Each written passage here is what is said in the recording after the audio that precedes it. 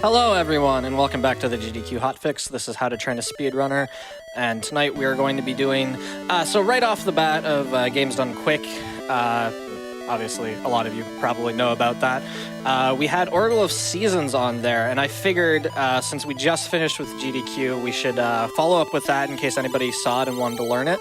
So we're going to be actually learning some of that tonight. Before we get into that, I do have a few things I'd like to talk about. This month, we're going to be opening submissions for unapologetically black and fast submissions. They're actually open already. This is going to be a new reoccurring hotfix marathon. Black runners are going to be the front and center in a celebration of black joy. The first iteration is going to be February 13th and 14th of this year. It's going to be 12 hours a day, and submissions are going to be open until the 23rd. So if you want more information about that, you can type !UBAF for the link to the submission form. You can type that in chat, and the schedule will be released on February 1st. Also, with AGDQ 2022 being over, we do still have hotfix year-round, so you can check out the hotfix schedule over at gamesdonequick.com/hotfix. With all that said, let's get into some learning. We've got TGH here tonight. How are you doing, TGH? Yo, doing all right. Thanks for inviting me on. How's it going? It's going great. And hi, everyone. Thanks for joining. You had a great run at the event, and you're super passionate about pretty much every game you play, so I figured it'd be great to have you on and teach us the game, hopefully get a lot more people into the speedrunning community. Thank you. Yeah, I'm looking forward to it. The last tutorial resource for this game was made in 2015 by Dragon Co, and there have been a bunch of updated things since then. Dragon Co's resource is really, really nice. Especially for people like just starting out. I think for this tutorial, I'm going to be going into more like intermediate stuff and also some advanced stuff. But also, I'll be covering a little bit of everything in the run. So I guess without further ado, let's just get going. Well, first and foremost, though, I have been alerted that apparently Keysron was saying nice things about me during the run. So I just wanted to say really quick, Keys, you're really nice, you're a good friend, you're a great speedrunner, you're a great entertainer, and you're just an all-around good person. Okay, all right. Now that we've got that out of the way, let's go ahead and get started. All right, so let's, okay, so it doesn't actually matter, I don't think, the length of your file name, like, doesn't actually matter. Just do one character, because it's easiest, I guess. Let's go ahead and delete this file. I don't know how to delete a file, apparently. There we go. Okay. So we'll just make our character name that. All right.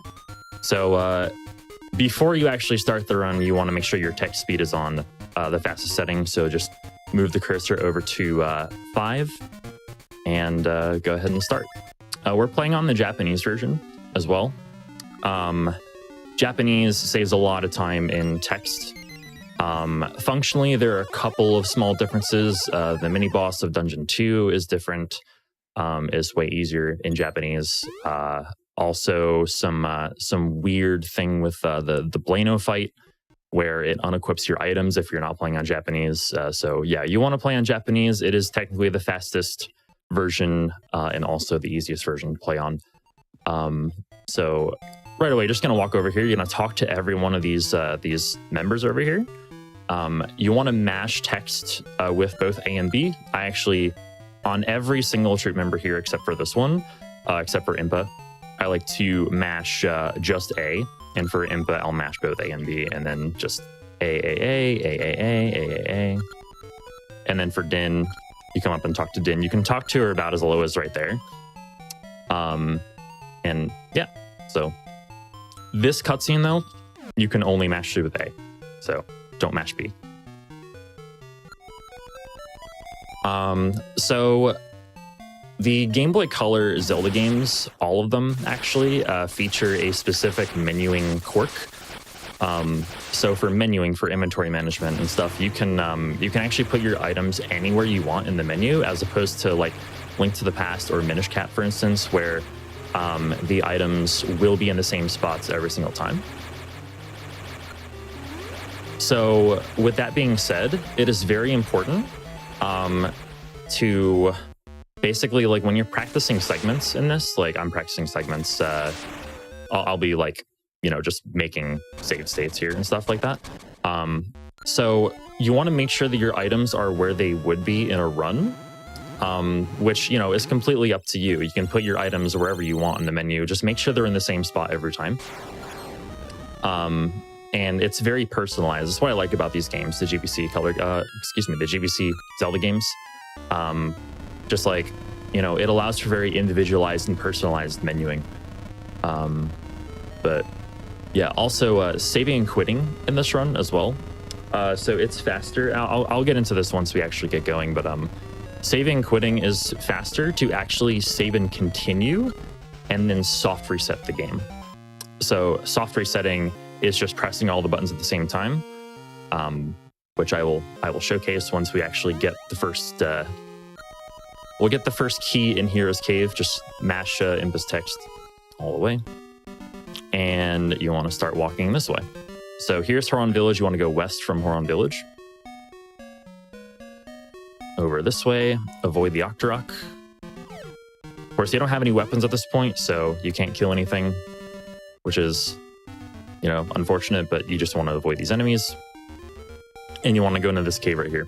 So Hero's Cave kind of serves as a bit of a tutorial of sorts. It'll teach you how to like push blocks. It'll teach you how to avoid enemies. You know, enemies hurt you.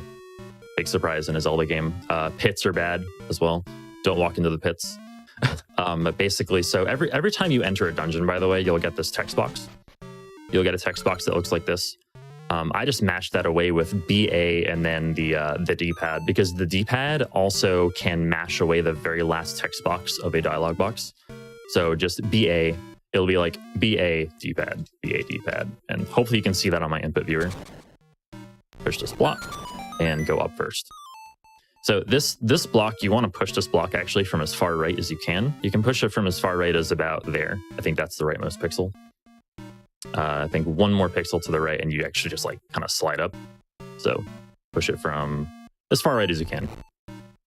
It's not that big of a deal, it's just a little frame saver.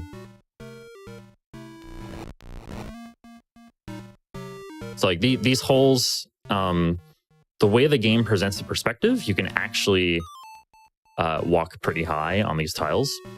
So like half of Link's sprite now is like above the ground. Yeah, so avoid these enemies, these gels. If they hit you, they won't hurt you, but they just like kind of stop you from moving for a bit. And so we're gonna get that key and we're gonna save and quit. This is what I mean when I say we soft reset whenever we save and quit, by the way. You want to scroll down to this menu. So this would let me save a state here. So this would bring me back to the main menu, but you can see like there's kind of like a delay. But if I did this like that, it's instant. Just be careful, be very careful not to miss menu there.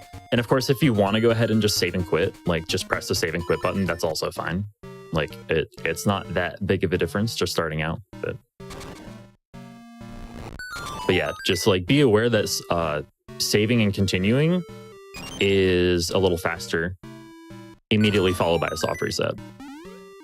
So this gel right here can sometimes be like, actually, let me see if I can get an RNG that demonstrates this. So this gel here, whoops, actually, hang on. Sorry, forgot to press the button. This gel here can sometimes be really close to the hole like that. But if you walk over the corner of this pit right here, the gel will dislodge itself from you. Okay. So just like if you can walk a little bit over corners, you might have noticed that I was doing that, and you'll get like kind of quote unquote like sucked towards the middle of the pit. However, you won't fall in as long as you're holding away from the hole. Just don't get too close to the middle. So I'm killing these Octoroks. Actually, I don't mind killing those Octoroks because we actually need to have at least 30 kills by the end of Dungeon 1.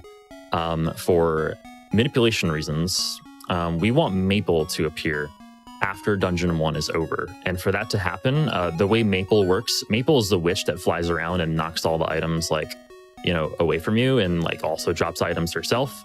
We want to do an RNG manipulation for Maple to drop a specific set of things. So that is what we're gonna do. So here I actually I stand like this high right here. So where Link's shadow is like right on the edge of the grass, and I just move a little bit over to the left, and the snot bubble will explode. Okay. For this dialogue box, you want to hit no, or you want to, yeah, like basically the Maku tree is pulling a Kibora Gibora here, the owl from Ocarina of Time, and saying, do you want to hear all that again? You need to click no. To do that, you can just hit BA. B scrolls over for you to the rightmost option. Just a little easier, I think, than using the D-pad. Grab the key, and we're going to head north of Horon Village up towards the first dungeon, Gnarled Route. Oh, by the way, one thing I should mention, when you're coming over from the west side over here, when you're coming back from getting the sword, if it's winter here, which thank you for being winter, actually, I appreciate that. If it's winter, just transition back and then continue forward. That is faster than going through the rest of the village in winter, because there are going to be snowbanks like all over the place that you need to walk around, both towards the Maku tree and coming back from the Maku tree. It saves about 8 seconds to just transition. Okay. Instead of walking past them. Is there I imagine there a like pattern for the seasons? No, it's completely random. So that actually gives me an opportunity. Thank you. That actually gives me an opportunity to talk about the RNG a little bit. So the way the RNG works in this game is there is a single value in the RAM that determines pretty much every bit of randomness in the game. Okay. So RNG is rolled or like, you know, called upon and rolled forward once by sword slashes, enemy movements, each do one roll forward, each change, slashing bushes that can drop an item. So like right now that bush dropped a heart. It can drop an item, so therefore it rolled RNG once. So yeah, basically it. Okay. Screen transitions roll RNG 256 times per transition. This is all stuff that's not entirely, you know, like you don't need to know this, but just know that screen transitions do mess up an RNG manip if you're doing it, which we will be doing one after, or like around the second half of Dungeon 1. Okay. By the way, if when you slash this bush and come up, it's faster to hold your sword out and poke that bush. Because that's just faster than slashing an extra time. Come up here and just press against the keyhole to unlock the door. And we are into Dungeon 1. Once again, just BA up is fine for mashing through that text box there. Push that block up. Over here, and you just want to kill these 4 Stalfos as fast as you can. Pretty simple. So whenever a key is dropping from the top of a screen, you want Link to be as low in the room as possible while still being able to catch the key, because the key will fall from the very top of the screen. It doesn't fall from any specific point. It just falls from the top of the screen at the same time every time relative to the last Stalfos you kill in the room. So you want to be low so that the key falls faster, like that. Okay. Coming on over here, unlock the door and do the same thing in this room. You actually don't... Oh yeah, you actually do need to kill these Stalfos, never mind. It's the next room. The next room, like, you can kill these enemies. You don't have to, but you really should, because it really helps the kill count to get to 30. So you want to just like, you can kill both of those and 1 slash there. A lot of items dropped in that room. Minecart section, you want to kill keys. You want to kill as many keys as you can while on the minecart. Up here, slash this, slash that lever from as far away as possible.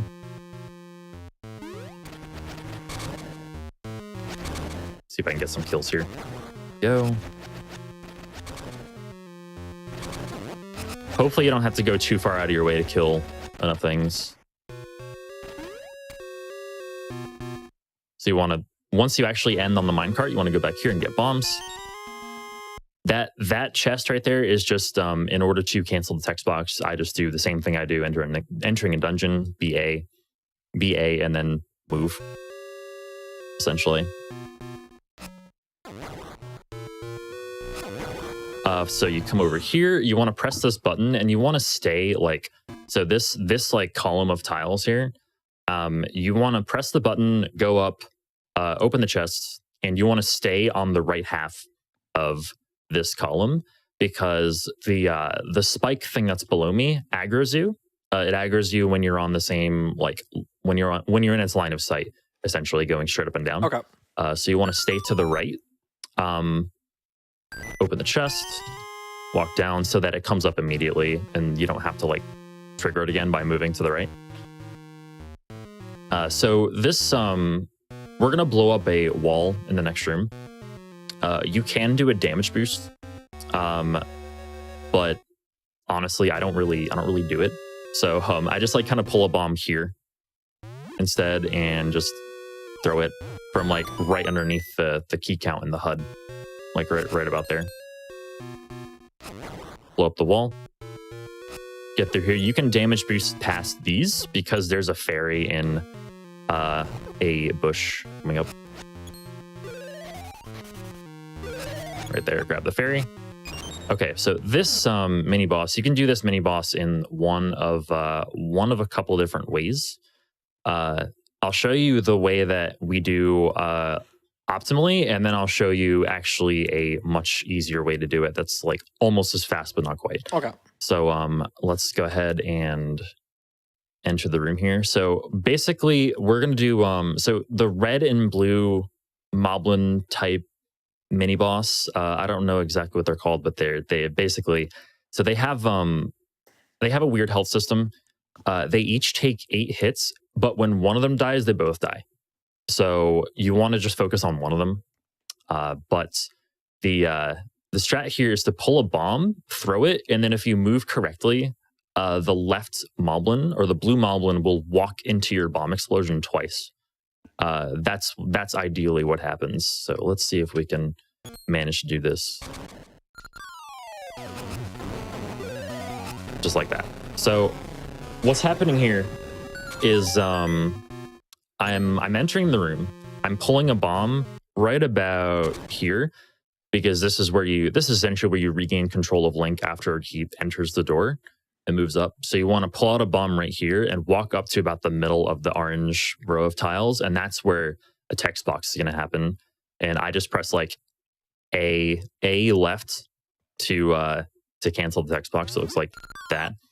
And I throw the bomb from like this tile right here, like right in the middle of this tile. Immediately swing my sword left, and when I swing my sword left, it's going to hit him. So let me see if I can just frame advance here.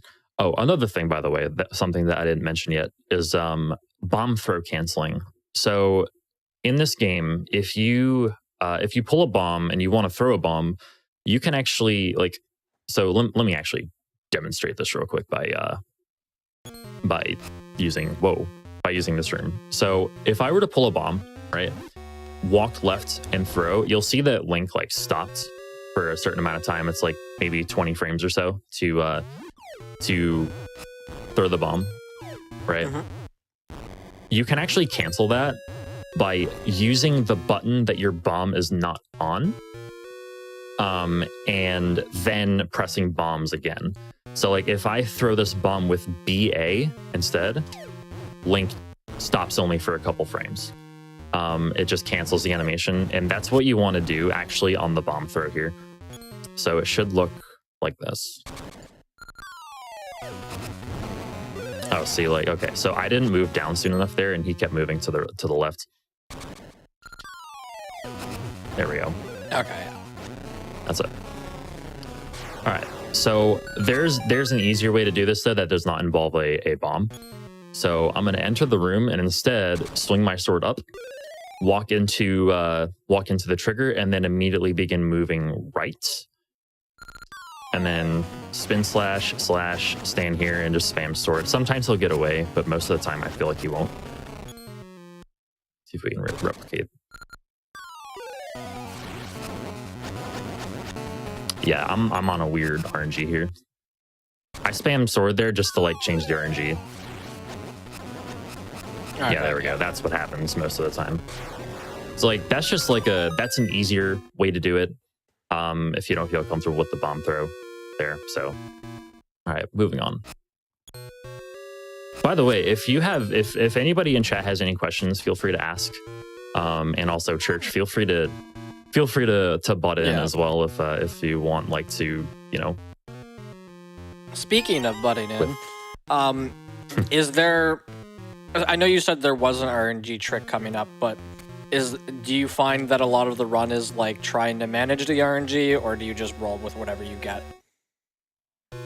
So there are like, okay, so depending on how advanced you want to get in the run, there are between 1 and 3 RNG manipulations that you want to do. Okay. For the most part, though, it is a lot of reacting to RNG.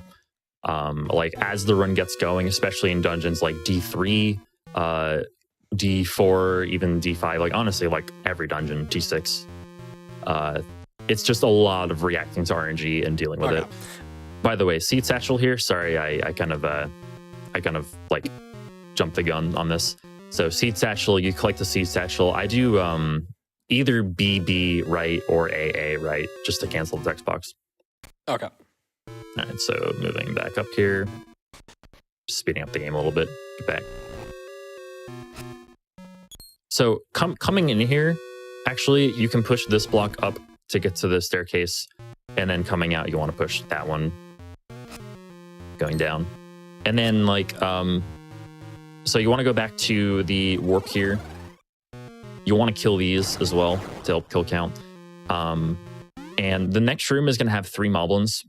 You want to slash in this room to prepare a spin slash, which does double damage with the level 1 sword. So you want to light these 2 torches with ember seeds. Worth noting, by the way, for the RNG manipulation, that's going to happen immediately after this next room. You need to have at least 1 rupee, and you need to have at least 15 ember seeds by the end of dungeon 1, which means you can't waste more than 1 ember seed. So like, there are 4 torches that you need to light from here until the end of dungeon 1. So you just can't waste more than 1 ember seed because you need to have at least 15. And another stipulation, you also need to have full hearts, but there's no opportunity to really lose health. So you don't only have to worry about that. The manipulations, like RNG in this game, also looks at your inventory, and it looks at your items and like the things that you have, basically, in order to determine what exactly it does. So we're just gonna light here, swing our sword to prepare a spin attack, move in here, hopefully get good RNG. And yeah, that actually wasn't bad. Keep in mind, however, for kill count, if you knock a moblin into one of these holes, it does not count. It does not count for your kills. So you need to kill them without knocking them in the hole if you're short on kills. Yeah, so that's something you actually want to avoid when normally you would want to actually do it. Yep, exactly. So from here, you save and quit. And now, important, you need the hard reset. Hard resetting refreshes the RNG completely. So I mentioned a bunch of things earlier that roll RNG. An important one here actually is the title screen. The title screen rolls RNG once per frame. So you need to be able to mash through the title screen pretty adequately. It doesn't take like super fast mashing to be able to do it well, but like you have like maybe 6 or 7 frames to do it. So I'm just gonna go ahead and showcase this. I'm gonna hard reset again, and we're gonna just like spam the start button. There we go. Like even that was probably okay. So there are a couple of RNG manipulations in this run. You don't need to know or learn all of them, but if you're gonna learn one, this is the one you want to learn, because this is the easiest and also probably the most important one, because this gets you an item that increases your sword's damage output. So you definitely want this one. So don't worry. As I'm just sitting here, RNG is not rolling. It's not affecting RNG at all. Okay. So what I want to do here is I want to swing my sword until I hear a high sound. And then after that, swing until I hear a low sound. So when you swing the sword, when you're doing RNG manipulation in this game with the sword, the reason it rolls RNG forward is because it's random which type of sound it makes. So there are 3 different sounds that the sword can make. They can make a high sound, a medium sound, or a low sound. And like if you can't quite tell the difference between different sword sounds, it's tough. So like it's important to be able to distinguish between high, medium, and low sword sounds. So yeah, in order to do this manipulation, like you need to be able to distinguish between the 3, which takes some practice. So like I'll just to demonstrate here, I'll do this manip again. So you can hear, let's see. So that's a medium, medium, medium, medium, medium. Wow, medium, medium. Hello. There we go. That's a low. I was just waiting until I found the low. Okay, so it's like it can be difficult to distinguish. So like, but if you hear me mash for a while, you can hear at least 3 distinct. You can hear 3 distinct sword sounds. Yeah.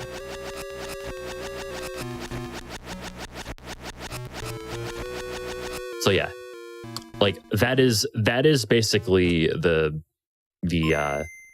is how you want to manipulate here. So, but basically what we're doing here is we're going to listen for a high sound, and then after that we're going to listen for a low sound. So there's the high, and there's the low. So now I can go. So now we know we're on the right RNG seed. So this room, we're not going to kill the Stalfoses again in this room. We're just going to light the torches and go as fast as we can. And if we move cleanly enough through this room, light those fast, we should be fine. This room, you can really just walk through. The floor masters won't bother you. However, this next room, what you want to do is actually you want to do some AI manipulation. These floor masters, by the way, I keep calling them wall masters. They're actually floor masters, I think. But these floor masters, if you they're not actually RNG where they appear. They will appear. They'll try to appear in front of where Link is moving to. So when you're moving, basically in this next room, there's a spot where you want to hold down and right into the wall to make the floor master, spawn below you instead of in front of you. So it'll look, let me see, it'll look kind of like this. So like right about on this, this tile right here, like this block is where you want to start holding down right until you see the floor master appear down there, and then you just do the rest of the room normally. And they'll never bother you. So in fast motion, it looks like this. You'll slow down a little bit. That's normal. Like just diagonal movement against walls will slow you down. It'll make you move on like it'll make you move at the X speed, which you would normally move diagonally at, if that makes any sense. So our RNG is still correct. And what you want to do for Aquamentus, so the next room will have the boss, Aquamentus. So you want to enter the room and slash 3 times. Like this, and hold your sword out. And then as soon as he lands, spin slash 1, 2, 3, 4, 5, 6, 7, 8. And that's it. So this manipulation does a couple different things, actually. It manipulates for good RNG on Aquamentus to not charge at you. And also manipulates for Maple on the screen after Dungeon 1 to drop specific things. The things that she's going to drop are an L2 power ring. Rings in this game can be equipped or unequipped after they're appraised in order to do like certain, basically to give you certain effects or abilities. And the L2 power ring serves as a way for you to double your sword's power, essentially, at a level 1 sword strength. But it also increases the damage done to you from enemies. That's the caveat of it. However, another item we get here sort of offsets that risk reward. It is a magic potion. The other item is a magic potion that will. Both of those items will basically fly right into us on this screen, so we don't really need to do much else other than just do the manipulation properly and then just get off the screen. Okay.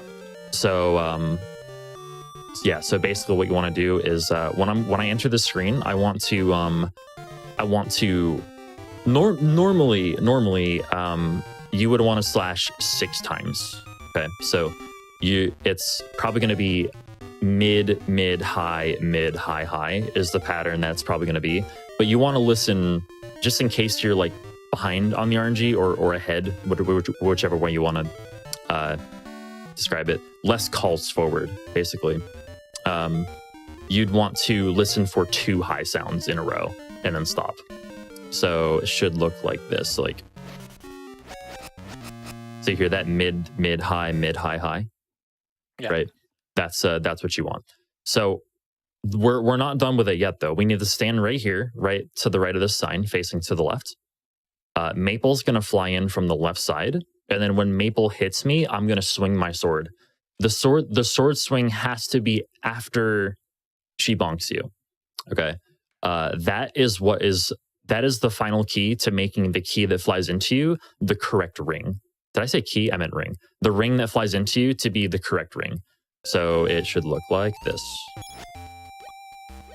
And you'll know you did it right if you have this formation of items on the screen: an Ember Seed right below you, a heart to the left, and a bomb and a ruby right there as well. Okay. So if you want to, you can actually continue the minute from here, which I'm going to demonstrate as well. So if you want to continue the manip, you can actually continue this manipulation all the way into like the first few rooms of Dungeon 2. And I think like once you get used to it, it's not really that bad. It just takes like a couple of repetitions, I think. But here, I just hold A so that my sword stays out, so as not to ruin manipulation, and I just mash B. Normally, I'll just like drop an Ember Seed there, like by accident, which is fine. It doesn't really matter that much. So you want to keep your sword held out after everything's said and done with Maple. Cut that bush with a spin slash, and you want to walk to this screen. Walking to this screen as opposed to the screen below there is actually important because this Octorok, I guess, as well as the Zora, rolls RNG on that screen to where it needs to be. And from here, honestly, it's just a lot of walking.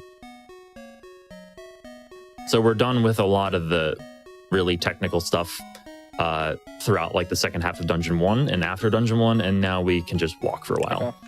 Okay. One question from a little while ago. Does dying reset the death counter for Maple, or is it unaffected? I don't know. I want to say it's unaffected, but do not take my word for that. I don't know if dying resets it. But yeah, I'm actually not sure. I'll have to ask about that. I'm not sure if dying does reset it, but I think it's just a total kill counter. I want to say no. I want to say it doesn't. By the way, you can burn this tree, so you want to Ember Seed this tree from pretty far away. Oh, also, I did that wrong, by the way. Whoa. Okay, sorry about that. My emulator decided to oh, excuse me. My window decided to be super loud for a second there. All right, so I am going to showcase something with the menu here. So when I actually transition, pausing. All right, so whenever a menu fades like this, when you transition, then the screen's gonna fade in like this, right? You can actually skip this transition. You can skip that fade in by pausing and menuing like this. So basically, yeah, it skips that fade. So whenever you have a transition like that, you want to menu during it. So yeah, just a little like menuing optimization. Also, I'm gonna quickly rewind a bit so I can showcase the rest of the minute because I didn't do that. Sorry, as I'm flashing here. Just to get back on track. Actually, did I?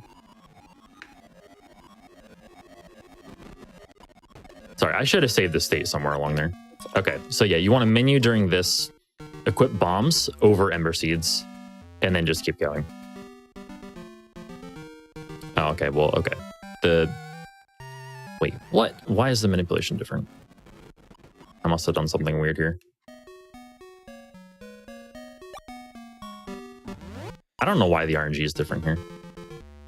But anyway.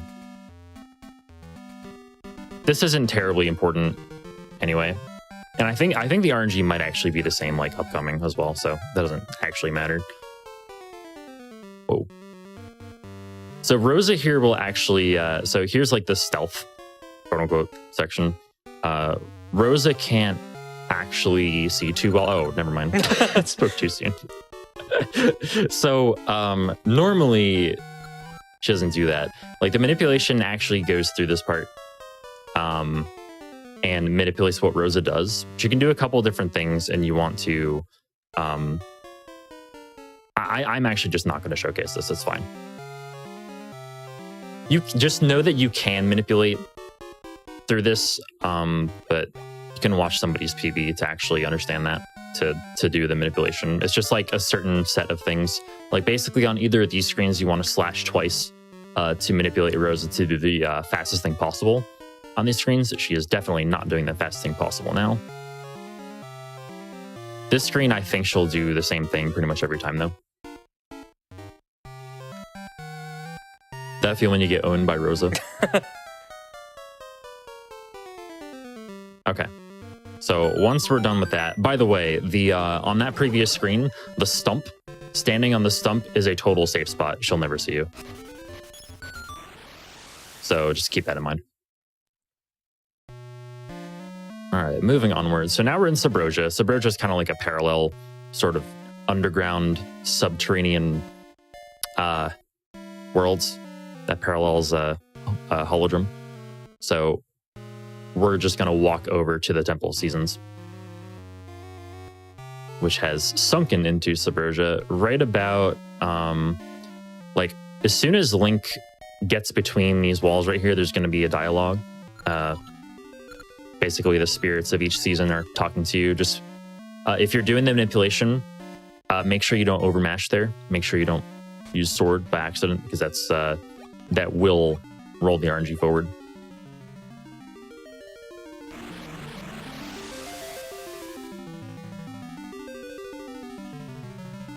All right, so now I have the Rod of Seasons. We're going to be returning here periodically to get access to more seasons later on, but for now, we are just going to have Winter, because Winter's over here. Winter's the only one that's accessible at the moment. So this screen right here, you don't want to get the boomerang. You want to just use bombs to hit the switch.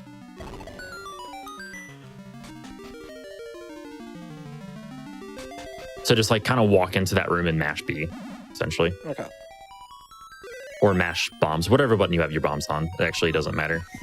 Sword on A, sword on B, it doesn't matter. I prefer sword on A personally, but it doesn't actually make a difference. Yeah, it's whatever your personal preference is. Yep, you want to save and quit after getting the winter season and get out of here. And the Mako tree will, especially after dungeons, the Mako tree will periodically talk to you, like via telepathy, I guess, and like hint at where to go next. But yeah, from here we just go out the way we came. Just go all the way back to the portal.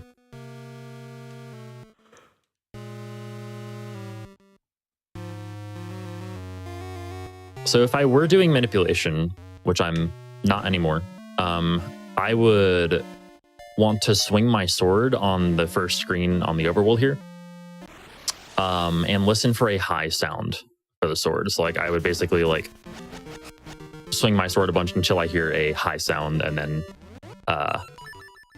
and then continue onward. From here, equip just the Rod of Seasons and leave your A slot empty. Make sure you menu on the transition as well to save some time. So here we're going to want to select yes here.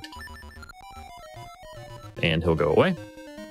And here we have our first season change.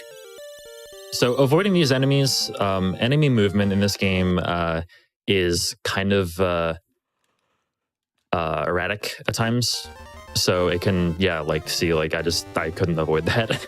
The game could just do that. And getting used to it does take some time. Like, getting used to, like, avoiding the enemies does take some time. Like, what is this? What is that? Get out of here. Also, you can use the Rod of Seasons to shove enemies out of your way if they are in your way. They don't do any damage, but or the Rod of Seasons doesn't do any damage to most enemies. I think Stalfos is the only relevant enemy that the Rod of Seasons does damage to. So this girl's going to give you a shovel, which you're going to shovel her front yard with, and continue south. What is this? This is why we try to manipulate this part. Oh, that was a brutal one. Yeah, these enemies can be absolutely brutal sometimes, just like relentless. So you want to change the season to winter there and continue up here. So on this transition right here, you want to menu to Ember Seeds and Sword. And you'll notice, by the way, that I'm menuing in a specific way because I have a specific menu route for this run that I try to do every single time. So like, if you see me do any weird menus, just know that that's a personalized thing that I do. You don't have to do the same thing at all. If you want to copy exactly what I do, that's fine. I don't really care. But yeah, just know that you don't have to do this at all. Just like I'm doing kind of weird things with menus sometimes. Does swinging the Rod of Seasons roll the RNG as well? No, okay. Because the Rod of Seasons makes the same sound every time. Okay. And therefore it does not roll RNG. The only reason the sword rolls RNG is because it's random which sound it can make. It's random which sound it makes. All right, so entering Dungeon 2, you can light these torches now or you can light them afterwards. It doesn't actually really matter, but they stay lit and that door stays open later on. I like to just light them right away, get them out of the way. You want to kill these ropes. Yes, these are called ropes, by the way, not snakes. Important distinction.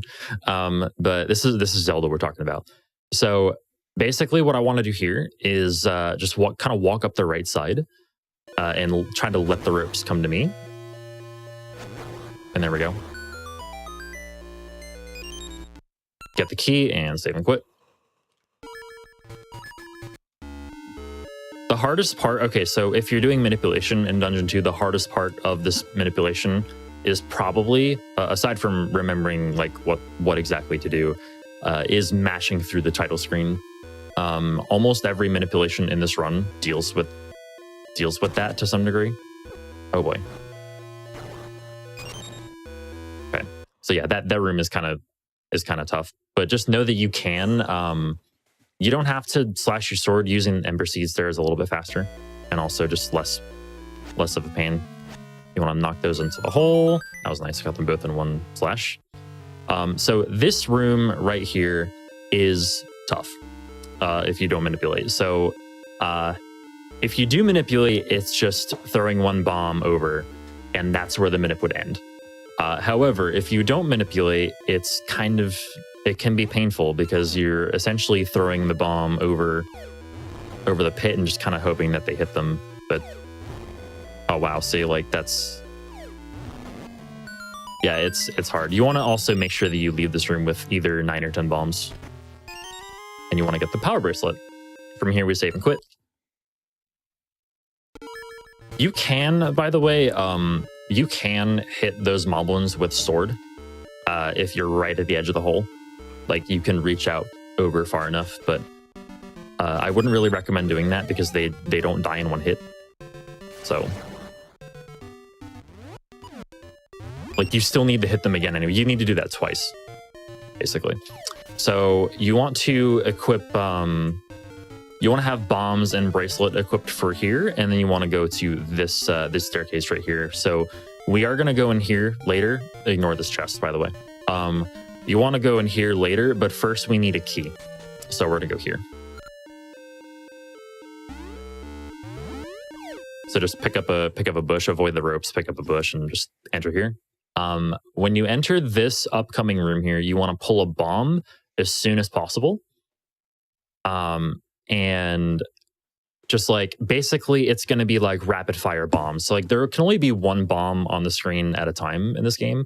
So like as soon as one explodes, you pull the next. As soon as that one explodes, you pull the next, etc. And just use that and just kind of like chain, quote unquote, chain them, I guess. So pull a bomb immediately, throw it right there. You can throw it basically anywhere that isn't like right up against the left edge of this rock. So like left of center is fine, but don't go any farther than like just left of center, or else it won't blow this up. So as soon as that explodes, you pull that, do the same thing there. If you take damage there, it doesn't really matter that much. Just there's a heart drop later in a bush, like a forced heart drop. Oh, that's another thing, by the way. This chest can disappear, which I forgot about because I was explaining things. Let me just rewind.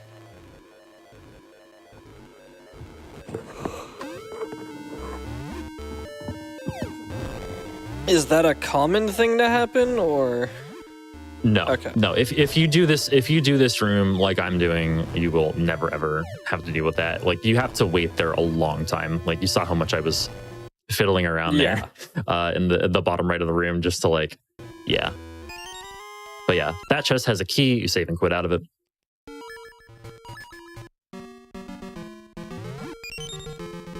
So I like to keep this bush. Like I pick up a bush with the bracelet. I like to keep the bush because this moblin is a jerk. And just like to try and kill him, get him out of the way. Keyword try. Sometimes I miss and it's not fun, but like, yeah, you wanna get that moblin out of the way. Like honestly, like I wouldn't even there's honestly no shame in just like equipping sword and killing him, like if he gets in your way, because like he can drain your health. Iframes in this game are no joke, by the way. And by no joke, I mean they hardly exist. You can die very quickly if you're not careful in certain parts of this game. So come over here, grab this key here. Do not try and damage boost through that. Just don't do it. Do not do that. Whoa. React to the enemies in this room. There's a bomb drop right here in this bush. And there's another one in that bush if you need it. By the way, you can equip bracelet in this room to cancel the fade in transition. However, I almost always get bodied by one of the ropes in the previous room, so I like to equip. Actually, no, it's sword. Sorry, equip sword over bombs in the previous room in order to like take care of the ropes. Also, nice freeze frame link. Good stuff.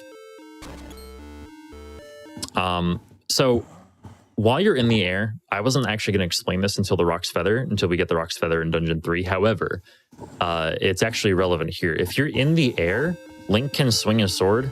Perfect example. Thank you, Keys. Link can swing his sword and not stop. Otherwise, Link will always stop when swinging the sword. But if you're in the air, Link will not stop. You can just keep going forward, and it saves time to do that. That's interesting. All right. So, oh, by the way, these pushing things, the logs, I'll just call them logs for the sake of simplicity. You can hold the bracelet while approaching them in order to use them on the first frame possible. You don't have to like time pushing the bracelet at all. You can just hold it and walk into it. The same is the case with anything you can use the bracelet with. So like if you're picking up a pot or something, you can just hold the bracelet, walk up to it, Link will grab it like this, for instance. Like I just hold B and it picks it up.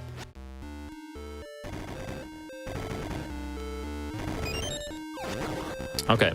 So this boss is the boss I was talking about earlier, where you basically don't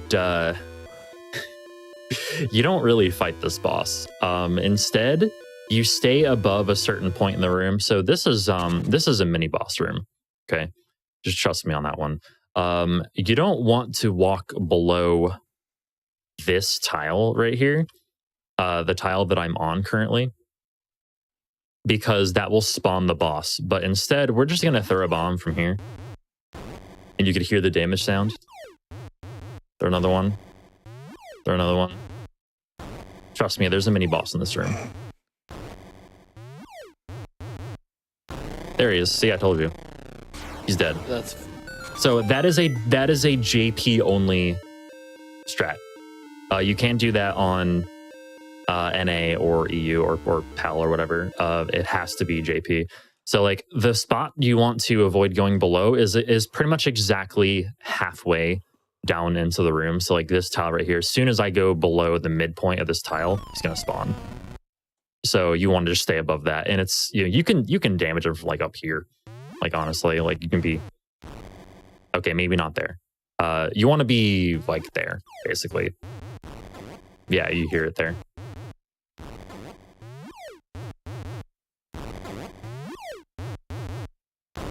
It's a little faster to do it from here though, because like the damage will like he'll get damaged faster if you do it from like right about here.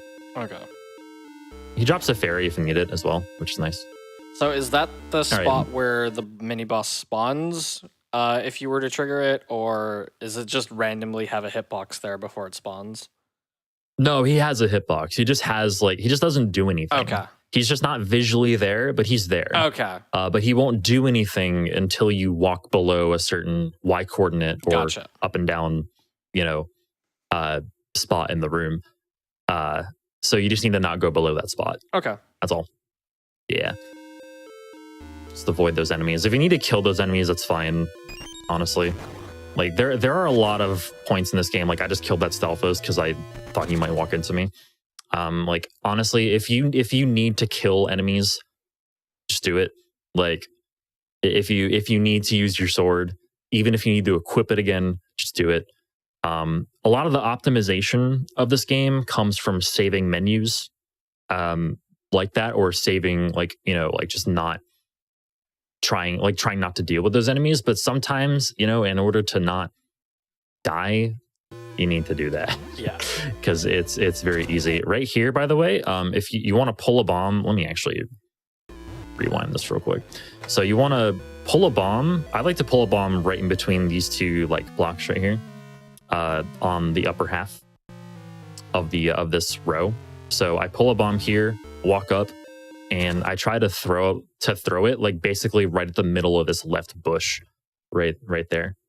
I try to throw it right there, and it'll blow up in the wall. And in the meantime, I can actually set up on the left edge of this crack and just hold up against the wall. The bomb won't damage me, and I can just walk through.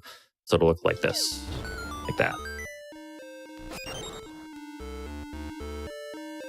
So now we're gonna go through here.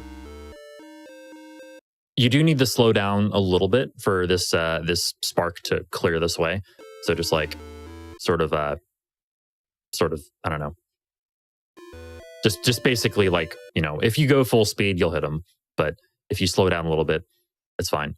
This next room, you can just walk through like this, but sometimes you'll have the rope in your way. So what I like to do, and this is kind of tricky timing, but what I like to do, like as soon as I get to like here or so, I swing my sword like that. And that actually doesn't damage boost me. It just plain boosts me. It boosts me off of the trap there. So it looks like this. And it also takes care of any ropes if they're in front of me. But yeah, the cue for that is just being right here, like right between like this tile and this tile. Like that. Sometimes you'll get hit. It's not a big deal, but maybe a little bit to the left of that cue is fine. It's a little tight.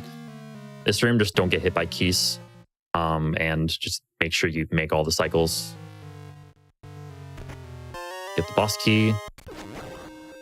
Try not to get hit by that rope, but sometimes he's just really mean. So for actually, let me rewind a bit.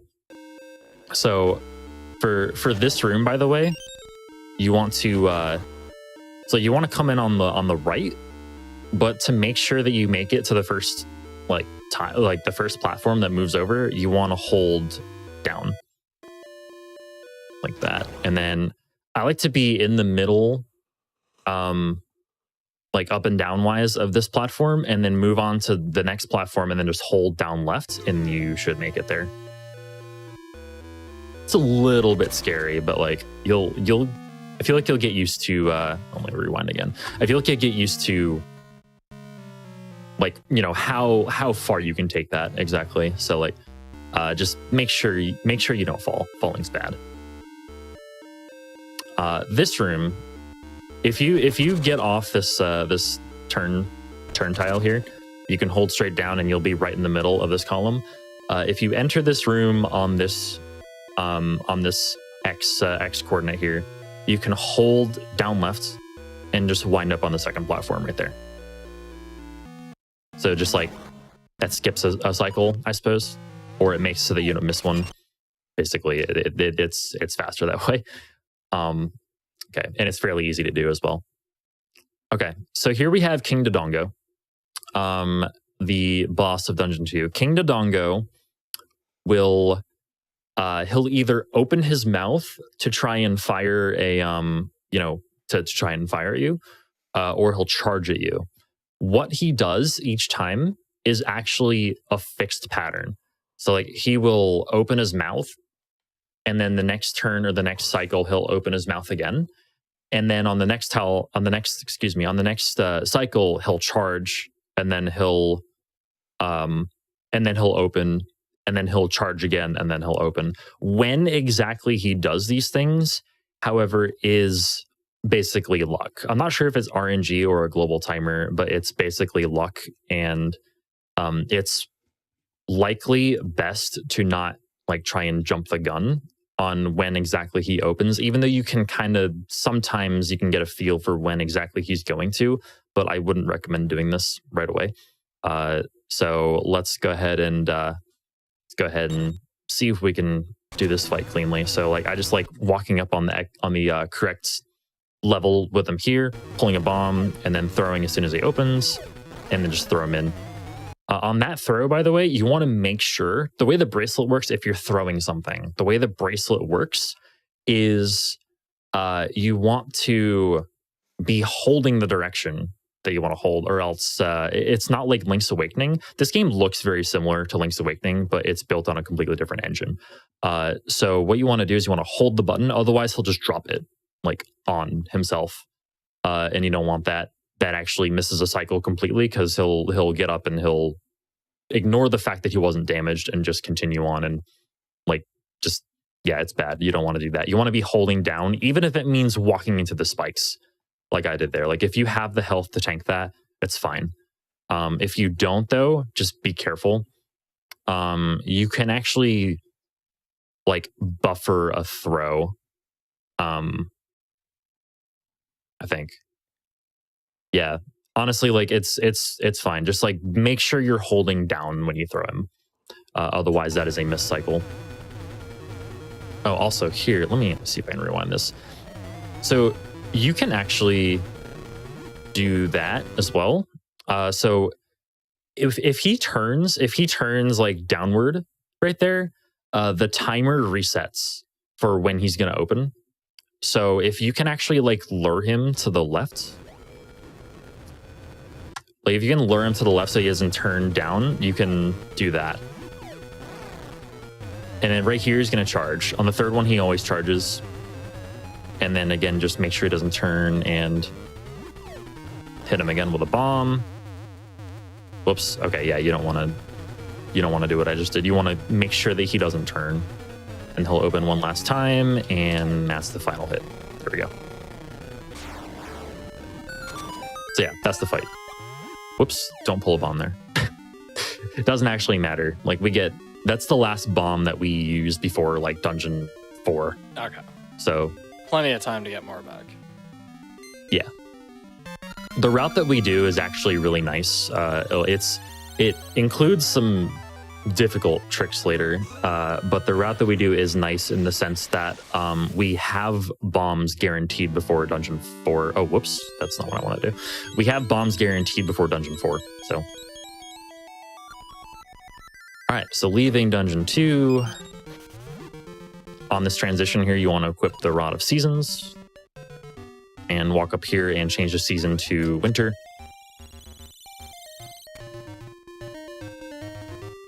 And just like on the way here, we're going to try to avoid enemies as best we can. And the next thing we're going to do is we're going to get our ring appraised. So we got the ring from Maple earlier. Try to avoid this grass if you can. If the moblin like comes at you, then it's fine, but just try to avoid that grass there. Link walks slower through grass. So we come back into Horon Village. We go in here. So for Vasu, for appraising this ring, what I like to do here is you can actually talk to Vasu again by accident if you just are facing up. So what I want to do is I want to mash, and then once I get to the dialogue option where I choose yes, basically I hold down and A, or I hold down and mash A. So like I get to yes and I start holding down and mashing A so that Link faces down right there. He'll never talk to Vasu. So you want to choose, actually, what did I do there? Let me just make sure that I'm going to get this right. Yeah, I choose this ring. Just like, you don't have to input any directionals. Just press yes, mash through the text. And then here, you want to press A, get to this menu, and then A on the ring, and then B to cancel it, and then you're out. So now you have the ring appraised and you can equip it or unequip it at your leisure. Honestly, like you can, like I will go through certain parts where you do want to equip or unequip the ring. But for the most part, you want to leave it unequipped until you enter Dungeon 3. There is a manipulation you can do for Dungeon 3, but honestly, I'm not even going to go over that. It's by far the hardest and least rewarding manipulation to do in the run. You want to grab those scent seeds, by the way. Get the scent seeds there. You need them for later. Also, one thing I didn't mention as well, you might have noticed how I picked up a rock and I carried it forward with me through the area transition where it fades in and out. If you do that, you save a frame because it takes a frame to throw a rock. Link will stop for exactly a frame, provided you don't frame perfectly tap the bracelet button. All right. So here is Blano. We are here to get his boxing gloves for Ricky the kangaroo. So you just want to choose yes to both of his options. And basically what I do for this fight is kind of luck-based in a way. Basically what the goal of this fight is to press A to punch. Make him react to you punching, and he's going to like defend himself. From there, you can punch him again and move him back, and it's just like kind of rinse repeat. So ideally, it would, let's see if I can, yeah, like that's pretty much an ideal fight. So sometimes he'll do his wind up attack, and he will not be like affected by anything if you do that. But if you punch and he like defends himself from your punch, then you can go ahead and just basically finish the fight that way. But basically, I just like kind of mash A. Like at the start here, I mash A and he'll respond. Most likely he'll respond by getting into that defensive position. Like sometimes he'll do that, and there's nothing really you can do about that. You just got to kind of wait for that attack to end and then just shove him out of the ring, get your boxing gloves, and get out. I think now would be a good time for a quick break.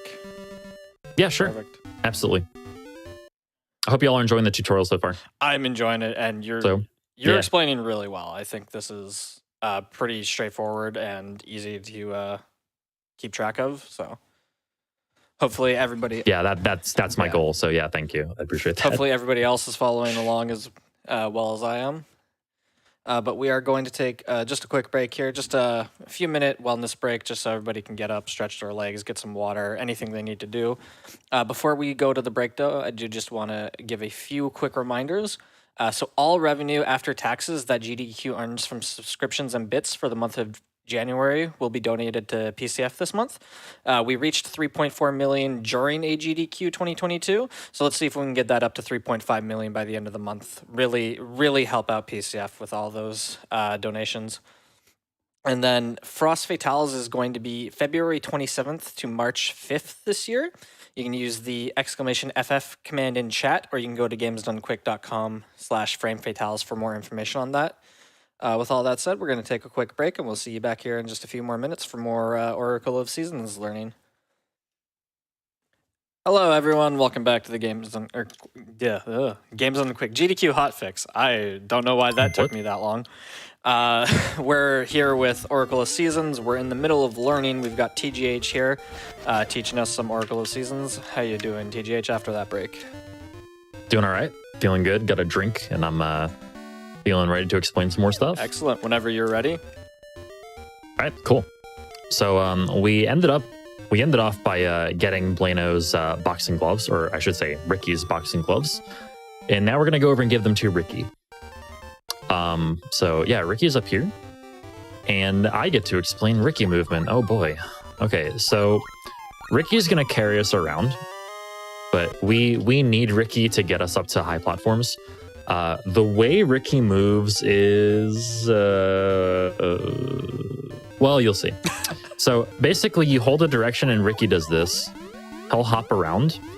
The movement is kind of like weird to explain, but like he'll hop, he'll just basically move, stop, move, stop, move, stop, move, stop. And it can be hard to get used to, but just basically spend a while with him and you'll get acquainted. But the main things you need to know about Ricky is that while he's hopping, he can't interact with screen transitions or pits. So, well, actually, I think he can fall into pits while jumping, but it's not really like if you hold into. So, for instance, if you hold into a hole like this, he won't actually fall. But if you let go of the button, or if you let go of a button, he'll be. I don't know how he's not falling right now. I don't know what happened there, but basically, yeah. So you want to, like, right there, if I just keep holding down, it's fine. It's later on that his movement gets weird and difficult to control. But there, it's not that bad.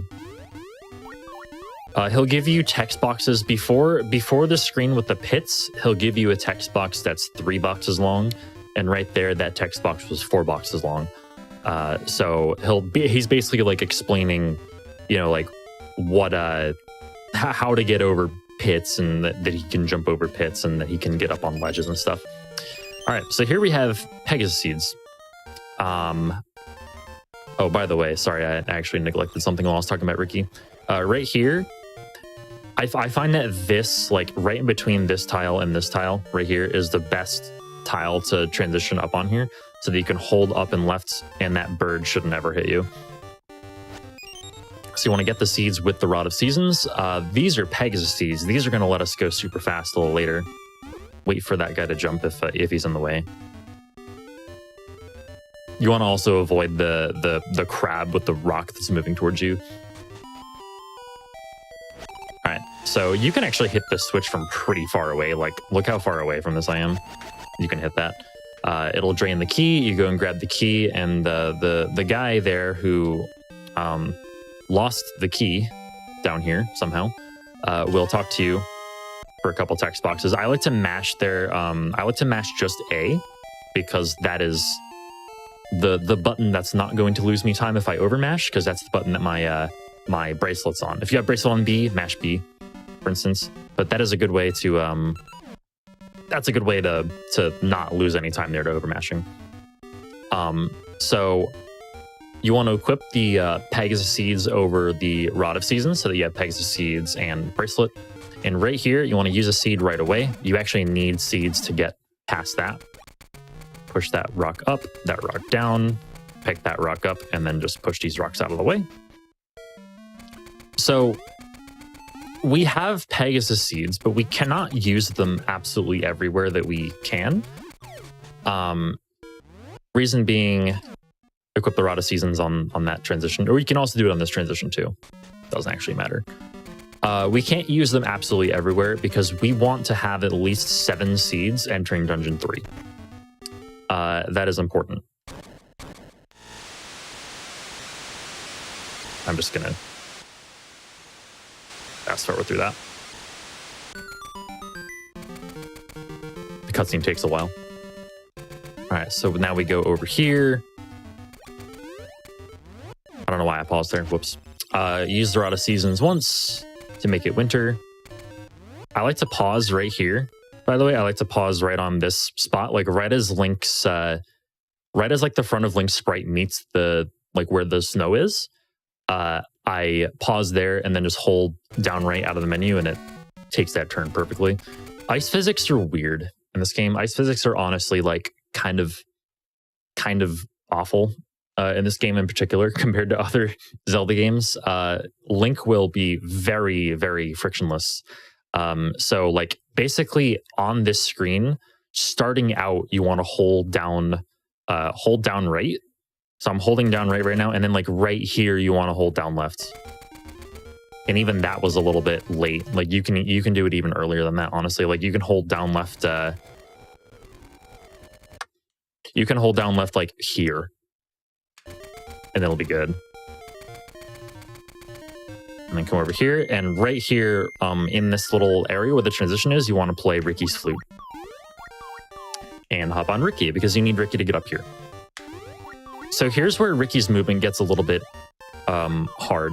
First off, I don't know why this particular jump up here is so tight, but this jump is like, you have like a 3 pixel window for this jump up here. I have no idea why, but you just do. It's hard to, it's kind of hard to get up there. But once you do, go up here. So you want to like, so I'm actually doing a tech right here with Ricky. I'm like inching forward. If I just keep tapping up, he'll never actually jump. Like it takes a bit for him to make a jump after you get going. So what I'm going to do here is I'm going to just make it so that I'm right up against the hole here, and then press down and A in succession. And Ricky should jump over the hole and simultaneously punch the bushes in front of him, which is a little faster than doing this attack here, which like is what the game intends for you to do. But we ignore that and we just do that because it's a little faster. Come on over here. You want to stay high here and then move diagonally down over here to avoid this this looming guy right there. Shouldn't ever take damage to him if you're high enough. I like to do this screen like that, like I just did, so that I enter this screen pretty high. You don't want to be too high though here. Like I think here might be a pixel too high. So I wanna be like here-ish. Because the next screen has another one of these guys who will come at you. And it will actually hit you. If you're, whoops, I did it again. Except this time it's not letting me on full screen. There we go. So on the next screen, if you're low enough, he'll not hit you. So let's see if we're low enough here. Yeah, we're good. So you want to come over here and grab a jewel from a chest that we need later. So you can actually punch the wall in the midst of a hop like that, just like I did with the bushes. So if you punch with Ricky midway between like a hop, so like Ricky's hopping now, right? If I punch like that, I can have very little slowdown. Ordinarily, Ricky can't actually move while he's punching. Like it's like the sword swing, essentially. In fact, this mechanic is very similar to swinging the sword while you're in the air, like I showcased in Dungeon 2. So you want to, if there's something in front of you, you want to try and have your punch in the midst of a hop. which is not the easiest thing ever to get used to, but it is something that's there for you to get used to. So I leave Ricky behind there. I try to leave him like basically on the left side of this column of tiles that I'm on here, like this column. I try to leave him on the left side of that. Come up here and we're gonna go into this subversion portal. All right, so I'm immediately going to equip seeds and the shovel. So now we're gonna dig for star ore. We need the star ore to go up to the shop and trade it for Rosa's bow. Rosa's waiting on a screen down here for us to bring us, God, please, for us to bring them their bow, and we can then like go on a date with Rosa, and Rosa can unlock doors for us throughout Subversia. So we are going to go ahead and dig. So the way the star ore works is it can be on one of 4 different screens on this beach. And it can only be on a certain tile on each screen. So I'm going to showcase the tiles right here. So if you pay attention, I'll showcase what the tiles actually are. So it's that one, which it happened to be on. So that's actually really lucky if this were actually a run, which it's not. So it can be on that tile as well. It can be on this tile, or it can be on this tile. Those are the 4 tiles it can be on. Just need to make sure to memorize those.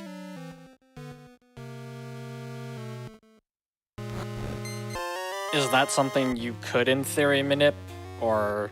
Okay. Yes, in fact, that's the manipulation I was talking about earlier. Like, there is a manipulation for this, but honestly, it's not really worth doing if you don't continue it past this point. And it gets hard later on, and it's only like it's like a 10 to 15 second time save. Okay. At the risk of entering Dungeon 3 with no seeds. If you mess it up. So like it's not really worth doing, at least not like at even at an intermediate level. Oh, where am I going? I'm going the wrong way. Go down here, don't go up there. We'll go up there later. But we're gonna go down and give Rosa her bow now that we've traded for it at the shop. And immediately after, you want to choose yes here. Immediately after, you will save and quit to get back to the shop. Okay, so from here on, right, you want to have, okay, by the time you have Rosa with you, you want to have 12 Pegasus seeds. You also do not want to use a seed here at all, or here, but you want to go through these doors, and you can use a seed here. You can use one seed on the way to the Temple of Seasons and one seed on the way back from the Temple of Seasons, but you don't want to use anything more than that. Also, I'm going to switch to Bracelet right now. So you want to equip Bracelet over Sword, so you have seeds and Bracelet equipped. And we're just going to walk up the rest of the way. You want to go left up here, and Rosa can unlock this door for us. And this is how you get the summer season for the rod.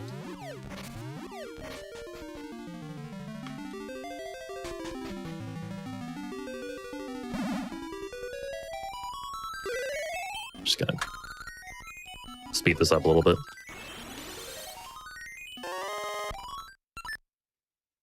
Okay. So once again, from here, you can use one seed on the way back.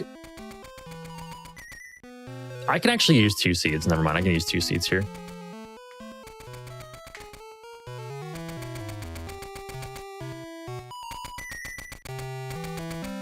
So you want to enter this cave coming back with 9 seeds.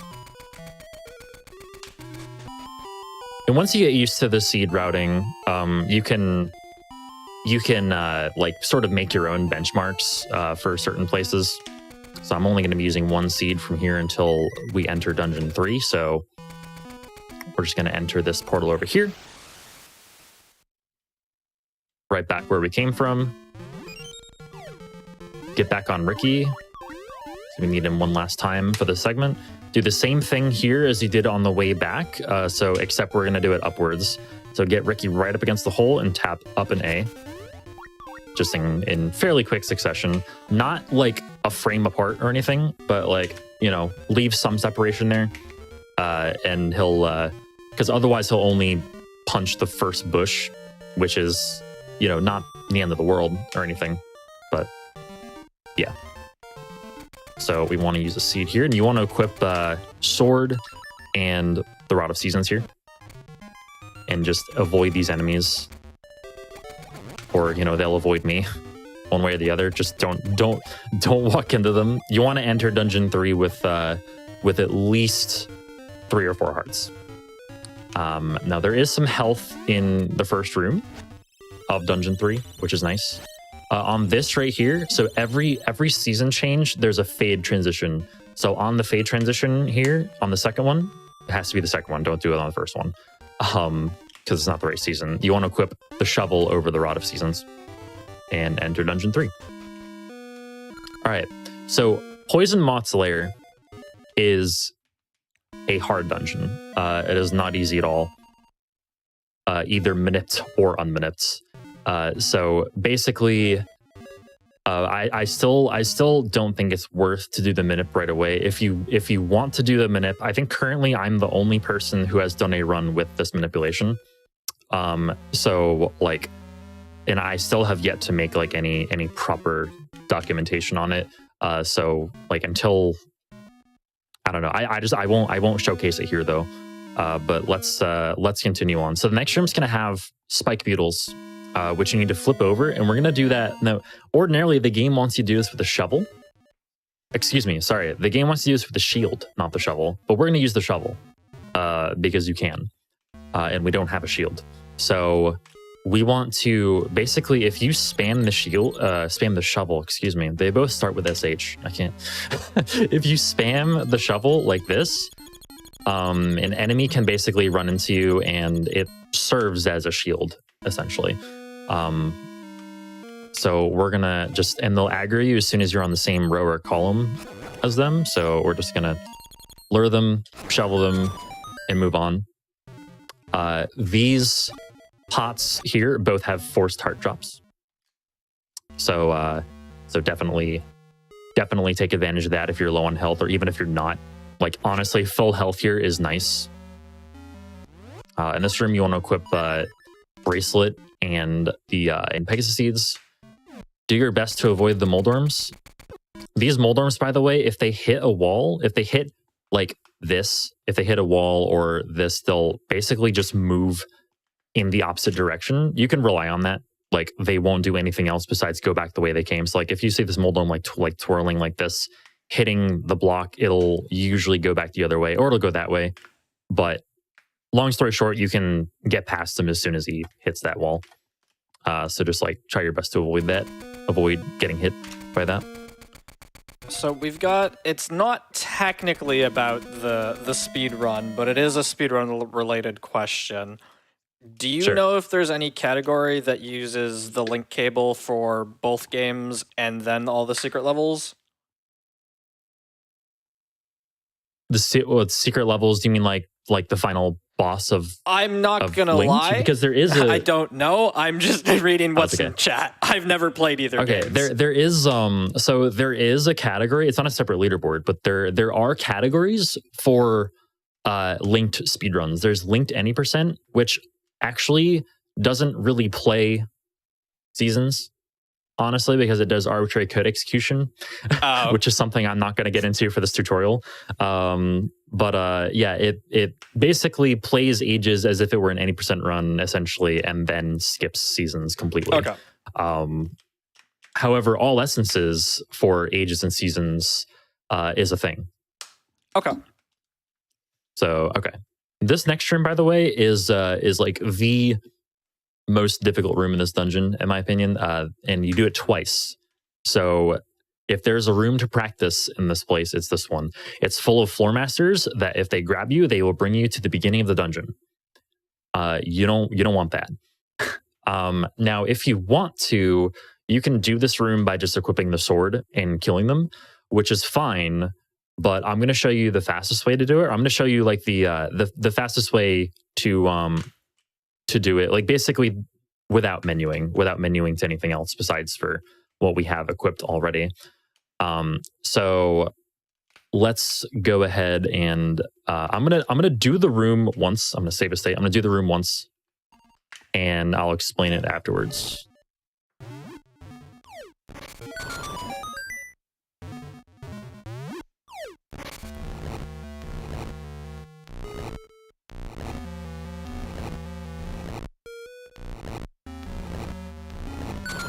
Okay. So there's a lot of AI, or artificial intelligence is what AI stands for, if you didn't know.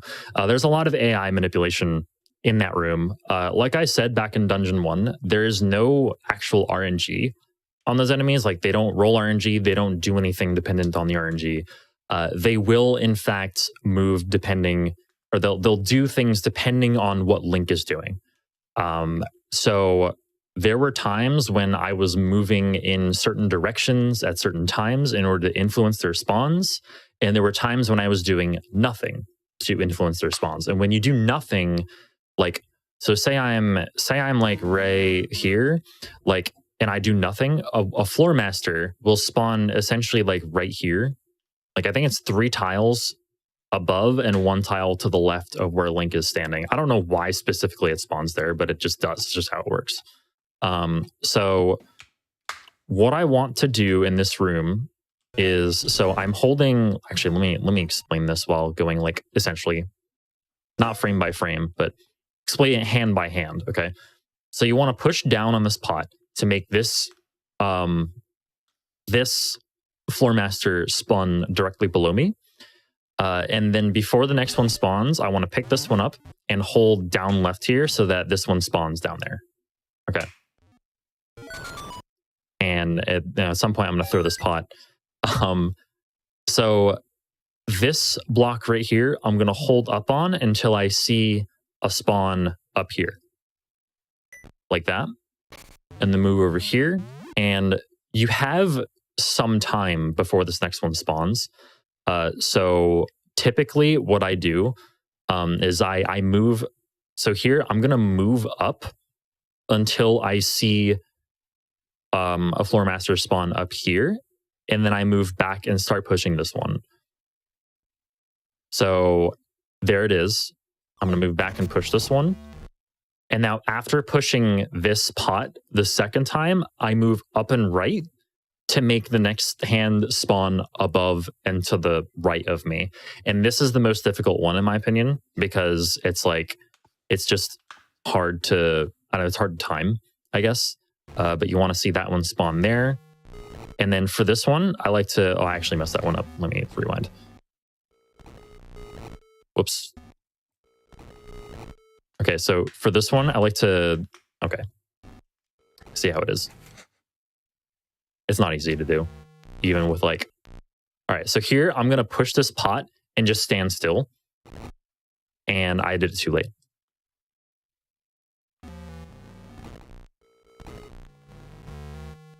Nope.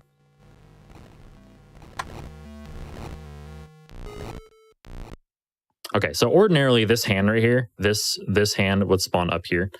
And I'm just not doing it right. So if you get in a position here where a hand is like going to get you, or if one hand doesn't spawn in the right position, just equip the sword and also equip the ring. You can equip the ring by just pressing select here. You want to press select and then the cursor will be here and you just press up to access the ring. So you want to equip the ring because you're going to need it for these hands. Like basically, the floor masters will take 2 hits instead of 3. If you have the ring equipped. And there's also nothing really, except for the mimics in the next room. There's, or the sparks, I guess. There's nothing that can damage you from now until like after. So we're gonna just like kill these guys. I'm here to tell you there's absolutely no shame in this, by the way. I was just like, you absolutely do not want to get grabs. Yeah. Just do not get grabbed. I was about to ask, like, the manipulation is great if it works, but if not, there's no problem in just killing them, right? Like, yeah, absolutely not. Also, equip sword over the seeds, not over the bracelet. Sorry, because you need the bracelet for this room. By the way, mimics, which is the enemy that you saw in the last room, they will move. They will actually read your D-pad inputs and move in the opposite direction to your D-pad. Ooh, I love mechanics that do that. Yeah, there's actually tech coming up that takes advantage of the fact that you can do this. So like, I'm using my sword right now to stay in place, and yet I'm controlling the mimics by using my D-pad. That's fantastic. Yeah. All right, so moving onwards, you want to equip the sword on that transition there. So this puzzle is actually pretty easy, despite what my casual playthrough would tell you. So yeah, you just push you push 1, 3, and 5 down, and then push this one over, push that one over, this one down to make 3 reds in a row, and then just complete the puzzle. The idea is to make this the same as the one above. This room here, you want to use a seed, and you want to make this seed last pretty much all the way until the Rock's Feather room. The Rock's Feather room is like 3 or 4 rooms from here. The next room will have a bunch of p-hats. Just like do your best to avoid them. Like, just kind of do your best to avoid them. You can slash those mold arms out of the way. Here, make sure, let me actually like, so I lost my seed, but it's fine. So in this room right here, you want to just basically read what these anti-fairies are doing. Because if you just hold up left, you'll most likely run into one of them. Especially this one, if it's moving down at you. But like if it's moving down this way, you can move around it that way. So just like be aware that these are here. So don't just like go barreling into them. This room can also be pretty hard depending on where these enemies spawn. By the way, I never mentioned this. Enemies in this game, for the most part, can spawn anywhere in a room. So just be aware of that. It's unlike Link's Awakening in the sense that like they always spawn in the same place. Here they can spawn anywhere, like anywhere in the room essentially. So just be aware of that. Like so here I see that these beetles are spawning on the left, so I'm going to try and lure them a little bit and go up here to the right. So this next room here is the room where we get the Rock's Feather. And this is taking advantage of the tech that I just mentioned, where you just kind of like lure all the mimics towards you and just keep swinging your sword, not like spamming it, but like swinging it in a rhythmic manner.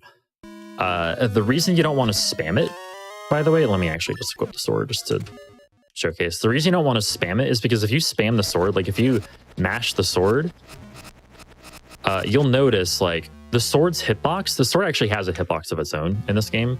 And it will basically like rotate around Link in a certain way, depending on which way he's facing. So if he's facing up or down, the sword will move in a counterclockwise motion from his right to right in front of him and slightly to the left of him right here. If you're facing down, it'll start once again. It'll actually be in a. It'll go in a clockwise direction, and basically we'll end up here instead. Wait, this is clockwise. Is it? It's going clockwise. I don't know how a clock works. Anyway, you can see what it does just from this. Okay, so yeah, okay, it moves in a clockwise motion around him, starting from his right to basically slightly left of where he is. If he's facing left or right, it always goes from above him to in front of him, like that. And you can see like for the first couple of frames of the animation, it's above him. So the reason you don't want to spam is because if you spam pretty fast, you can see the sword actually never makes it to being in front of Link. So like by spamming rhythmically, you can make the sword actually appear in front of Link, which is what you want. So here you can jump over this if you like approach this jump from as high as possible. You can jump over this 2-tile gap. If you fall in here, it's fine. It doesn't matter. You wind up in the same place anyway. It actually doesn't matter. You don't want to fall. Speaking of falling, you don't want to fall, but like, you know, yeah. It's just a little faster to not fall. So here, right about, wait, what am I doing? Let me rewind that. So right about here, you want to make sure the ring is unequipped. So right about here, you want to use a seed, and this seed is going to last you all the way until the staircase, which is to the right over here. Now this jump is kind of tricky. What I do is I line up in the middle here. I line up right in the middle, and as soon as I see the platform come back here, so I line up like pretty much right here. It's not incredibly specific, but it's like, God, stop doing that. It's not incredibly specific, but you want to be in the middle, basically. Like up and down wise, you want to be in the middle here. As soon as I see this platform come this way, I want to jump to it and then jump off of it to the next part. So it should look like this. Not like that. There we go. So that jump is a little tricky, and if you want to wait for it to come back and then just like ride it across, you can jump from about midway. It's not that big of a deal. So here, don't use a seed here.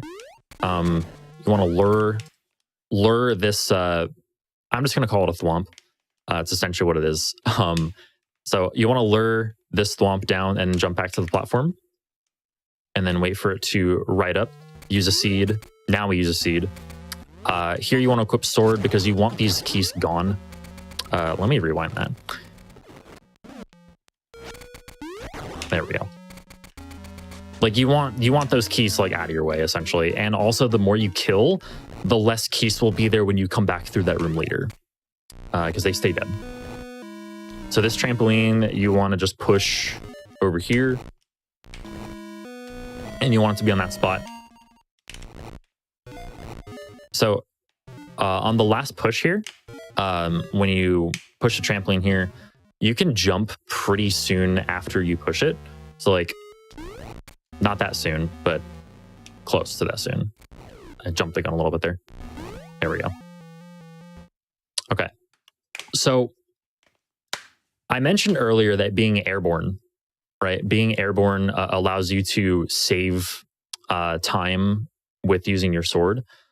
There are some applications to that, but like with the Rock's Feather, but not a ton, because this game actually has a pretty decent This game actually has a pretty decent like Z-axis to it, meaning like Link's height is actually a thing, and you can't really you can't attack enemies on the ground while you're in the air. But what you can do is use your sword and then cancel the sword swing with the Rock's Feather by like jumping out of the sword swing. So it looks like this. So basically what we're going to do is we're going to jump to this chest, get the key, and then I just like kind of mash down an A until I see the gel there die, and then I jump immediately. So it looks like that. So like I just jumped out of the sword swing animation, and that allows me to basically do that without stopping for nearly as long. By the way, anytime you see a staircase, you want to jump over it, because staircases do slow you down, both upwards and downwards. All right, so here we're going to equip seeds on the transition, and hopefully the keys don't troll me. There we go. But yeah, sometimes you can get caught up in that room, and like you'll be forced to wait another cycle. It happens. The keys are bullies in that room. That's why you want to kill like as many as you can on the way through there on the first time. So you have, I believe this is a 2-frame window to jump here. This is not essential to get at all, but it is helpful. But as long as you have a seed active, you can run basically off of this gap here, land here, and jump off of this thwomp to here, and then continue on. However, it's kind of tight. Let me see if I can hold off. Yeah, it looks like that. So like you can actually jump off of that. Sometimes you miss, and it kind of sucks, but whatever. You can land on that though, and then just like wait for that to move if you don't feel like taking damage, which you really probably don't. Probably don't want to take damage. Because this that thwomp, even without the ring equipped, deals, I believe, an entire heart of damage. Ooh. Yeah. So just be wary of that.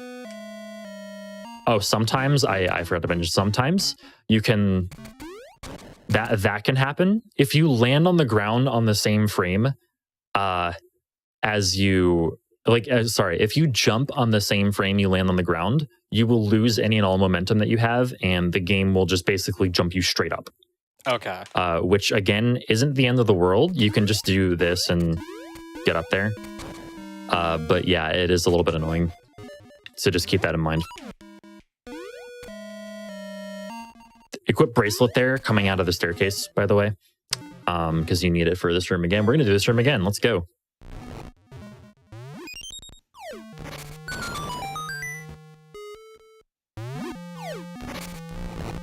By the way, sometimes in that pot, or actually I think in either of these pots, you'll get a seed drop. You'll get a peg as a seed drop. You want to make sure to pick that up if you do get one. It's really lucky.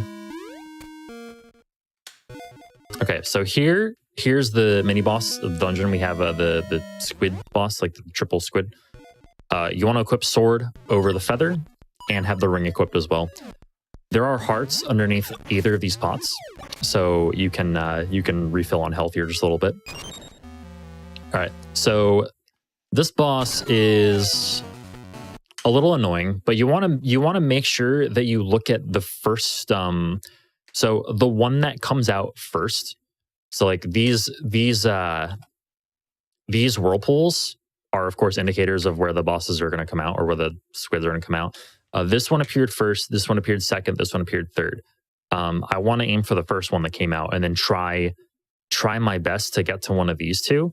The idea is to, like, I can just stand up against this, because this now has a hitbox. Like this essentially now, I can just walk into this like this. But as soon as it appears, I want to grab it and throw it and hold my sword out. And then try to grab another one. Sometimes you won't be able to, that's fine. And then the last one is pretty easy. So let me do that again. I'll do it a few times. Of course, I want the RNG to be a little different this time. But they're just going to appear in the same place no matter what, huh? If only RNG worked like this in a run. Yeah, seriously. But yeah, the ring allows you to kill these guys in 2 hits, which is nice. It allows you to 2-cycle. Now, if you get into a situation where you can only kill one of them, so like say I get hit there and I can't quite make it, I want to definitely get the one that appears first, just to make sure, and then do my best to avoid that bullet and still get a 2-cycle. If you 3-cycle, it's okay. It's not the end of the world. But after the fight is over, you can get the fairy if you want to. In fact, I'm going to go ahead and get the fairy in just a bit. Let me just do the fight again. Oh. Yeah, that wasn't very good. That's fine. Okay, so yeah, you can grab the fairy here. Just don't step into the portal. That'll bring you to the beginning of the dungeon. You can just get back easily, but it's just time. Yeah. Jump over staircase. So you have 2 seeds left for this dungeon. So this goes to show how important like the allocation is here for your seeds, like resource management. So yeah, you have 2 seeds left. You want to use both of those seeds in this room. We're gonna go over here to get the boss key real quick. Oh, here. By the way, when you're getting this boss key, when you're about to fall down this hole, you want to stay low here. Because if you're high, I'll bet you anything there's a gel. No. But if there were a gel up here, it would spawn early. Or actually, like maybe if it's here. But it would spawn early up here, and it would mess with you once you're actually up there. So you want to stay low here.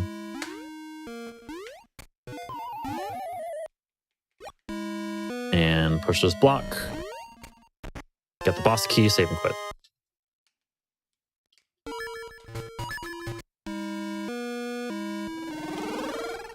So I know we're... So, go ahead. I was just gonna say go in the portal. Okay. Really important. Go ahead. We're like an hour 40 into this. I feel like we should probably mention at some point. Like all of these strats are what you want it to look like, but if you make mistakes, it's fine. Like yeah, exactly. Like basically, like you want to avoid big mistakes. Like avoiding big mistakes is huge when starting out.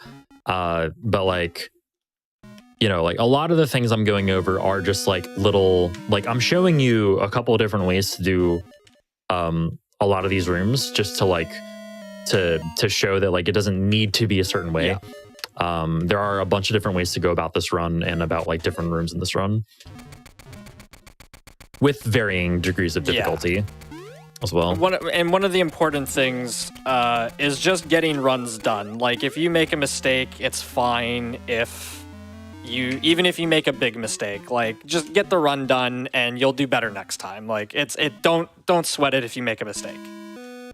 Yeah, exactly. So from here we equip sword over pegs of seeds, and we're gonna enter Mothula's fight right now. So Mothula's fight is, and once again, you want to make sure you have the ring equipped for this fight because you can kill Mothula in 6 slashes with the ring equipped. So the way I open this fight is a little bit tricky. I'm going to begin by, let me just make sure I have a save state. Okay. I'm going to begin by right here, slashing my sword, and then walking up and doing like a jump spin slash. Like that. And if I do it right, I actually hit Mothula before I land. So from here, I can basically stand like pretty much exactly where I am X-wise, but move up to be a little bit more level with the Moth. So yeah, they're like Moth can also either go to the left here. Like basically what it's going to do is it's going to go up. And it's going to go either this way and circle around the room or go up this way and circle around the room. The way I do this fight actually makes it so that you can avoid doing another cycle completely either way that it goes if you do it clean enough. It's hard. This fight is not the easiest thing ever. If you want to, you can just come in and just do this. And then like maybe you can get another hit there, but essentially, yeah, you're stuck waiting for Moth to like come back to the middle like that, and then you can kill him. But it's you can do this. So at that point, like, you know, at that point it went to the right. So like I consider this to be like the bad RNG. If it goes left, then you can kill it super quickly. Like you can kill it like while it's here, essentially. But of course I'm gonna actually roll RNG. But that's about the best kill you can get if it goes to the right. Just like slash a couple times. Hopefully it goes left. Nope. Eventually it will. There we go.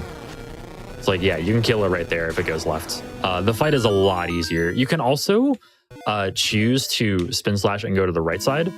But like, I don't know if he's more likely to go left than right. It's supposedly 50-50, but I don't know how much I believe that.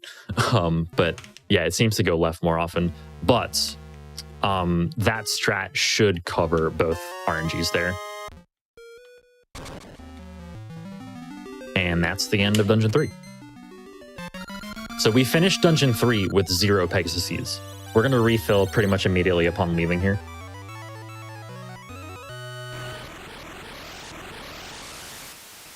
So moving onwards, Makuji's going to talk to you, just mash through his text. And we're on our way over here. We're going to jump up this ladder. Again, making sure that you jump because it's faster to jump up staircases. So on this screen, immediately on the tile up and to my right, there's going to be the rock crab. So what I'm going to do is I'm going to hesitate a slight amount, just a very slight amount to avoid getting hit by it. And then just go up there. Again, making sure to slash and jump out of the slash in order to save some time. Immediately after getting these seeds again, which you want to grab all 3 of these seeds again to make sure you have 18 seeds. I have 6 right now because I've only collected 1 of them of the 3 seeds, and each seed drop here is 6 from trees at least. So I want to equip Pegasus seeds over the sword, and I want to unequip the ring. Unequipping the ring is good because I don't attack anything. I don't hurt anything from now until Dungeon 5, like midway through Dungeon 5. So we're going to go ahead and just do that. Unequip that ring, use a seed to get down here.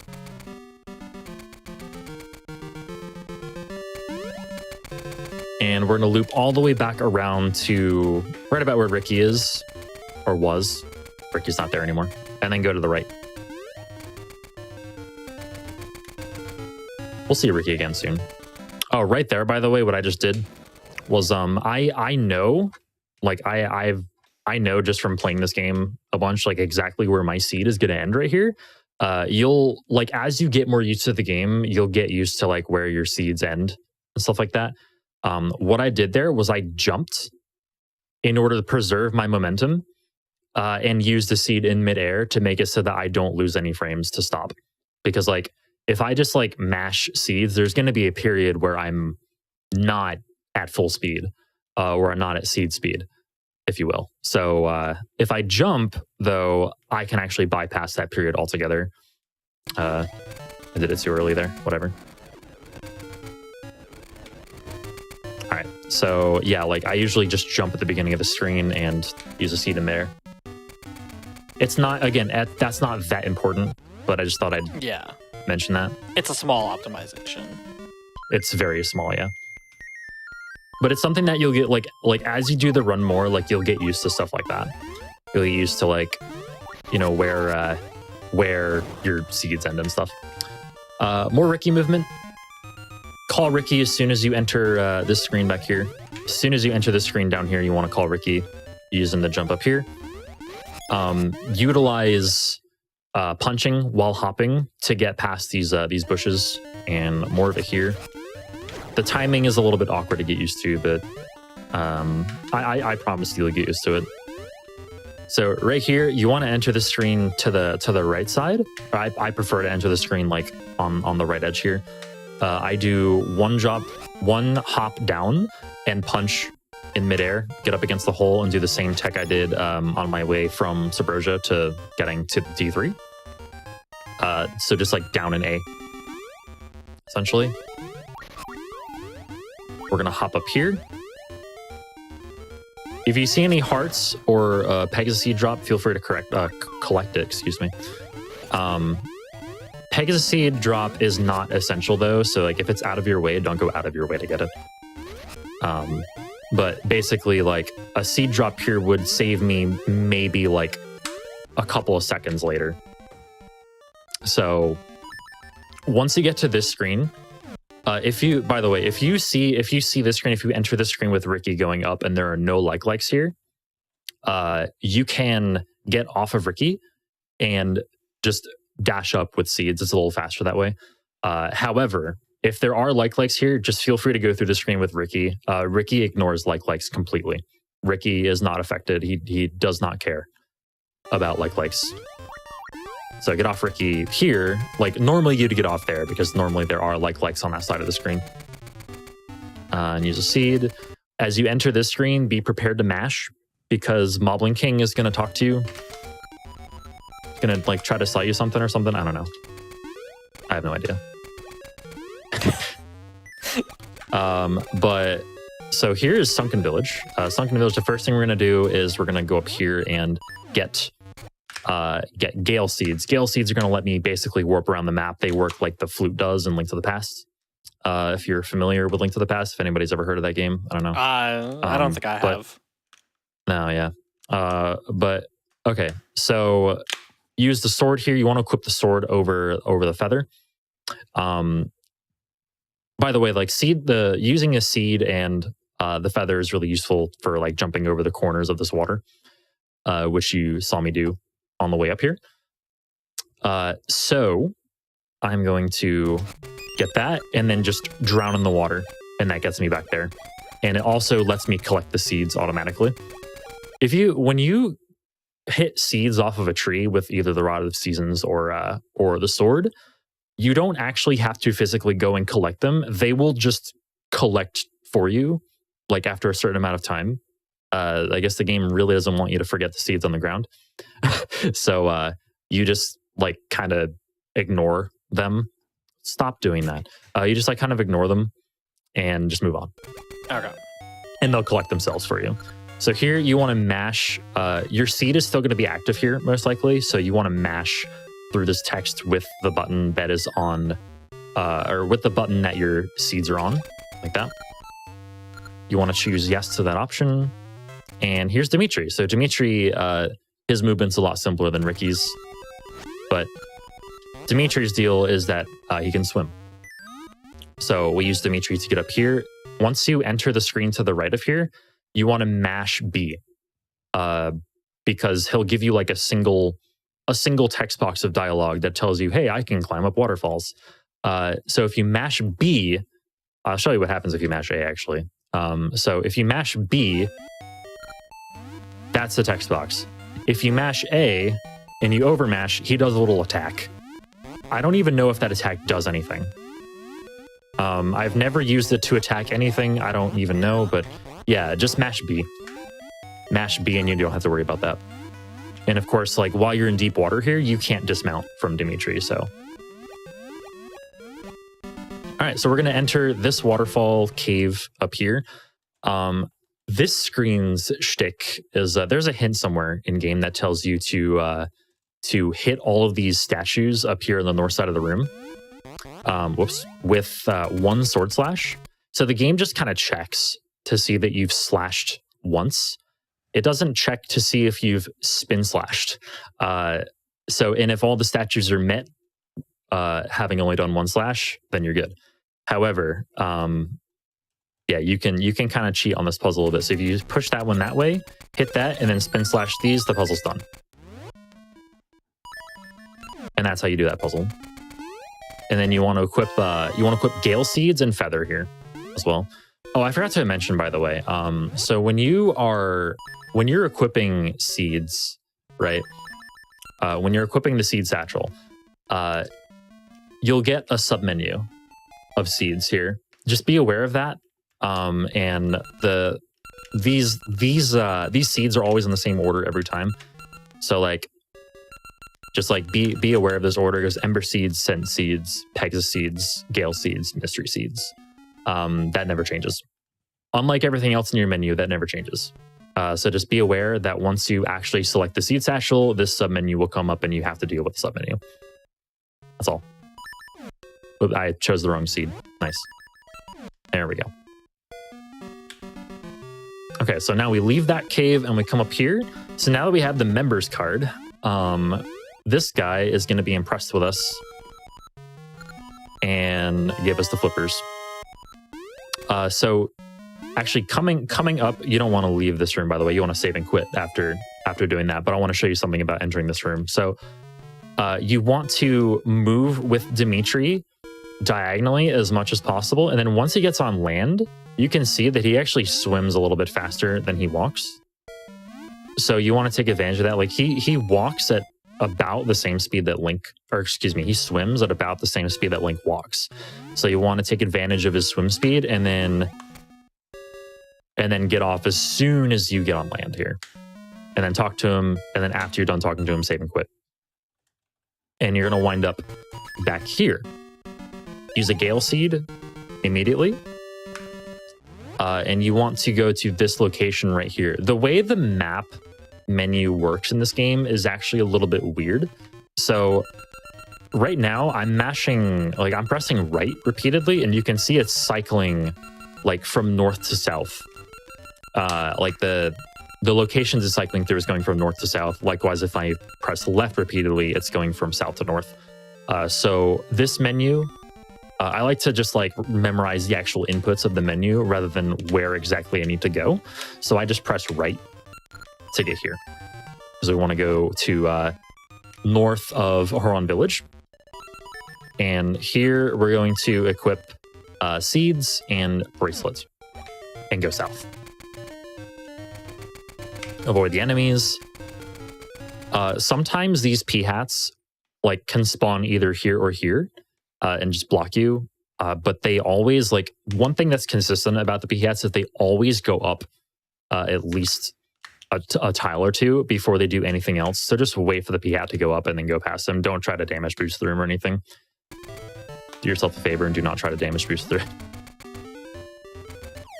All right, so here you want to equip Feather. Now that you've lifted up that rock, you want to equip Feather over Bracelet. Whoops. And move on. Try to avoid those Octoroks. You can even pull off some swag points and hit an Octorok with a rock if you feel like it.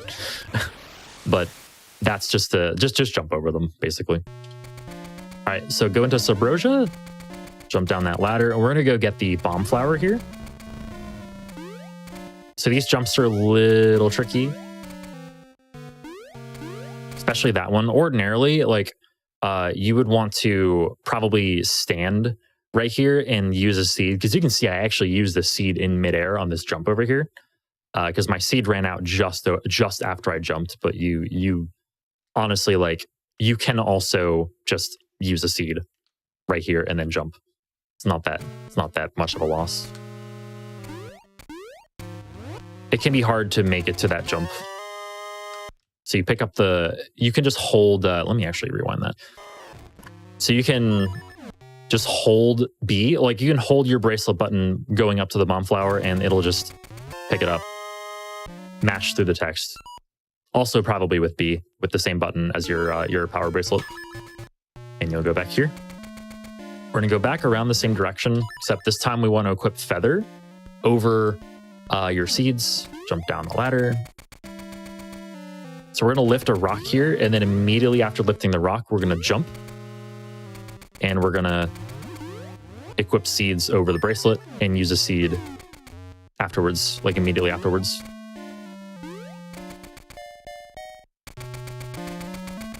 And here we are back at the Temple of Seasons. This time we're going to go up and right. So one thing to note here is that I have 4 seeds right now. I have 4 Pegasus seeds. This is perfect. Just make sure when you enter this, when you enter the cave, I guess, or the part of the Temple of Seasons where fall is, make sure that you have 4 seeds here and don't use any until you leave. Because you're going to use 2 to get out of here. You're going to use 2 to get back to the portal to get to Swool Swamp. And then after that, we're going to refill back at the tree where the Pegasus seeds are. And we'll wind up with 20 seeds then. We want full seeds before we enter D5. And yes, by the way, I said D5. We're doing D5 before D4. This is like one of the more... so this is the part of the route that's going to differ the most, I think, besides for Dungeon 8 maybe. From the previous tutorial, the tutorial that was made by Dragon Co. back in 2015. So from this point on, you can actually reference, actually even from like the end of Dungeon 3 on, you can reference the 2015 tutorial for that route. I'm going to be going over the more advanced route actually. updated route, but that resource is still really, really good for learning the earlier route and learning the easier route. So one thing to keep in mind though is that this route does Dungeon 5 before Dungeon 4 because we want the magnetic gloves for a specific skip. That specific skip happens to be double frame perfect. So just keep that in mind. And I'll be going over how to do that. But if you don't feel like doing that right away as a beginner, that's totally valid. And you can reference that tutorial for that route deviation instead of following this one. So we're going to save and quit after getting fall. We're going to leave, and we're going to use 2 seeds on the way back to the portal.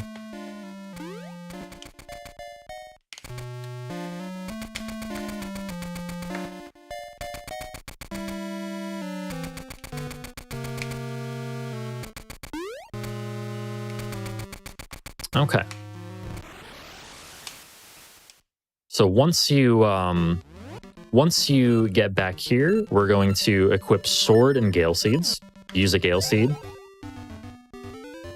And we're going to get to this tree right here. We're going to be warping to this location a lot throughout the run because this is the tree with Pegasus seeds. And we're immediately going to warp back to here afterwards.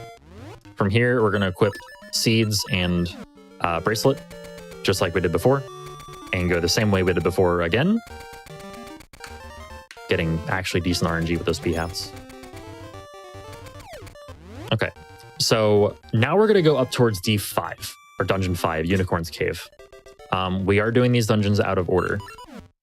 You want to equip Feather, Rock's Feather, and Rod of Seasons, and go up here. And you want to make it fall, which is two swings. And then on the fade transition, you want to equip Bracelet and Pegasus seeds here. And use a seed to get here. All right, so these mushrooms, first off, they're only, you can only interact with them, you can only lift them when it's fall, which is why we needed fall first before we got here. So you want to lift these mushrooms up, but you don't want to just throw them. You want to throw this first one off screen because for whatever reason, Link cannot lift another object until the object that he lifted before has like settled or left the screen. So what we want to do is we want to just throw this off screen and then pull that one. Like you can see how, like if I were to just throw that, it lands a few times and then disintegrates or disappears, despawns, whatever. If you throw it off screen, you can skip that and you can just pick up the other one right away. All right, so here we go into Dungeon 5. Now, we're entering Dungeon 5 with 17 seeds, ideally.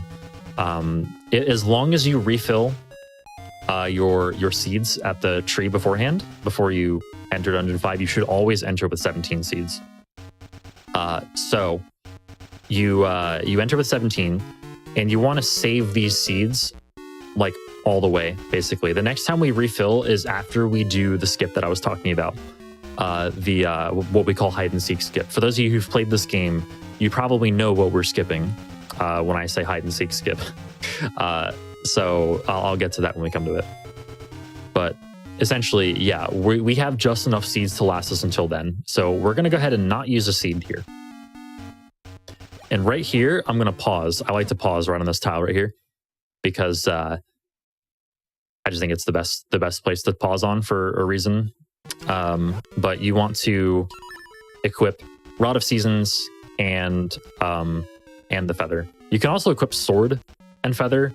Honestly, it's whichever is more, it's whichever is better for your menu. But basically, you don't actually need to kill anything, but you want to have like either the Rod of Seasons or Sword equipped to like get rid of enemies in your way if you need to. So from the menu, I'm going to buffer an up and right jump, land there, and then I think that's just the best way to go through that room.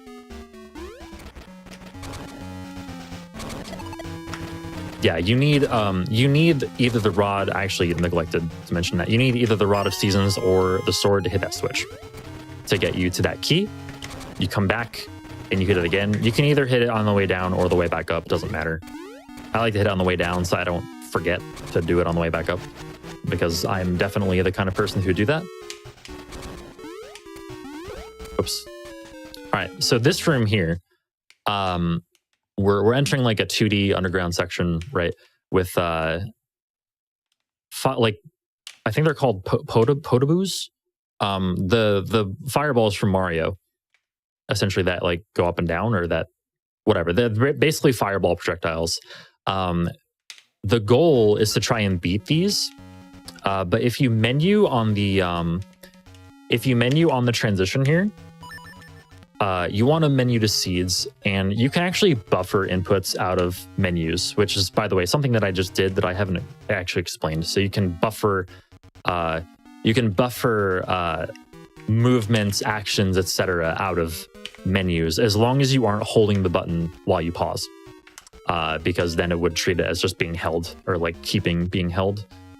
So what we're going to do is we're going to buffer a down, right, and A input in order to immediately use a seed to get past that cycle right there.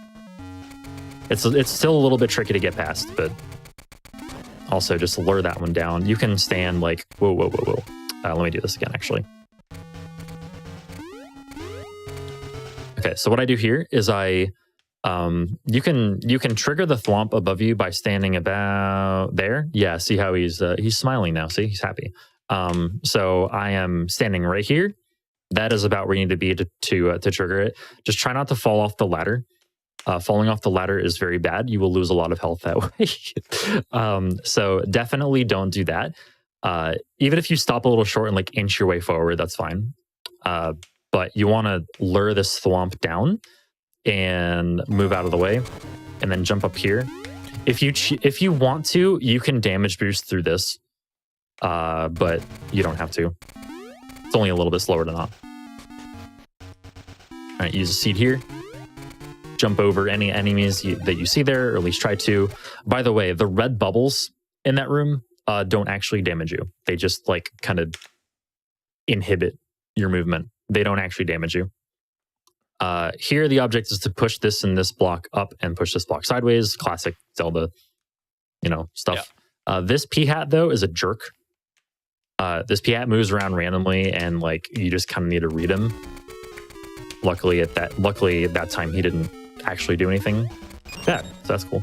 Were you saying something? No. It's just idle. Okay. Agreeing the Zelda puzzle. Oh, I got you. Okay, I thought you were gonna say something. So this room is a pain. Keys are a pain. Keys are bad. Yeah, they move around randomly, and they kind of suck. But do your best to avoid them and get up to this chest. That chest has the magnetic gloves. I kind of took a beating from them there, and then immediately save and quit. Worth noting, by the way, now I still have my potion, right? I still have my potion. So if I lose all my health, I will get immediately revived with no loss of time. I'll just immediately get revived. However, if you've lost your potion by this point, you can, any point where you save and quit, you can death warp to regain some health if you're below like a certain amount of health or a comfortable amount of health. You can just kind of die on purpose and get back to the beginning of the dungeon or whatever. Like basically a save and quit takes the place of a death warp, except you maintain your health. Like if you save and quit with a half a heart, you will spawn at the beginning of the dungeon with half a heart. So just be aware of that. What does using a seed do? It makes you go fast. So basically, like I have seeds now. They are a consumable, but I use one and I can go at about twice the speed as I walk. So here, I'm going to equip the magnetic gloves over the seeds after using a seed. You want to use a seed and then equip away from them. And the seed is still active, of course, once you menu away from it. The magnetic gloves, actually, we're about to see a pretty cool tech with the magnetic gloves right away. If you jump and in midair use the magnet gloves to attract to something or repel something, you will like constantly accelerate while you're in the air. past where you would, like, past the speed where you normally would just attract to it otherwise. But the magnetic gloves can be used either at a north or south polarity. You can change the polarity just by like touching the button, or pushing the button rather. I'm rewinding there, don't mind me. So we want the magnetic gloves, however, before we enter this room to be north. So we're gonna make them north, and we're gonna jump and use the use the magnetic gloves right away in order to reach that. Let me actually do that again so that I can better explain it. All right, so so it's basically just like a jump and then a down left input there in order to get level with this on the X plane. And then we jump across here, land about here, and then use the magnetic gloves at south polarity, which it's already on, to the south. So let me just like, since I know I'm going to mess this up if I just unpause, I'm going to do this. Of course, I messed it up anyway. Nice. Here, I'll just do this. That's the wrong polarity. Pardon me, everything is falling apart. There we go. It looks like that. On the way back, there's a trick you can do. You can do a couple of different things here. You can either just kind of go around here and do this. Oh, whoops, that's not what I want to do. You can either just go around here and do that. There we go, with south polarity. Or you can do something a little cooler and do this. Hang on.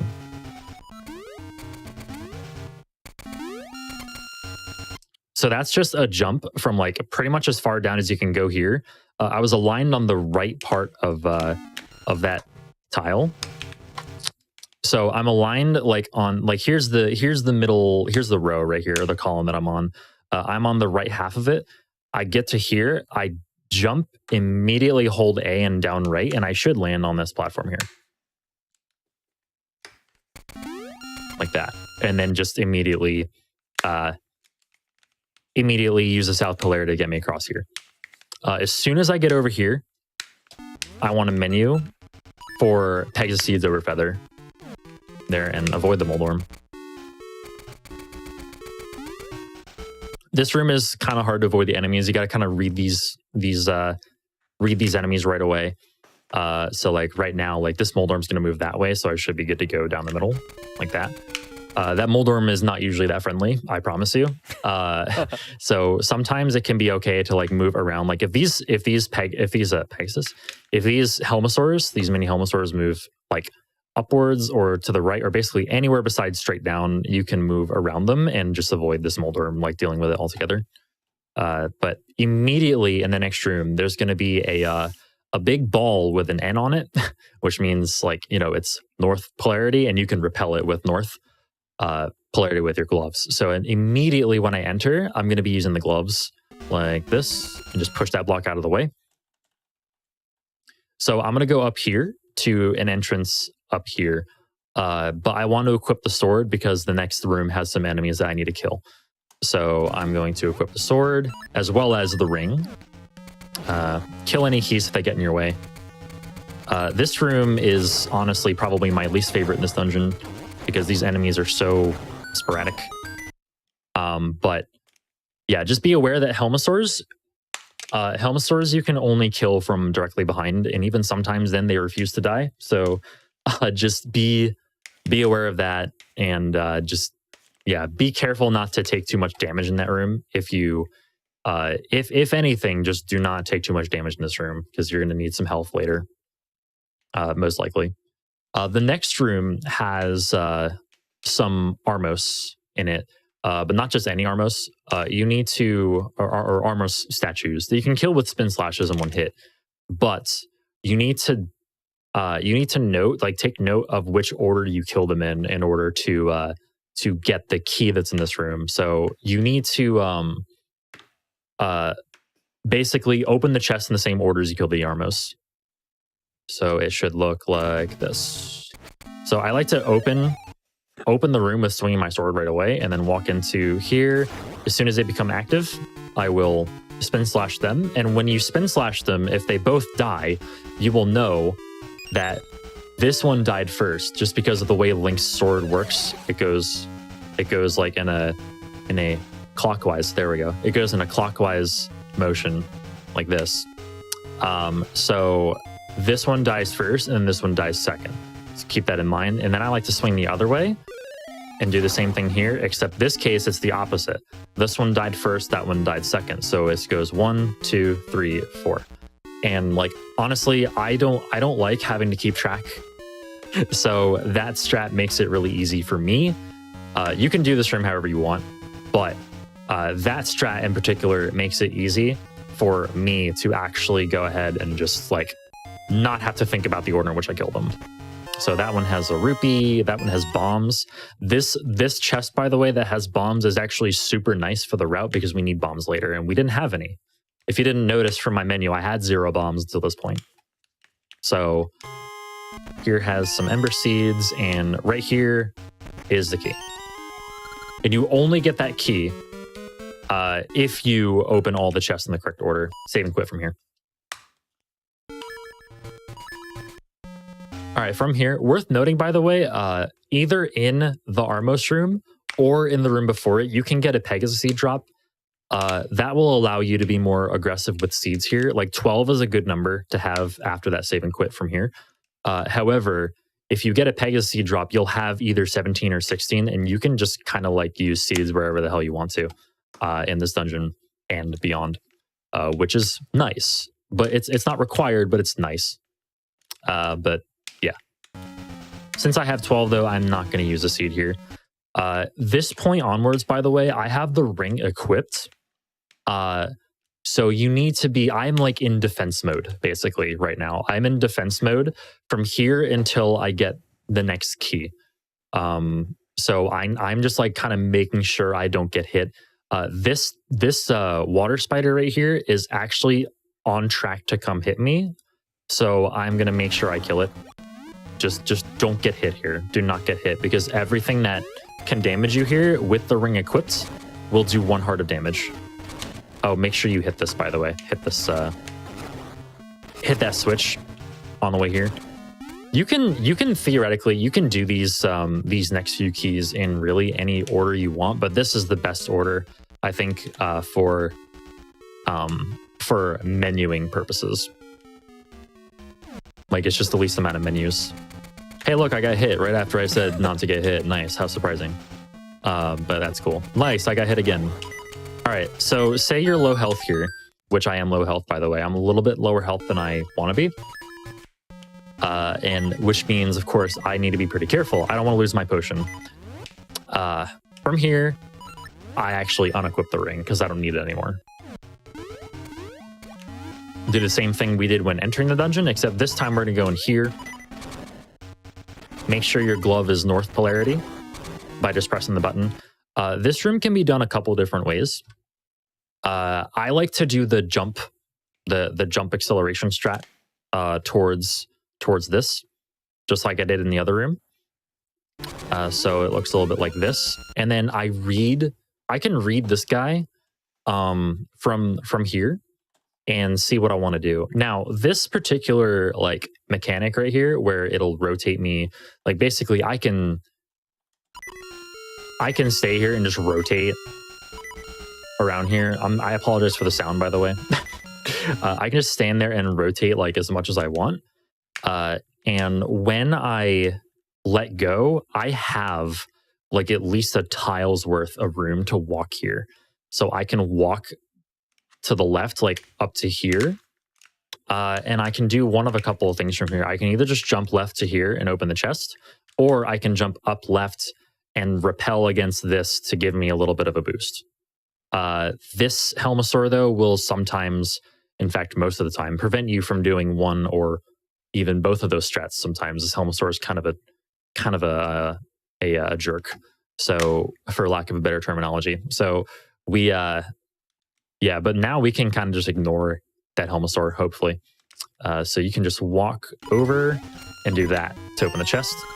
What's nice about that strat too is that your glove is already north. Your glove is already to the north, so you can just like get it again and whoops and do that. Just don't press the button again like I just did. But yeah, if any enemies are in your way there, it's probably best to try and go around them and not try and jump over them, because honestly, the hurt boxes for those enemies definitely are not friendly. Like, the collision in this game in general is a lot less lenient than, say, Link's Awakening in terms of like the size of them. So right here, let me actually rewind so I can tell you what I just did there. So entering this room, I do the same thing. I use like, you know, I have gloves on north, and I do the jump attraction acceleration. I don't even know what you call that. It's a thing. It's mid-air acceleration towards this. So my gloves are on south now. I repel. And an interesting bit of tech as well that you can do with magnetic gloves is if you are using the magnetic gloves on something that you can repel against or attract yourself towards, if you let go of the magnetic gloves, you can jump exactly a frame after you let go. In this case, it's actually as simple as, like, if you get to here, right? If you get to this spot and you see this gel is in the way, you can pause right about here. Let me just like, okay, that's fine. You can pause right about there, equip the sword and the ring, and then coming out of the menu, you can hold down right and feather, and you can jump off the hole like that. And so this minecart will just take you to the key. You grab the key. Oops. So right now I have, once again, coming into this room, I have the ring equipped, and getting hit by a Zol, the red gel looking thing, getting hit by a Zol will do a whole heart of damage. So yeah, I want to make sure to not get hit. So this mini boss with the ring is actually pretty manageable. This is the tiger mini boss, you know, the classic Zelda tiger that, you know, appears in every Zelda game, of course. Or just this one, that works too. But basically, so this mini boss will go down to a spin slash or two spin slashes and a single slash with the ring equipped. So entering the room, right about like on this column of tiles right here where Link gains control, or where you gain control of Link, excuse me, I'm gonna jump and slash in the air and then hold my sword out like that. And then as soon as I get there, I'm just going to spin slash, hit the tail, and I want to slash the tail one more time, like that. So at this point, the tiger does the same thing every single time. It will curl up into a ball. It'll go all Sonic the Hedgehog on you. It'll try and charge up at you in ball form, and it'll basically try and kill you like that. So we're just going to chill at the top of the room here, and this fight is super consistent. We're just going to chill at the top of the room, jump when it is about to hit us, like this. And then during the jump, I will hold my sword out and prepare to do a spin slash. I'm going to stand right here. I want to stand right on this tile. I don't want to be any farther south of this. And as soon as the tiger comes up, now this is a bit scary, but trust me when I say this is fine. The tiger's going to come up and it's going to appear to hit me. And right here, it's going to cancel its attack. And as soon as it cancels, I'm going to spin slash and kill it. Like that. And that's how you fight that boss. It's actually like a super simple... It's a pretty simple boss, right? When you get down to it. Yeah. So without pausing at all, it looks like this. Okay, sometimes you can jump a little early there. I jumped early. But it doesn't affect the fight, and it only does a heart of damage. If you have more than a heart of damage, you don't have to worry about that. Or if you have more than a heart of health, excuse me, not damage. Grab the fairy if you're low on health. It's no big deal to grab the fairy. So right here, we want to equip the gloves Pegasus seeds, and unequip the ring. We don't need the ring anymore for the rest of the dungeon. You want to come up here. I want to make sure that my gloves are south entering this room because I like to, right away in this room, we're going to go ahead and use the gloves. So you might have noticed earlier in this room, I'm bad, so I didn't actually explain what I was doing in this room earlier. But it's hang on, let me make a save state. It's this room right here. So this room, I pushed that block right there, and then immediately saved and quit. I'm sorry I didn't explain that. What I did there was I made this ball appear. This ball is now there. If I didn't push that block earlier, it would not be there. So what I do entering this room, and I actually kind of messed this up. Let me remake a save state here. Sorry. Okay. So make sure my gloves are south. As soon as I enter this room, I'm going to use the gloves, and then like I sort of I'm late on this because I tried to pause the game, but basically I'm going to hold up and left once Link meets the ball, and it's just going to push the ball onto this button nice and handily. I'm going to rewind this again. Just going to hold up and left. There we go. That's it. That's how that's supposed to look. From here, okay, so this next room is going to have some flames that we were supposed to approach from the back and like kind of we were actually supposed to take a ball with us from the other side and like use the ball to shield us from the flames. We don't really care about that. We're just going to damage boost through them. So just make sure you have the health for it, which you should have the health if you got the fairy from the mini boss. So you want to equip the feather over the gloves, and if you position yourself like right about where I am right here, like basically right in the middle of these 4 tiles here, you can buffer right and jump here. And if you if you do this correctly, you can actually just jump and sort of get like a damage boost off of here. Now, if you get hit the other way, you can still make it while only getting hit once, but ideally you'd only get hit once basically. Ideally you'd get boosted forward, but don't worry about that too much. It's not a big deal if you don't get it, but yeah, like I got boosted backwards there, but I still made it fine. So that's yeah, you're supposed to use this ball to push it over here so you can grab it from here. It's weird. Honestly don't even really remember how to do this room casually, but it's basically that's how you do it. All right, so this 2D underground section, you use a seed right away, and then you equip the gloves and jump off this ladder. You only need a little. So basically, what we're gonna do is once we're here, we're gonna use the gloves to attract this S tile right here, or this like magnetic hunk of metal, I guess. So we tap the gloves. You just need a little tap. Like you only need like a couple frames of tap to land on this ledge, and we're gonna jump right off the middle of this platform, all the way down, and it looks kind of cool. Whee! So you just like kind of enter this hole without messing with this ladder. You don't need to climb down the ladder. Climbing down the ladder is slower than just like jumping down here. But yeah, just make sure you're on like at least the middle of this platform, or else you'll come up short and land on the spikes, which is not great.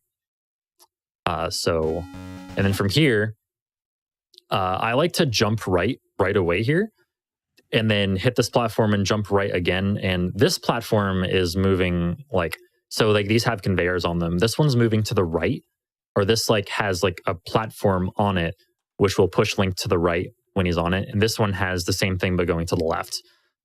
So what I like to do is I like to wait a little bit on this platform to like make it to the key that's over there, like the big key. It looks a little bit like that, except you jump. Let me rewind that. Except you would jump like that. There we go. Grab the key. It's only one text box. So it's just like A and then start select. Did I mention, by the way, that in order to open the save and quit menu, you press start and select at the same time? I don't believe so. I don't think I ever said that. I don't think I ever said that. You press start and select at the same time, and then you soft reset by pushing all the buttons. I think I did mention that by pressing A, B, start, select. Okay. Anyway, now that that's out of the way, now we can go to the boss of Dungeon 5, which is quite a boss. And I'll try to go over some ways to fight him, or I'll go over like the way I fight him, because I honestly don't know any other way. But so you want to equip seeds, and then once you're below here, you want to use the gloves to get up there and just barely make it. And then once you jump and can get over this, and then like south repel yourself up here to get to that platform, and then to the ladder. This room, especially with the RNG I got entering, this room can be a pain. But basically, yeah, that's how you do it. You can also just do it like the sort of the more casual way, so like you can attract there and then attract there. But the fastest way to do this room is like this, not by falling. There we go. These pots, by the way, both have hearts, if you need them. Please. The keys in this room are terrible. Keys in general are terrible. Oh my god. And I'm like, the RNG that I'm experiencing right now is not particularly great either. It's like, generally what I'd do is I'd grab a heart and then just like do that, except I'd face left. There we go. Just make sure you face left before you hit that. Okay, so the boss here. The boss here is Dig Dogger. Dig Dogger, basically on the top right of the screen, there's a magnetic spiky ball that you need to attack Dig Dogger with using the gloves. So yeah, this boss takes a while to actually get used to. This boss will probably take the second most practice of any boss in this game. We'll get to the one that takes the most practice in just a bit, Dungeon 6. Well, actually, in just a bit, I mean the 2 dungeons from now. Manhandla is a thing. But basically, so I'm going to save a state here and sort of like practice this. So immediately you want to use the gloves in North Polarity. Make sure you hit him 4 times. So this is the part of the fight that's hard, though, is getting all these in preferably 1 cycle. Most of the time you'll 2 cycle, though. Which is fine. This boss fight is really hard to do well. But basically, just use the magnetic gloves, like pull it back and forth. What I like to do, though, like my go-to strat for this boss is to since most, if not all, of the I'll call them babies for the sake of simplicity. Most, if not all, the babies will be moving to some degree horizontally. Like they'll go off in different directions. They don't change, like they don't like randomly move. They randomly start. Like the angle at which they start is random, but the direction that they move is dependent solely on like the deflections off the walls and stuff like that. Like their angle stays the same off of walls. So what I do is so every single baby is over to the right. Right, so I'm just going to stand here and wait for them to come back, because I know they will. So it looks a bit like this. I missed that one. There we go. So like the key to this fight is to be patient with that cycle. It's hard to be patient, but the key is to be patient with it.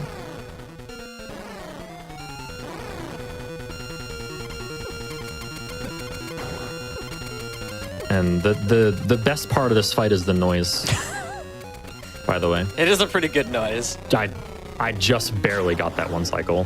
Now, sometimes you'll kill the main Dig Dogger, or like you'll split Dig Dogger at the very bottom of the room, and you'll see one of the babies going just like straight from right to left. That's the troll, the troll position right there.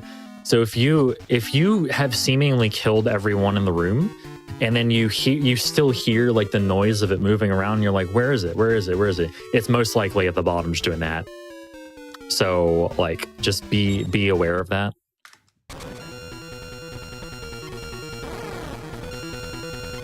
Ooh. But yeah, this is a fight that you're gonna want to practice a lot. So again, just like chill in the middle and just go up and down. Just try to keep it simple, or at least I like keeping it simple. I almost got it, but yeah, if you miss the one cycle, which is fine, honestly, just finish off whatever's left in probably the same way. By the way, I like to, so for the trick that's upcoming, the hide and seek skip, I like to make sure that my glove is in a south polarity. And I also like to equip what I need after this dungeon before the dungeon actually finishes. So I'm just going to go ahead and, since jumping up staircases is faster, what I'm going to do is I'm going to jump and then equip what I need, which is bracelet and seeds and Pegasus seeds. Just so that I can use the seed immediately when leaving. That's all. That's dungeon 5. How far in are we? Do we want another break? Yeah, I was just about to ask for a break. Yeah. Okay. Yeah. Perfect. That's fine with me. Perfect. So the sound is good. The sound is great. We're gonna take a quick wellness break just so everybody can get up, stretch their legs, get some water, anything they need to do. Right before we go to our break, though, I do just want to remind everybody. So alongside all of our reoccurring shows, Hotfix actually has multiple week-long events, including Frost and Flame Fatales. Those are women-led events, and they happen twice a year supporting other great charities. And if you have any ideas for your own show or any one-off events for the GDQ Hotfix, you can actually go to gamesdonequick.com/hotfix to submit your own ideas. We're going to take a quick wellness break, and we'll see y'all in a few minutes.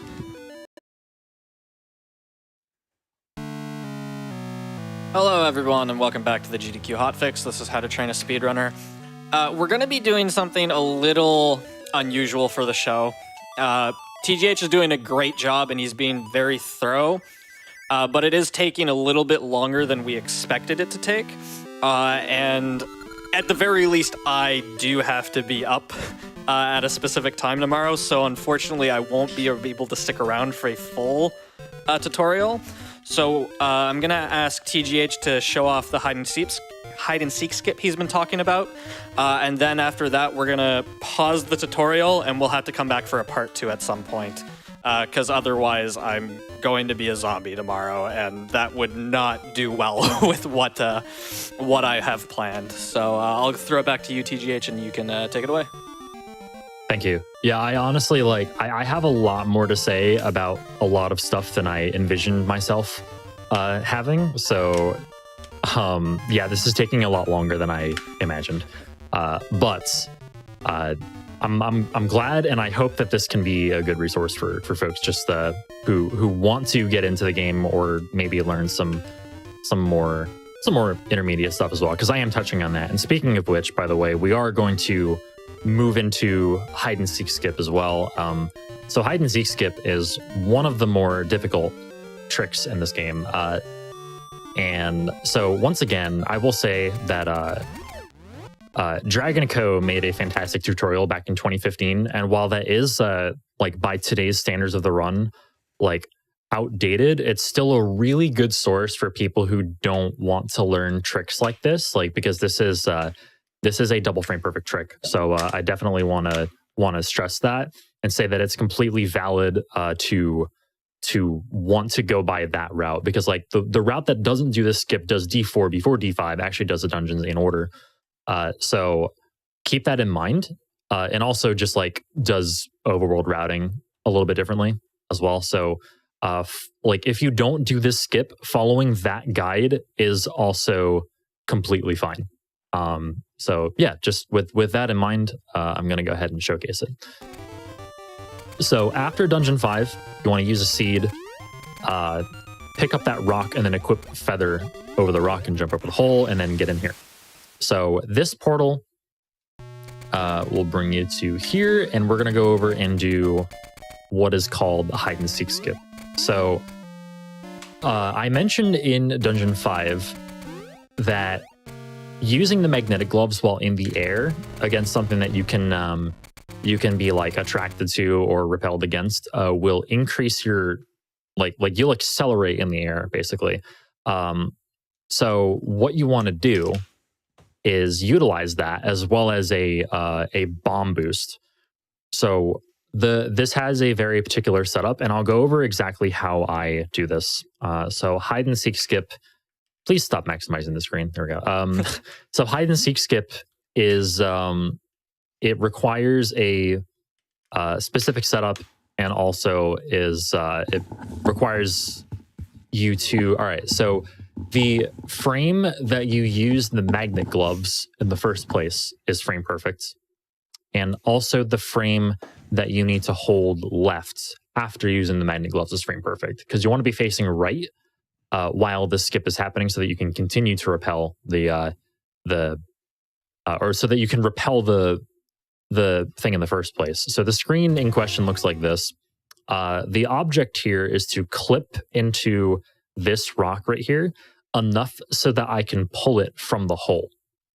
And essentially use this part of the, use this, which is normally meant to be a backtrack / shortcut from coming from the left, as a way to go to the left without activating. Over here, there's a cutscene that happens if you walk in some certain tiles on a screen.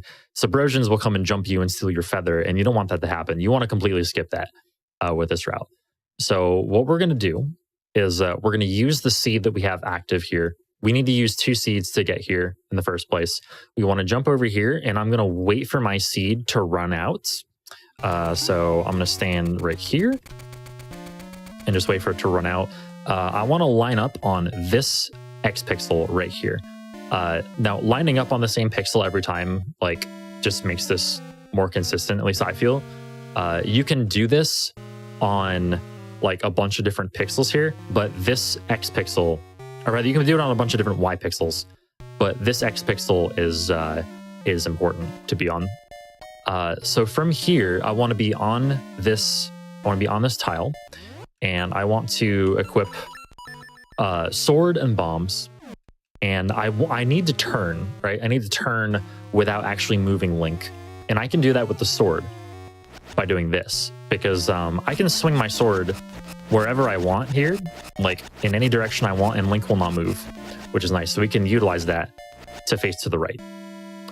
As long as you swing again in that direction, in the right direction before Link changes position, or before Link ends his sword swing, you can just swing twice and face in any direction you want on this specific pixel. It's just a way to turn in place. From here, I'm going to pick up a bomb and place it. I'm going to wait until it flashes. You need to keep track of the flashes. I am going to jump on this frame. So I want to equip gloves in the south polarity as well as the feather. Now, the frame that you can jump on is actually relatively lenient compared to the rest of the trick. Basically, you can do 3 flashes, you can do 4 flashes. You don't need to count the exact amount of flashes, but after about 3 flashes is probably fine. Is definitely fine. So here, from here, you want to jump, so you can buffer the feather out of the menu. And from here, you're gonna have Link jump, and you're gonna buffer the save and quit menu. So the save and quit menu is unfortunately there's no way to buffer frame by frame like there is in, I keep comparing to Link's Awakening, but like there is in Link's Awakening where you can just hold the start button. Buffering is not that simple, unfortunately, in this game. This trick, upon starting out with it, may take you several tries. And this saves about 1.5 minutes over the other route as well, if you feel like taking on this time save. So keep that in mind. If you want to weigh the pros and cons of either doing the skip or not doing the skip, just keep in mind that time save. It saves about 1.5 minutes. if you do it first try. So what I'm going to do from here is I want to buffer until, and we'll see if I can get it as well. I'm gonna save a state right here. I want to buffer until the first frame that Link is completely upright in the air. Like, you know how Link does like a flip? The first frame that Link is completely upright in the air, I want to pause on, okay? So I was actually early on that one. Also, you want to press B as well to cancel out of the save and quit menu. Okay, that was actually super early. I need to do this like from the from the very start. Let me just like, please.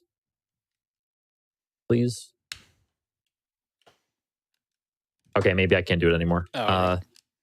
Okay, yeah. So let's see. It's fine. I just need to set it up again. So once again, make sure your glove is in south polarity, by the way. That's why I want to make sure that my glove is on south before entering. But if it's not, just make it south again by just tapping the button. But don't do it while facing right because you'll attract this or repel against that. So you just sort of turn in place, throw the bomb, or just drop the bomb without pressing anything. Jump. And I want that frame right there. So I'm pretty sure I got it. Sometimes it's hard to see like the exact frame, but I'm pretty sure I got it right there. So this is the first frame that Link is completely upright. And from here, I'm gonna buffer. Oh, I let go of the button. That's not good. Okay, why don't I do it like this, actually? All right, I'm gonna just like do it with frame advance to show you exactly which frames you need. So you want, this is the frame before, right? The way you can tell that you're on the frame before is that Link's nose here is completely below this, this horizontal line. And that'll be consistent as long as you're up against the northern wall. So the very next frame is the frame that Link is upright. Okay. So what I'm going to do here is I am going to press B for... All right, so I'm going to press B and then buffer again, or hold B all the way throughout this for all the active frames. So I want Link to be there, basically in the middle of this like explosion puff here. So like you can see like a little bit of the hair sticking out here, but basically Link is maybe slightly left of it, but just pretty much in the middle of that explosion. I want that frame. I want that frame right there. From that frame, you hold left and B. And what that'll do, if everything is correct, you'll see that Link will actually get, he gets bomb boosted and also uses the acceleration, like the midair acceleration from here to actually clip slightly into this rock. So you can tell that he's in a good position here because the back pixel of like his foot here is level with the light pixels of the rock. So the foot would completely cover the dark area here of this rock if you were farther down. So from here, what I want to do is let go of gloves while still holding left, and then pause. Actually, wait, I need to, there we go, unpause the game first. So you see how Link moved to the or faced left. Actually, this might be bad because I didn't open the pause menu. Instead, yeah, okay, whatever. I didn't open the pause menu. Instead, I opened the save and quit menu, which is not good. Let me do this one more time. So right there is the frame that you hold the gloves on. Right here is the frame you hold left on. So continue holding B and hold left. Oh, that actually wasn't correct. I think I might have jumped too early. This trick is not easy. And once again, it is perfectly valid to opt out of doing this and just do the dungeons in order. Oh, what am I doing? That's not good.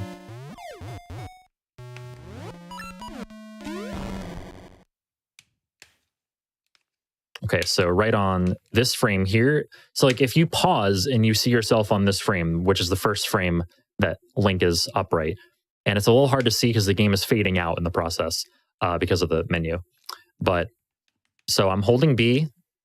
I'm waiting until Link is, I think that actually might be it. I think I might have jumped too early again, but yeah, okay. So that's, you need to jump like maybe a little bit later. Okay, so let's see. I'm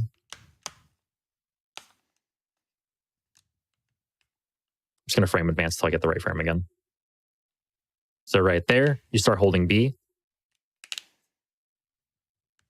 And then right there. So basically it's 3 frames. It's 3 frames from when you start holding B is when you want to hold left. And Link will be in the rock, just like that. From here, you want to let go. So basically you can pause, or you can open the save and quit menu from here to buffer this, but you want to, so that's what I did here.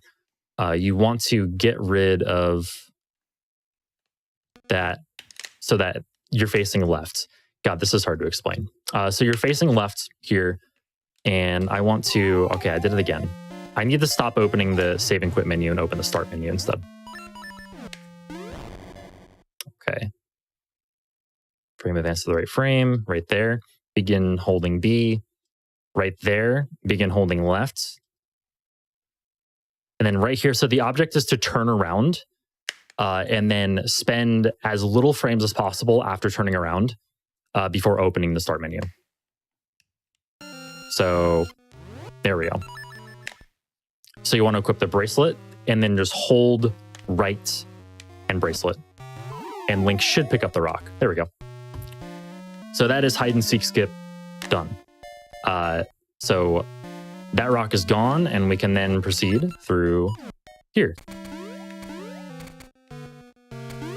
That looks and get spring. Incredibly complex. Yeah, it is. It is complex. And that's why I'm making it very clear that you do not have to do this. Yeah. You don't have to do this skip, like, especially if you're like just starting out. Definitely follow Dragon's tutorial if you're like just like starting out, or if you don't feel comfortable with like a trick that complex. Yeah. So let me end this by seeing if I can do it in real time, because it's nah, I'm a frame late.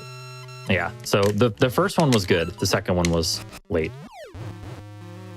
But if you miss it, you can just try again.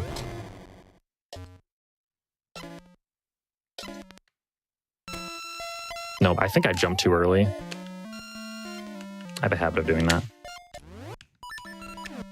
That's not right.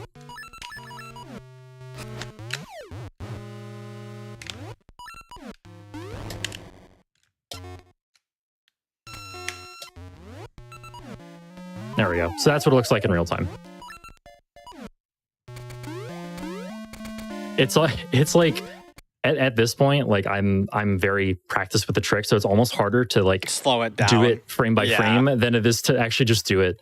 But yeah, I hope that was sufficient enough of an explanation. That was a fantastic explanation of that trick. Yeah, I just hope it was clear. Like that's the only thing, is like I feel like it's very difficult to explain what exactly I'm doing there. But yeah, that's hide and seek skip. So, and I guess so basically, let me see if I can recreate it for you. You're using the pause menu to buffer your inputs. You plant a bomb. You jump at a specific frame. Then the first frame that Link is standing, you pause buffer, and 3 frames after you hold left, or no, sorry, 3 frames after you hold the magnet glove, then that'll knock you over to the other side, and then you want to spend as few frames as possible after you turn left, and then you grab the rock, and then the rock's gone. Yes. Yep. So you said after Link is standing. If by standing you mean vertical, like in an upright position, yeah, you got it. You got it spot on. Yep, and that's so that is I guess that's where I'm going to leave off. Oh, by the way, these are smiley faces in the lava. Just thought I'd point that Actually, out. that's hilarious. I never noticed that. So yeah, I think that is a good place to pause. Do you have anything you want to close out? Knowing that we will come back to this, do you have any thing you want to say about the run, about the first part, anything like that? I'll answer a question real quick in chat. Actually, yeah, in my opinion, this is the hardest skip in the game. This is one of two double frame perfect, or technically double frame perfect tricks in the game. The one in Dungeon 8 that we do later is not quite as technical, although it is still double frame perfect. But like, it's not like it's just doing straight up 2 double frame perfect inputs with a setup. It's not anything like this complex, though. It's not quite this complex. But yeah, other than that, as far as that goes, like, all I can say is shout outs to the Oracle's community, both in seasons and in ages as well, to find, like, by the way, I found like none of this. This was a huge community effort by a lot of different people to find these skips, and just a lot of reverse engineering, a lot of science goes into it. And but yeah, thanks for having me on to showcase some of the stuff. And I think it looks like I might be coming on for a part 2, because this is going a lot more thorough than I had imagined. So to answer the question in chat, when's part 2? We're not sure. This is kind of a spur of the moment thing. This was supposed to be the entire thing, but TLoZ is doing an incredible job of slowing everything down, showing, like, you know what I mean. I'm slow. No, I know what you mean, though. You're taking the time to break everything down, explain everything really well, make sure that it's very easy to understand, and you're very passionate about it, which is awesome. It just means that it's taken longer than we expected, and we can't keep going at this rate. We'll be here till probably 5:30 in the morning where we are. We're in EST Eastern, so it's just not feasible for us to do a second part right now, or to finish it off. And it's probably going to be better quality tutorial if we do a second part sometime else. So we'll have to figure out a time for that, and then we'll let everybody know as soon as we can through announcements on other shows, or however we can get the word out. So yeah, the short answer is we don't know right now, but hopefully soon. Thank you so much, TLoZ. You're super passionate about absolutely. This game. You're nailing it. Like, I feel like this is so clear, so precise. Like, this is a fantastic tutorial. Yeah, I want to see more people run it. So, like, it's and I know that a resource like the last, although it's very good, the last resource that was made is a little bit outdated. But like, it's still really good for beginners. And I know that this is like slightly more advanced than beginner stuff, but especially the last part of this. But, that's why I want to make it clear, like, these two resources can be in tandem with one another. So we will unfortunately be ending the stream here. So just before we go, I will just make a few quick reminders. Unapologetically Black and Fast submissions are now open. This is a new reoccurring hotfix marathon. Black runners are front and center in a celebration of Black joy. The first iteration is going to be February 13th and February 14th, and it's going to be for 12 hours each day. Submissions are open now, and they'll be open until January 23rd. And a schedule will be released on the 1st of February. For more information on that, just for the link to the submission form, you can type !UBAF in chat. And we have Frost Fatales on February 27th to March 5th. You can use !FF in chat, or you can go to gamesdonequick.com/famefatales for more information on that. We are going to go to a quick break screen while we look for somebody to raid. Or actually, are we going straight to a raid, Richard? I probably should have asked before. Okay, we're just gonna go straight to the raid. So we're gonna raid somebody. They're doing a speed run. We're gonna cheer them on. Hope everybody enjoyed the show tonight. Have a great night, everybody. We'll see you next time. Hello, everybody, and welcome back to the GDQ Hotfix. This is How to Train a Speedrunner. We normally don't have a show this week. We are on an off week for us, but for those of you who were here last week, we had TGH on teaching us Legend of Zelda Oracle of Seasons, and it went a lot longer than we expected, and we had to cut it off at about the halfway point, about 3 hours in. So we're actually coming back this week to finish off that tutorial and do the second part. So we're going to have TGH finish off the Oracle of Seasons run and teach us the rest of it. Before I kick it over to him, though, I do just have a couple of quick announcements I'd like to make. We have a new reoccurring hotfix marathon called Unapologetically Black and Fast. That's going to be coming up in just over 2 weeks now. It is a celebration of Black joy, and Black runners are going to be front and center. Our first iteration is going to be February 12th and 13th, and it's going to be 12 hours a day. The schedule is going to be released on February 1st. We also have Frost Fatales is coming up at the end of next month, February 27th to March 5th. You can use !FF in chat, or you can go to gamesdonequick.com/framefatales for more information on that. With all that said, I do have TGH here. How are you doing, TGH? Not bad. Glad to be back on for part 2. It's all my fault. I'm sorry. It's all good. I appreciate how in-depth you've been going, and it is great to have you back a week after. Thank you so much for being here. Yeah, glad to be here. Seriously. Thanks. Yeah, absolutely. It's my pleasure. Do you have anything you want to go over just really quickly as a catch-up before we get back into it? I think, I was just planning to kick right off, after where hide and seek skip was, Sure. which was the last thing I went over, the last time the last time I was live. Yep. So, basically, I guess my answer is no to that. I wasn't prepared to do hide and seek skip again. I think I'll forego that this time, but yeah, if basically, once this is live and once this is recorded and there'll be a video of that, I guess. But for right now, yeah, let's just pick right up where we left off. So once you actually complete hide and seek skip and pick the rock up from the hole, you'll spawn back here. You'll spawn where you entered the screen from. So you're gonna use a Pegasus seed here, and we're just gonna jump over into this staircase. Oh, so something I did want to go over actually. So yeah, this is what you skip, by the way. You skip this cutscene right here. So ordinarily you'd go into Northeast Holodrum, you'd come out that portal, and then you'd jump into here, and then these subversions would come and jump you and steal your feather. And then you'd go through a whole sequence of stuff over on the west side over here. But we don't want to actually do that. Instead, we're just gonna go here. This room has some moving platforms. You definitely want to use a seed here. After you actually do hide and seek skip, you want to check your number of seeds. You want to see how many seeds you actually have. If you have 2 seeds, if you only have 2 seeds, don't use a seed here. If you have anything more than 2 seeds, use a seed here. Because this underground section, particularly the second screen, you want to use a seed here to actually get through the room cleanly.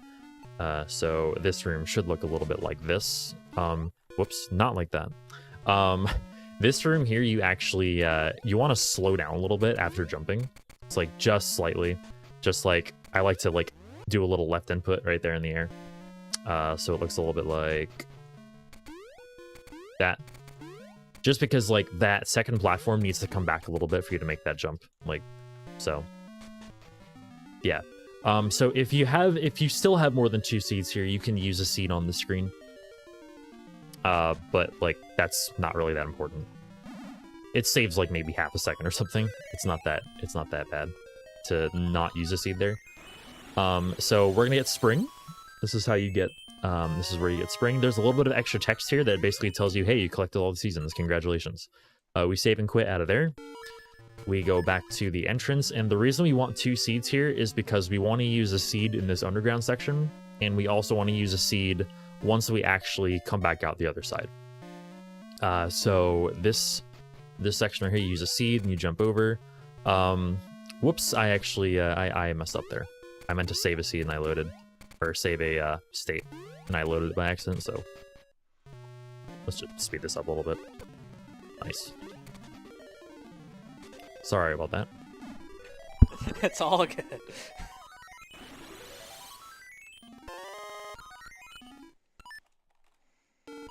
Just pay no attention to the fact that my game's going extra fast right now. Okay. So here, let me save a seed. There we go. Or save a state. Okay, so you want to use a seed, and then on this screen right here, you can wait for the platforms to start moving towards each other to jump there. If you don't wait, it makes it really difficult to actually cross there. I swear, sometimes I make the perfect jump off the edge of that platform, and I still don't make it. I'm not really sure what is up with that, but that jump right there is really difficult. Trust me, it's a lot harder than I'm making it look there. I don't know how I just made it 3 times in a row, but that jump is not easy. Neither is that one, apparently. There we go. All right, so 1 seed left, and we're going to use that to actually get back to the portal we came in. Or not the portal we came in, another one. Yeah, you want to equip Gale Seeds and Sword here, and immediately we're going to use a Gale Seed. Yes, Japanese is faster than English, by the way, just in text. The text alone makes it much faster. You want to Gale Seed to this tree right here, the Spool Swamp tree. Grab the seeds and teleport away again with Gale Seeds. And then we're going to go to Sunken City, right here. So collect more Gale Seeds, and then equip Pegasus Seeds and Feather, and come up here. Make sure to jump. Okay, so use a Pegasus Seed and jump over the first bit of water that you come across, just because you know, you want to maximize the higher speed of your Pegasus Seed movement. This screen right here, just like kind of cuddle up close to that bottom fish, and so you can beat the cycle. Mash A to swim faster, by the way. No matter what, like, so in Link's Awakening, you can mash like Feather to swim faster across like on ceilings, but in this game it's always A to swim faster.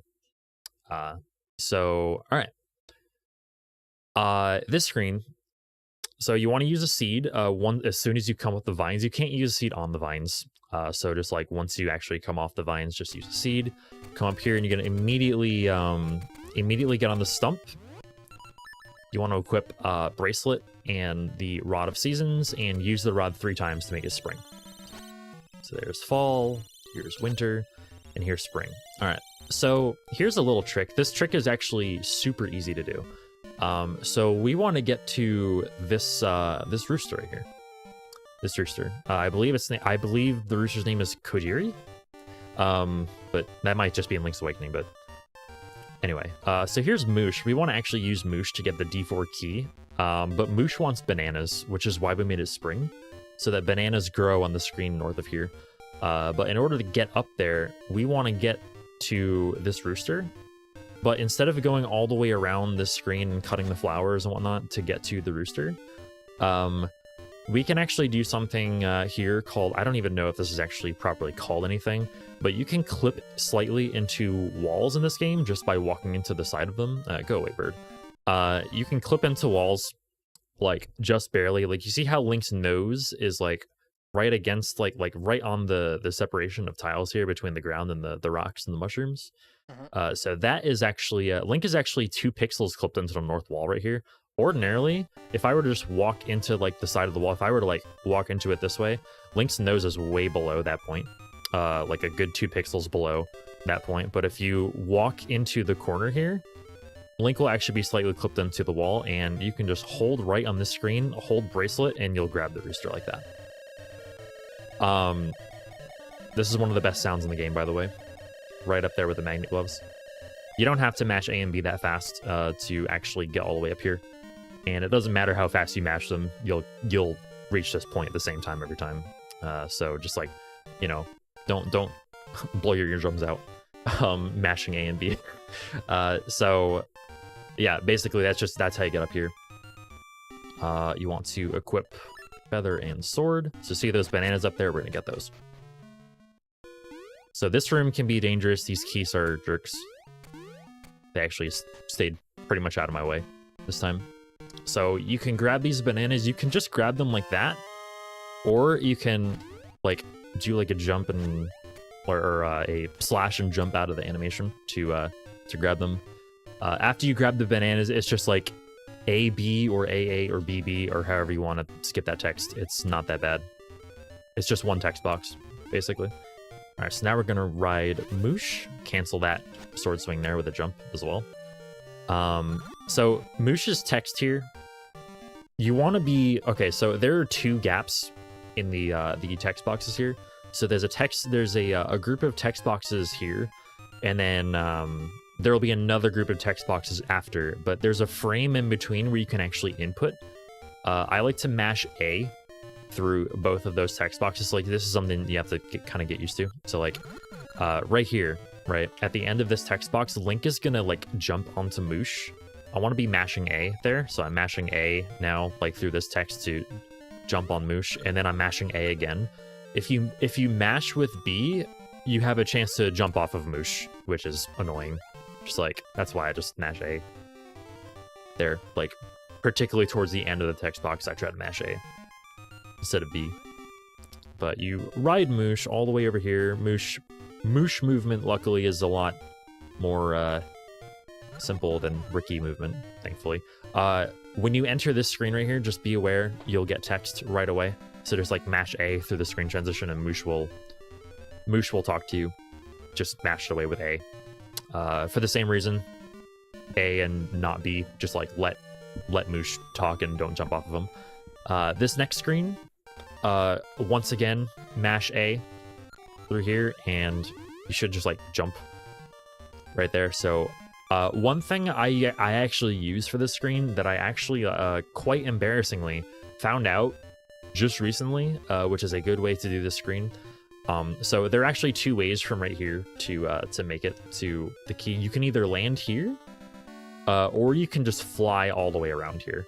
So you can either do this, just like mash A all the way around and Moosh will make it there. Or the amount of hole tiles that you see here actually corresponds to the amount of times you press A in the air. So 1, 2, 3, 4, 1, 2, 3, 4, 5 to make it. I found that out very, very recently. And like, you know, embarrassingly enough to admit. But either way you want to do that is fine. I don't think either way is particularly faster than the other. So don't worry about that. So you want to save and quit to come back up here. You'll spawn at these stairs. Come down here again and basically go the same way, except instead of jumping on Moosh, nice bomb drop. Instead of jumping on Moosh, you want to equip the Rod of Seasons and your Pegasus Seeds and dash over here. Just do your best to avoid that. Tektite sometimes can spawn in your way. Just avoid him. Just like don't try to engage him with the rod. Just walk around him, basically. This screen right here, so these enemies can be real jerks. Just do your best to avoid the likes and the moblin. Like honestly, sometimes the moblin will just spawn in your way. If you need to, equip feather or sword to either jump over him or kill him. Like it's not that big of a deal. It's hard. Sometimes it's hard to avoid like this situation. I could have gone through there, but equipping the feather is whatever. Just especially if you're low health like I am right now, like definitely keep that in mind. Sometimes you can use the rod to fend him off, but generally you either want to go through them or jump over them. Using the rod sometimes is kind of unreliable. The likes, by the way, likes do 0 damage. So if you don't want to take damage, just like, you'd rather run into a like than a moblin, essentially. You want to swing the rod 3 times here to make it winter, and then during the fade in transition, because again, fade in transitions save time to menu during, you equip the feather and use another seed to go over here. Try to jump over the moblins if they're in your way, like that. Jump up that staircase and go in here. Immediately, so like entering this room, I actually like to like roll from B to A to use a seed and immediately jump. like ideally you'd make it all the way to the staircase with the seed, but because I was demonstrating that, I kind of didn't, but that's okay. This room right here, so it looks like you can't quite make this jump, but you actually can. So it actually looked like I got a damage boost there from the key, so it didn't matter. I would have made it anyway. So should look like that. But if you move a half a tile over, it's actually like, it actually makes this jump a lot easier, moving a half tile over, because it makes it so that you like land midway between the tiles, which is nice. So just like move over and then jump like that, and that jump shouldn't be that bad. Coming out on the fade in transition, you want to equip Feather and Bracelet, and you're gonna hold the rooster again, mash A and B to get across, and enter the key into the keyhole. As far left as possible, just to save some walking frames.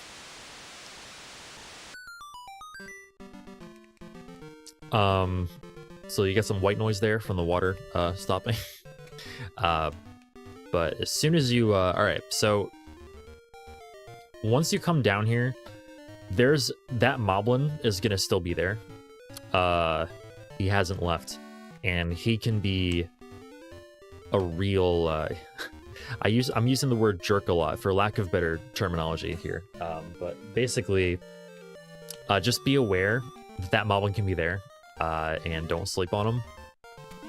But yeah, he actually spawned in like the best place possible there, but just be aware that he can be here. If he does spawn here, feel free to equip the rod and like try to swat him away, or just try and jump over him.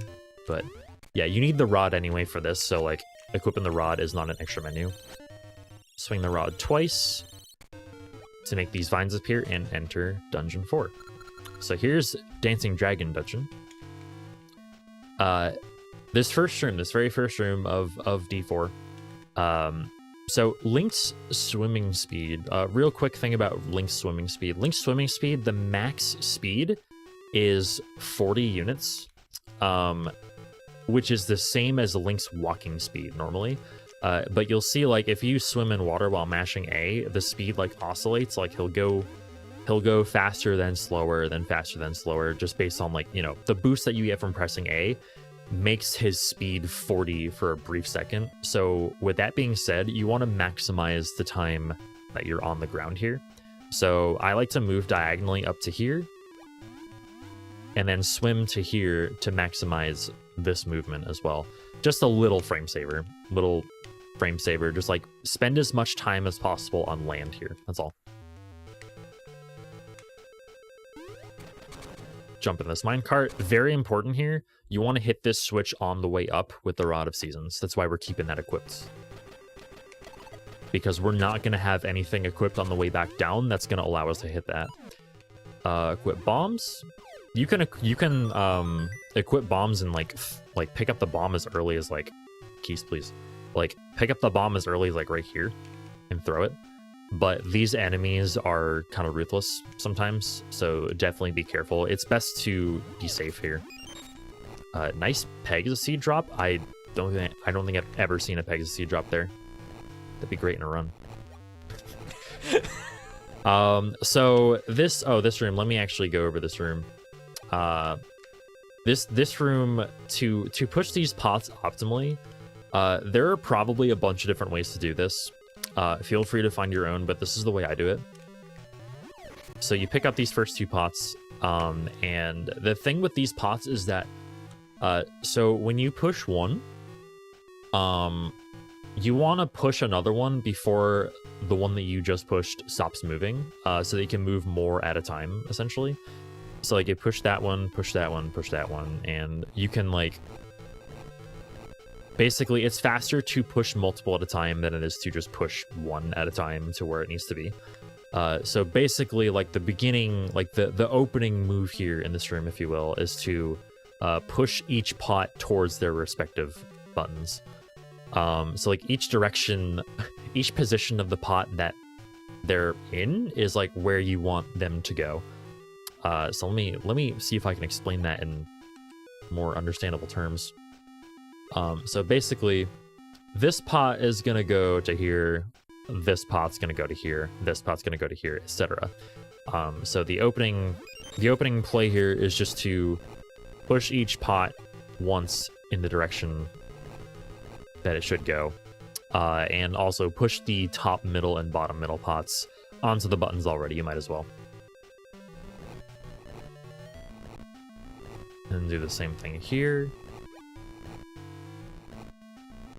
After pushing this pot onto its button, I like to equip feather and seeds here.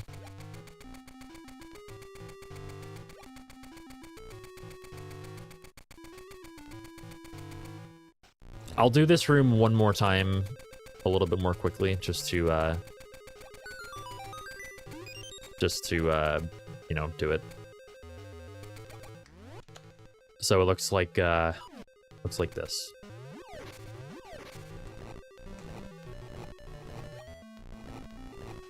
And then Link just, I forgot to mention, Link just stands on the last button on the left side. So I'm actually not going to use a seed here because I don't want to use more seeds. And I didn't save a state before this because I'm smart. So you don't have to use seeds here. Like, you don't have to use seeds anywhere I am unless I, like, say otherwise, essentially. But basically, so yeah, for that's, cycles and stuff, right? Yeah, like there's a point coming up where it's necessary, but anywhere else, like anywhere you want to actually like allocate your seed usage, like you can do it. It's you can personalize it yourself, but yeah, I would recommend like using seeds where I do, but like until you get used to the run, it's kind of hard to like really allocate them properly. So like just use them where you want at first. Like that's fine. All right, unless you know unless like you actually need to use one coming up. So from here, you get back in the minecart, and see we have feather and seeds equipped here, so we can't hit that. So we have to hit it on the way up, that lever there. This room, you want to just push this up. If these guys get in your way, these gels, just equip sword and kill them. That one I actually could have gotten away without killing it, but like just to demonstrate, just like equipping sword and killing. If you do equip sword on this transition, re-equip seeds and use the seeds. If you don't equip sword, you don't have to worry about that though. So just come down here, try your best to avoid the keys and these bubbles. All right, so this room, let me actually demonstrate this. So there was a situation in Dungeon 3 earlier in this tutorial where I showcased like pausing, actually interrupting the fade animations, right? And how moving platforms, like their cycles, actually just like they pause along with your pause, whereas otherwise they keep going. So I usually I buffer select there so that I can make it over that platform. Watch what happens when I don't do that. See how much of a difference that makes? That's a huge difference. Yeah, so using the select buffer there just allows you to actually get over that. This room here, y'all may have played Mega Man. This game was made by a Capcom subsidiary, after all, flagship. So this is basically Heatman stage. The disappearing and reappearing blocks. These blocks always disappear and reappear in the same pattern, or the same way every time. It is not RNG. So what I like to do is, as soon as this block appears right here, I jump. And like, you can trust that. You can trust this block appearing right here. And as soon as this block appears, you could just jump onto it and you'll be fine. So, and then just like keep going. Like that. I normally actually don't do exactly that, but I usually do something like that. There we go.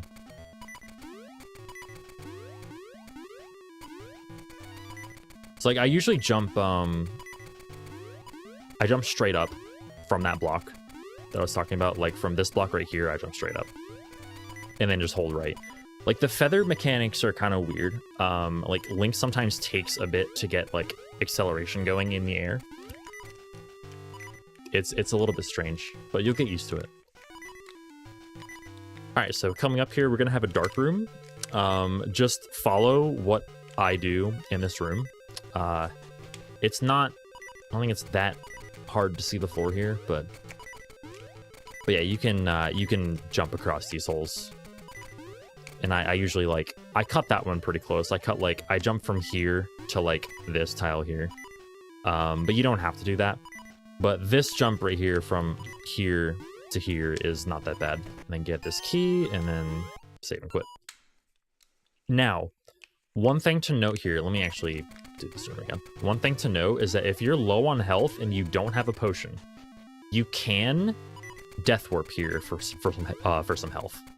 Like, that is an option that you have. So like, if say I have 1 heart and I don't have my potion, I do have my potion, so I'm not gonna do this. But you can fall in the hole twice. You'll fall in the hole here, and you'll spawn at the staircase, and then you'll fall in the hole again, and you'll just die instead of saving and quitting to get back to the beginning here. But essentially, saving and quitting does the same thing. It's just a little faster. So from here, we're gonna go east. Now that we have a bunch of keys, or 2 keys. This room right here, so since we use the seed here, the spacing of jumps like over these spikes is actually, it actually seems a little weird. But if you jump diagonally here, if you jump like from here up here, the spacing works out perfectly. That was a bad example. Oh, I didn't save a state, whoops. All right, we'll do these rooms again, I guess. I'll get back in the groove of saving states. Okay.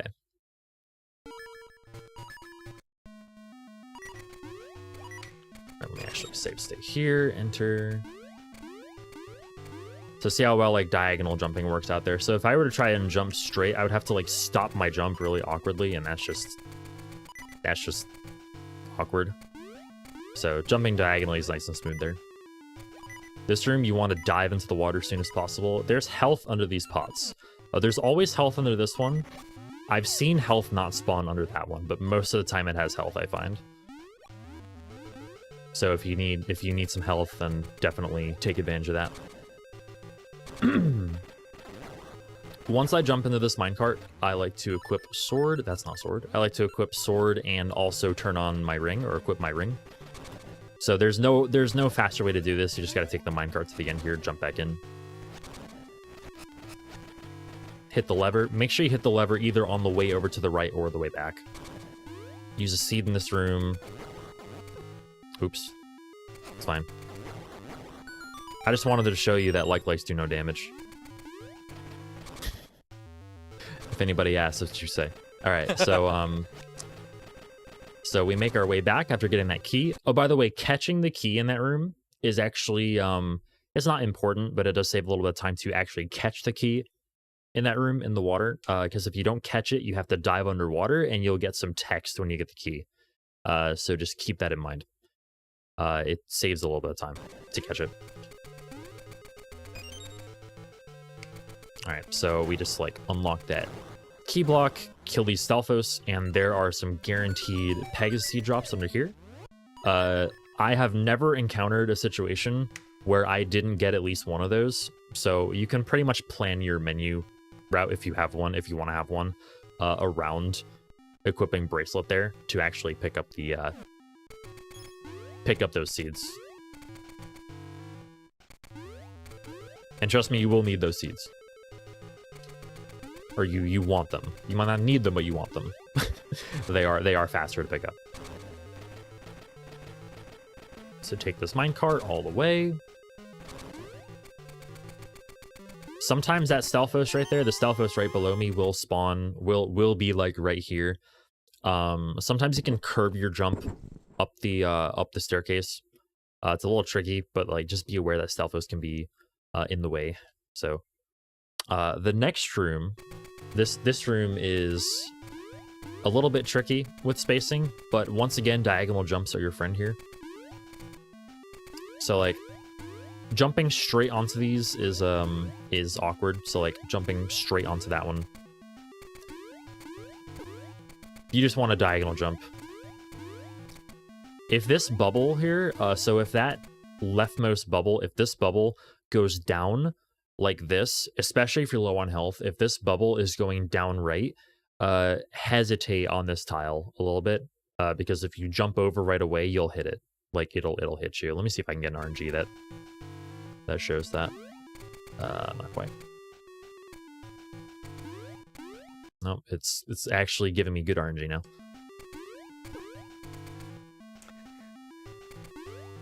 As is standard with the rest of this tutorial, you're only getting the same RNG. Yeah. Yep. So it's mainly because of the way RNG works in this game. Like there aren't many things. I think I went over this before, but there aren't many things that actually roll RNG. So yeah, it is kind of easy to get the same RNG a lot of the time. Yeah. Good to know for practicing, by the way, if you want to practice the stuff. If you want to practice different RNGs, like equipping the sword and slashing a few times is a good way to do it quickly. Otherwise, just like letting RNG, like, you know. You might have explained this last week, but I'm gonna ask again because I don't remember. Do you know how many different like RNG seeds there are? Whatever 256 squared is. I think it's like 65,536. Okay, gotcha. So yeah, something along those lines. There are a lot of them, but they are easily manipulable, at least, or at least compared to other games. Yeah. So before you enter this, just be aware that thing can hit you and hesitate if it goes down right. Basically, I can't seem to get the right RNG for it, but whatever. So here you want to equip sword and ember seeds. So here we have for those of you who've played Link to the Past, you might recognize the premise of this boss or this mini boss.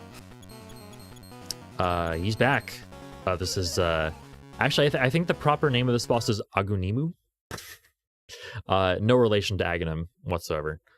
But all right.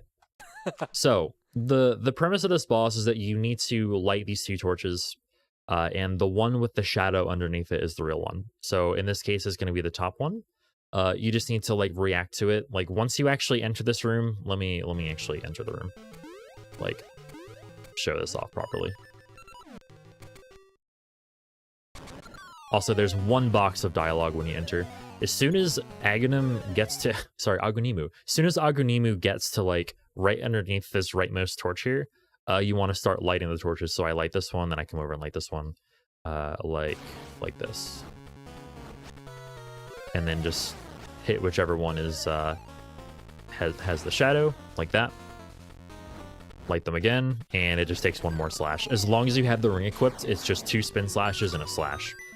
You can collect the fairy and move on, and jump into the minecart. I would recommend. So there's a jump at the end of this dungeon that is kind of difficult to pull off. If you don't want to deal with that jump, I would definitely recommend collecting some ember seeds here. Each of these bushes have a 50-50 chance to spawn one. So you have like those, and if you don't get one there, you can come over and hit those. But yeah, leaving this room with 20 ember seeds is not a terrible idea. Just gonna throw that out there. So here we go. We're gonna jump in here, and we're gonna equip feather and Pegasus seeds and unequip the ring. Unequipping the ring, I would highly recommend unequipping the ring here, because it's really easy to take damage in a lot of parts of this dungeon. You know, kind of like this game altogether. It's just really easy to take damage altogether, and with the ring equipped, the damage that you take is effectively doubled in this dungeon. So definitely be wary of like where you have your ring equipped, and yeah, see, like these keys are being mean. So like right now, I would have 4 hearts if I didn't unequip the ring instead of 5.5. Like it's kind of huge. It's a big difference, especially when you consider that Goma, the boss at the end of this dungeon, deals with its strong attack. It deals 1.5 hearts of damage. Yeah. So we got the slingshot, by the way. So that room, by the way, I call it Indiana Jones room 1. There are 2 of them in this run. So trust me, I'll see you later. So we got the slingshot from that room. That room is pretty simple. I didn't really go over too much, but just like, you know, make sure you know where your seed's gonna run out. It'll run out like somewhere near like the western part of the room. Just like be wary of that. grab the slingshot. The slingshot chest only has one text box, so just mash that away with 2 presses of B or A or whatever. And then leave, jump back in the minecart, and come back up here to where the mini boss room was. We're going to come up here, and we're going to spawn the key chest up here by using the slingshot for the first time. Just go back through that room the same way you came in. And here we want to equip the slingshot with ember seeds over your Pegasus seeds. And you want to go 1, 2, 3. Oh, I missed. Okay. If you miss, you can get it when you go past. That's actually a good demonstration of that, I guess. If you miss, you can like don't panic, just like hold left and mash the slingshot button. And then from there you can save and quit. Like as soon as you hear the jingle, you can save and quit. So now we go back in here. So now we're gonna go back down. The route through this dungeon is kind of it's kind of windy, and you go through a lot of the same rooms a lot of different times. I find myself, in order to remind myself where to go, I find myself looking at what I have equipped, which might be weird. I don't know. It might just be a me thing, but like, that's just like something that I've gotten used to. Like I say like, oh, like which way do I go? What do I have equipped? Oh, I have this equipped. I have feather and slingshot equipped. Okay, I gotta go down. It's like, so that's just like what I think of when I when I try to figure out which way to go, is I look at what I have equipped. Because sometimes I can't really remember otherwise. This room here. Okay, so coming into this room on the minecart, we're going to be hitting some switches with the slingshot. Now, the keys in this room are going to do everything they can to keep you from accomplishing that goal. So your goal here is to hit 2 switches, and if keys get in your way, you have to react appropriately. You have to like fire another shot right away, and you can use pause buffers to sort of like figure this out, or like to like react well. But it's like I fire 1, and I'm getting really lucky. The keys like never actually got in my way. But here, let me see if I can. Okay, yeah, see, like, that keys would have been in my way. I need to equip the sword just to, like, change the RNG here. It's like, that keys was in my way, so it didn't work. I have to redo the entire room, and, like, see what I have to do when I miss? I have to take this minecart all the way back up, and all the way back here before I can try again. And it's just, like, it's just pain. It's just pain. So... Yeah, that's rough. So what I do is, like, if I see that keys is getting in my way, I try and fire another one and hit it like that. You can get around the keys RNG. You can. It's not easy, but you can do it. Otherwise, you're taking a couple of trips back and forth across the tracks here. But yeah, if you're lucky, nothing will get in your way. What I like to do on the second one, though, what I like to do is I like to pause here and equip my Pegasus seeds here. And if I see that a keys got in my way, I just unpause and fire another one. It's just like a good way to, like, you know, freely react to... I've had a keys come from, like, seemingly out of absolutely nowhere before and block my shot. Like, that can happen. And yeah, you don't want that to happen. You don't want the keys to actually block your shot. Okay. So coming up, we're going to be going up here and then to the right, and there are a couple different ways to do this next room, but you want to use a seed here. And so ordinarily the game wants you to come over here and jump across these holes there and do that.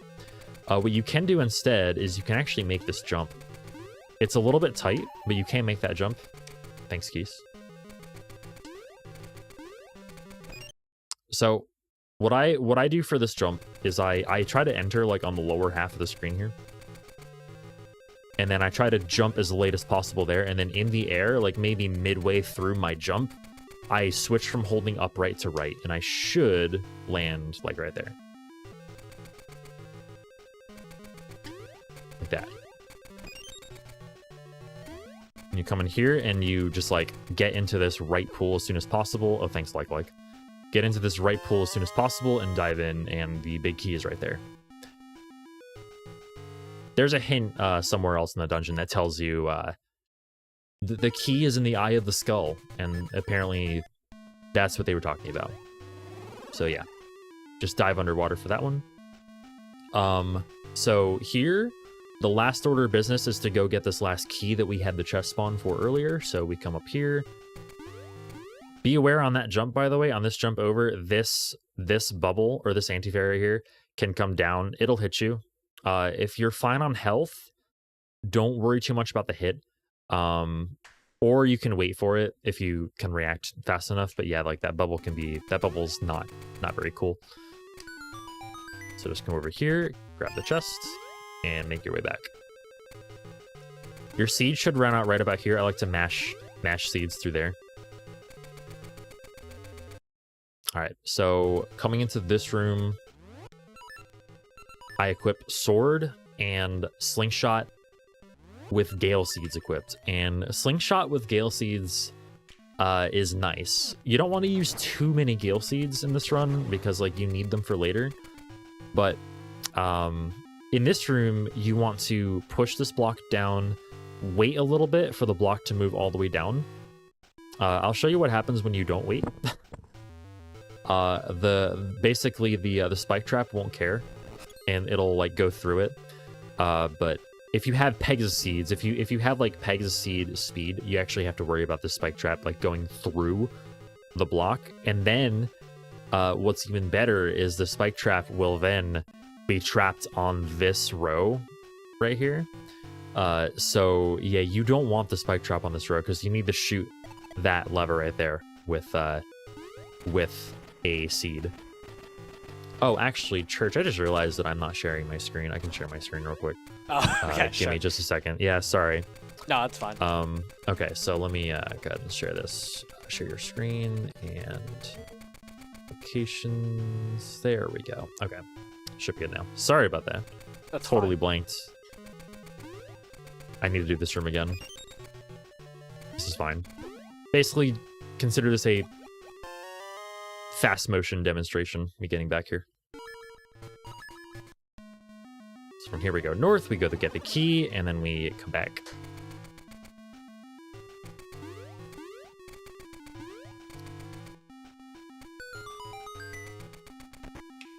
Yeah, there's a hint for it. I think the room with the key that drops in the water tells you, I think, if I'm not mistaken. All right, so I'll try and show what happens if you are too fast here with this. Yeah, see, this thing comes over and then it gets stuck there, and yeah, you get hit again. So yeah, you don't want that to happen. You want to wait a little bit. Also, you want to equip the ring as well. I don't think I mentioned that. You want to equip the ring because the next room, the very next room has some wizards in it that you don't actually have a chance to one-shot with a spin slash if you don't have the ring equipped. So this room is entirely improv. The spawns are random here, so you just need to kind of like react to what they do, which can be difficult. You can get some really bad RNG in this room sometimes, and you have to wait an extra cycle, but ideally it can be done in 2 cycles, like that. But yeah, this is why you want the Gale Seeds with Slingshot equipped, because they take care of these guys really handily. You can also Slingshot through the minecart, by the way. The minecart is not an obstruction. Just don't get back in the minecart. Please don't get back in the minecart. Ooh, that would be... Yep. Oh, I actually messed up there. Yeah, just do not get back in the minecart, whatever you do. Yeah, one slash won't quite do it, but that's fine. Will they only spawn on screen, or can they spawn in like that bottom left corner off screen? They will only spawn on the screen. Okay. Yeah. So so all 3 of them will spawn on the screen. That doesn't mean you'll automatically be able to get to them, but they will only spawn on screen. They can spawn like as far away as possible from you while still being on the screen, but yeah. Just be aware of that. Sometimes you can get a situation where you just can't get to it, and that's fine. Just wait an extra cycle. From here, you definitely want to unequip the ring and also equip Pegasus Seeds and the Feather. for the upcoming screens. So this upcoming screen you can do in one of a couple different ways. This is the screen I was talking about where there's a tricky jump. There's a jump here that is, I think, depending on like whether or not you're on a full tile or a half tile here on the Y coordinate going up and down. You have either a 2 or a 3 frame window to hit this jump. It is a 3 tile wide jump. So yeah, I think I went over 3 tile wide jumps last time, but yeah, basically there are 2 or a 3 frame window. So yeah, this is why we want Ember Seeds. Like normally you shoot a couple of torches to make a bridge appear and then go across the bridge, but it's faster to save the equip and just go across. So I'll go over the different ways to do it. So the optimal way to do it is to do this. Use a seed right away. And I like to pause here. So right where I am, actually, right where I am is perfect. I can actually buffer out of the menu. I can buffer right and a feather usage to make it, and I'll definitely make it. Like you see how like what's a good cue to use here? Basically, I just look at like how much of Link's sprite is like off the edge of the cliff here, but I basically hit the frame I was looking for straight on here. So when I unpause, I can buffer right and A and just make it there. However, it's not always that simple. Also, that bubble can get in your way. I'm too far now. Whoops. So right here, I'm too far. If like half of Link's sprite is over the hole, that's too far. I won't jump. I literally just won't jump if I were to buffer right in A. So I need to fix myself, basically. I need to hold left. If you hold left, you won't fall, and then like you can try and make it from there, and I happen to make it there. If you don't feel like doing this jump, you can just on the transition here, equip Ember Seeds, and do this. And do that. And then re-equip, you can equip the feather and the item that you need next, which is Slingshot and Send Seeds for Goma. Because we're entering Goma's room very soon. But just so that I can keep my menus where I know they will be, I'm gonna go ahead and okay, nice. I'm gonna go ahead and just make this jump the way I normally do. There we go. All right, avoid the enemies here. Just like jump over them. This room can be a huge pain. The best advice I can give for this room is just keep jumping. Stay as close to the middle of this platform as you can and keep jumping. This platform moves very fast around the room. The keys in this room can and will knock you off. So just definitely just stay jumping. If you jump, you don't get knocked back as far by keys. All right, Goma. Let's see now. Goma is not the easiest boss in this game. It's actually pretty precise. So Goma has a claw, basically. Goma has a claw that it will shield its weak spot with. Its weak spot is its eye. This is a Zelda boss after all. So Goma will use the claw to block itself. However, you have a 2 pixel window to stand where you can hit the eye without getting blocked. So this pixel window will change. So the first 3 hits you can get on Goma, you can stand on the very middle of like a column of tiles and get 3 shots in, and then you have to move slightly to the left to get the rest of the shots in. And then from there, it's just praying that Goma doesn't move from side to side for the rest of the fight.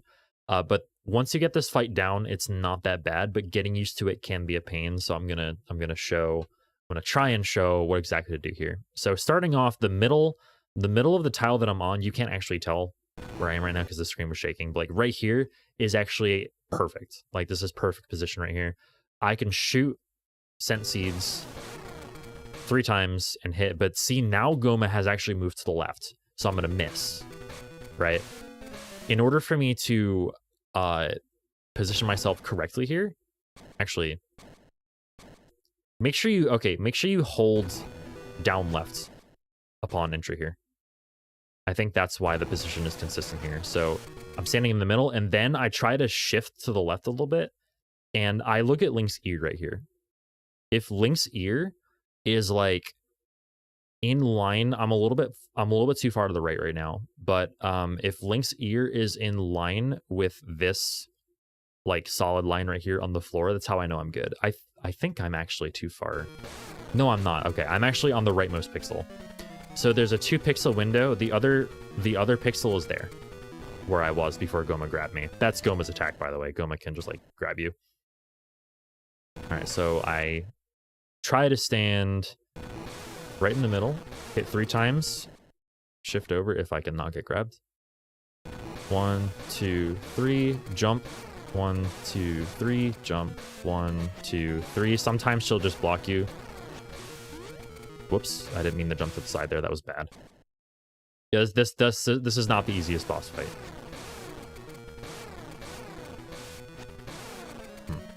And TGH is resetting to show you what an optimal fight is. You don't have to worry about it if you make a mistake.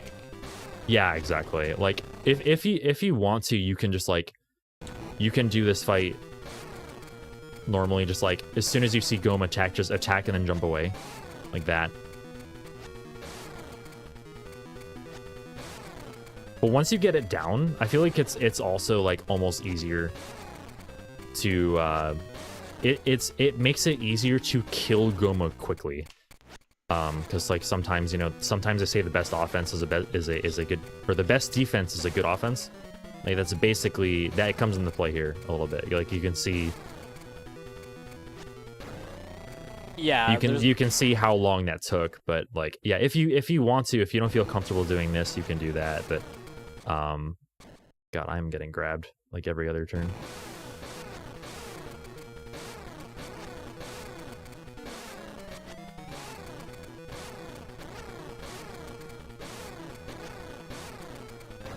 Just make sure that when you shift over, just do not, like I use a controller with a D-pad that I can sometimes like press too hard and roll over like an input and sometimes move to the right or to the left by accident. Just make sure you don't move to the right or to the left at all once you get this alignment. Once you get the right alignment, you don't want to move from it.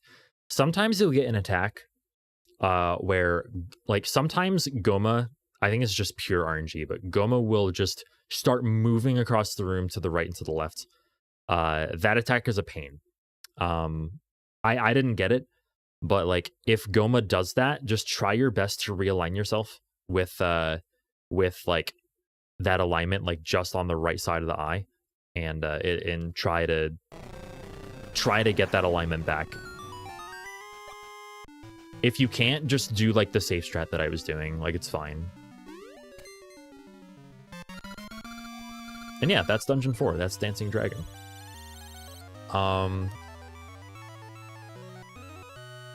Is it time for a break, or should I go a little bit longer?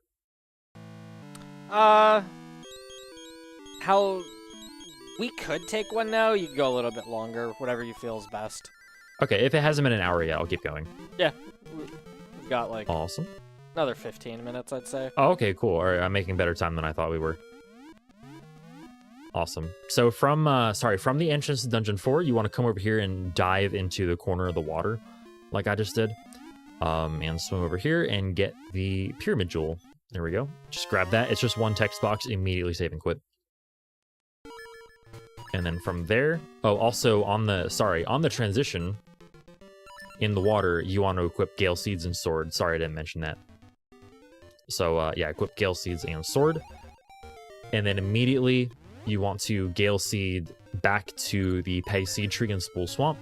Grab the seeds. And now this is the only time in the run where you use a Gale Seed to get here and don't warp away from the tree. So don't warp away from this tree. We're going to run over down to the right. Equip Pegasus Seeds. Keep Sword equipped. Equip Pegasus Seeds over Gale Seeds and run down here. Hi, Maple.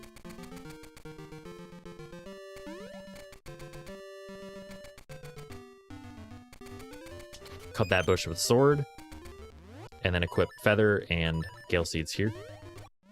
So we're going over here to grab is this the round jewel? Yeah, it's the round jewel. Okay, so we need 4 jewels to enter the next part of the game, which is Tarm Ruins, where Ancient Ruins is. So we visit this old man here in the cave, and he will give us the round jewel. Immediately, we come out of here and we Gale Seed to South Horon Village, down here, which is just an up input, by the way, on the map. Just like once you actually get on the map, you just press up. I think you can also press left, which is a little bit unintuitive, but yeah. So just press up or left to get here. And now I'm going to equip. All right, so this menu is a little hard to. It's easy to get this menu confused, but I equip Pegasus Seeds and Slingshot with Mystery Seeds here. So it's not actually faster. I know this is a fade-in transition, but I don't believe it's actually faster to equip anything on this fade-in transition because Link's movement is not changed in any way by the fade-in. So, like, it'll still take the same time for Link to land. Doesn't actually matter. But, yeah, so we use a Pegasus Seed and we head west of Horon Village. Basically where we did to get the sword for the first time in the game. In Hero's Cave. So we're heading over towards Hero's Cave, but not going in there. So you go down here, using seeds all the way. If this Octorok gets in your way, just shoot it with a Mystery Seed. So the way Mystery Seeds work in this game, I should go over this. The way Mystery Seeds work when you shoot them is when you shoot them, they come out as one of any of these 4 types of seeds at random. It is RNG, so it'll either come out as an Ember Seed, a Sense Seed, a Pegasus Seed, or a Gale Seed, and they'll each do different things to enemies, but they will 100% stun them at the very least so that you can get by them. There's a trick coming up where we actually save a menu by firing a bunch of Mystery Seeds at a torch to light it. And basically the strat is just to hope that one comes out as an Ember Seed and lights the torch. It sounds weird, but it is actually the fastest way to do this. So just be aware of that. I have run out of Mystery Seeds one time. I have run out of Mystery Seeds doing this before. It has only happened to me once. It really shouldn't happen. It just shouldn't. So, like, don't worry about it too much. But yeah, this torch right here, you want to fire a bunch of Mystery Seeds at, and one will come out as an Ember Seed, I promise you. Don't quote me on that, though. So you want to fire a Mystery Seed at the pile of bones here. At this pile of bones. I actually have the wrong thing equipped. So this pile of bones is going to come out as a mini Moldworm. This game has a sense of humor. This sign says that like a big beast rests here and you revive it with a Mystery Seed. But, oh, by the way, if you do happen to run out of Mystery Seeds on the torch, just go back to where D2 is, and you'll you can get Mystery Seeds there. Just like warp back to where D2 is. It sucks. Like, it takes a lot of time to do, but you really shouldn't. Yeah, like, I feel like you have to run this game a lot for you to ever come across that. But anyway, so you shoot this thing with a Mystery Seed, and you want to have regular Gale Seeds and Sword equipped. I like to wait for about 6 or 7 like explosion sprites here before I release my spin and just like swing up twice. I was a little bit early on that, but you get the idea, basically. So there, the beast has been slain, and we grab the X Jewel, and we warp away, and we warp back to here. By the way, the place I said to warp for Mystery Seeds is right here. So select this option if you want Mystery Seeds, and you'll warp here, and you can get Mystery Seeds here, like that.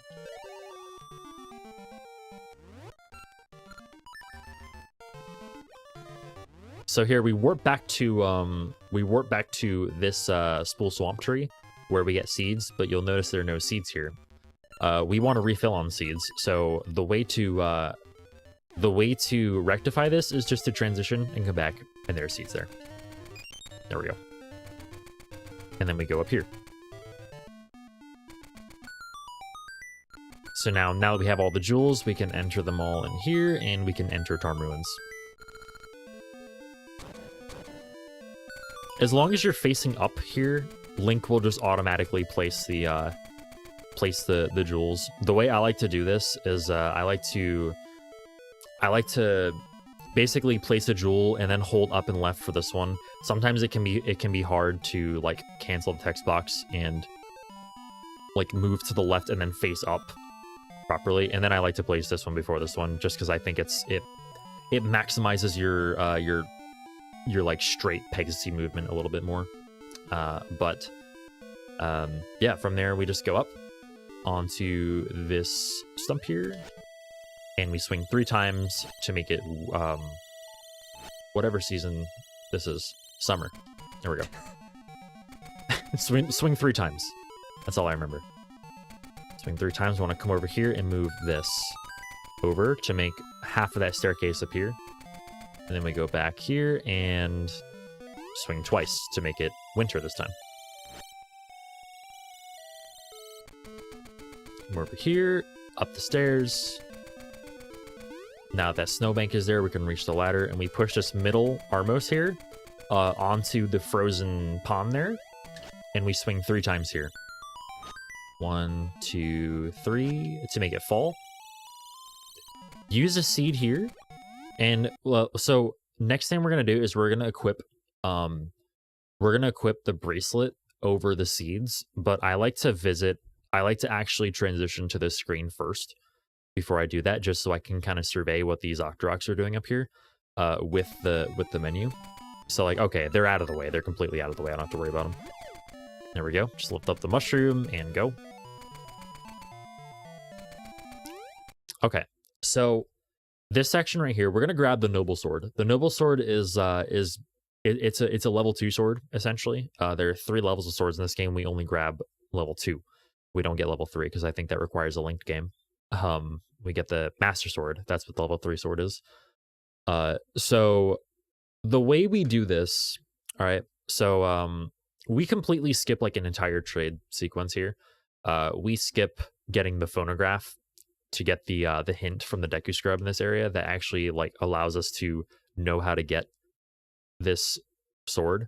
Luckily, we can get this sword anyway without ever getting the hint, which is really nice. So eventually I'll stop maximizing my window size there. I apologize. Eventually I'll stop doing that. But basically what you want to do is you want to swing once.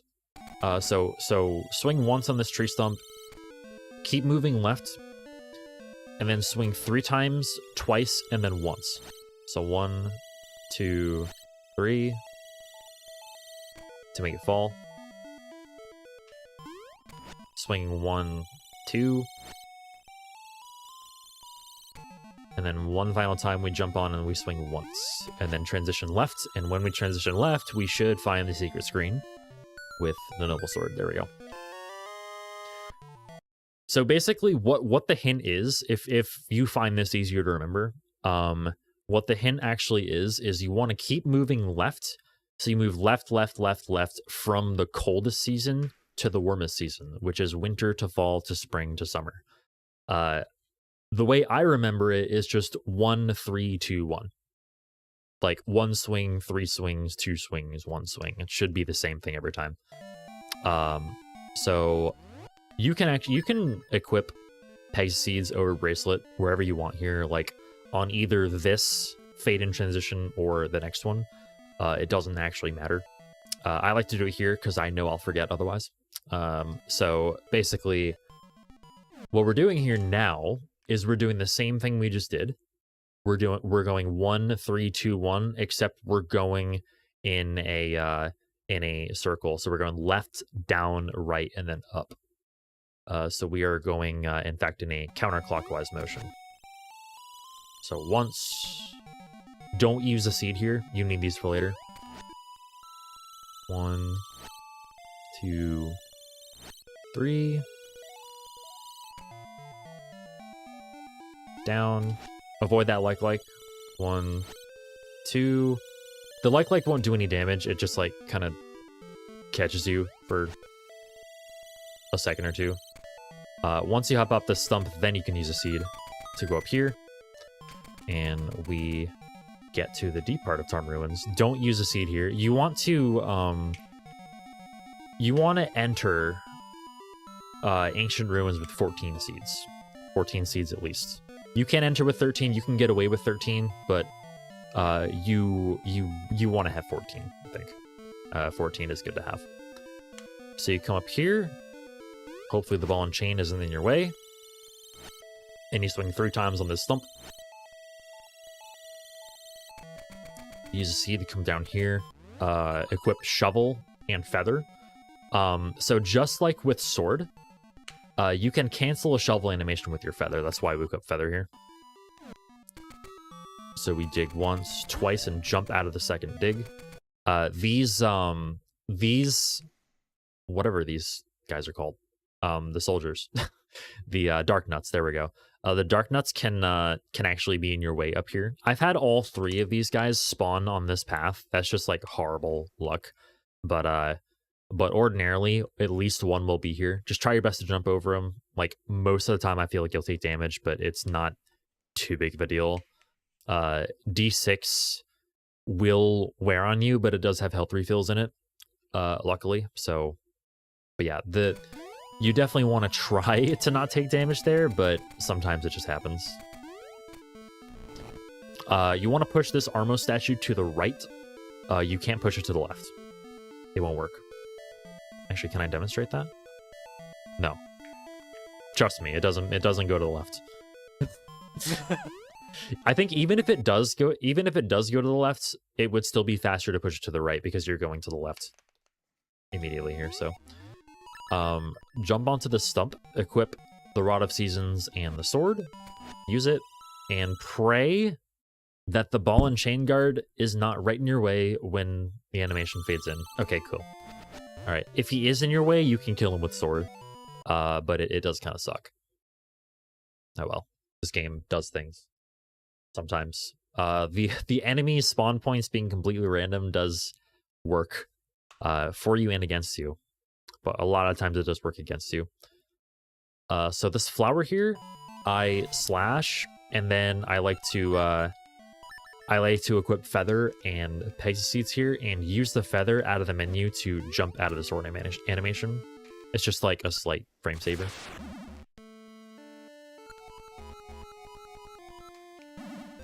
You can mash A and B there. I mashed B only for no reason. I don't know why I did that. Okay, so when you enter Ancient Ruins, you want to have 14 seeds, but here we go. Here's Ancient Ruins. So use a seed right away. We're gonna come up across a rotator right here, a rotating thing, a turntable, whatever you want to call that. Turntables. So just this dungeon is all about like doing your best to avoid enemy damage, despite like a lot of these rooms being just like completely full of enemies. These ropes here, these enemies are called ropes. They aren't snakes. They'll get mad if you call them snakes. These are ropes. They will try to charge at you if you are if you're like basically on the same row or column as them. If you're like on a cardinal direction to them, they will charge at you. Just be aware of that. So like you can use that knowledge sometimes to like lure them and jump over them accordingly or avoid them like that. But yeah, this whole dungeon takes time to get used to. Just do your best to jump over enemies if you come across them.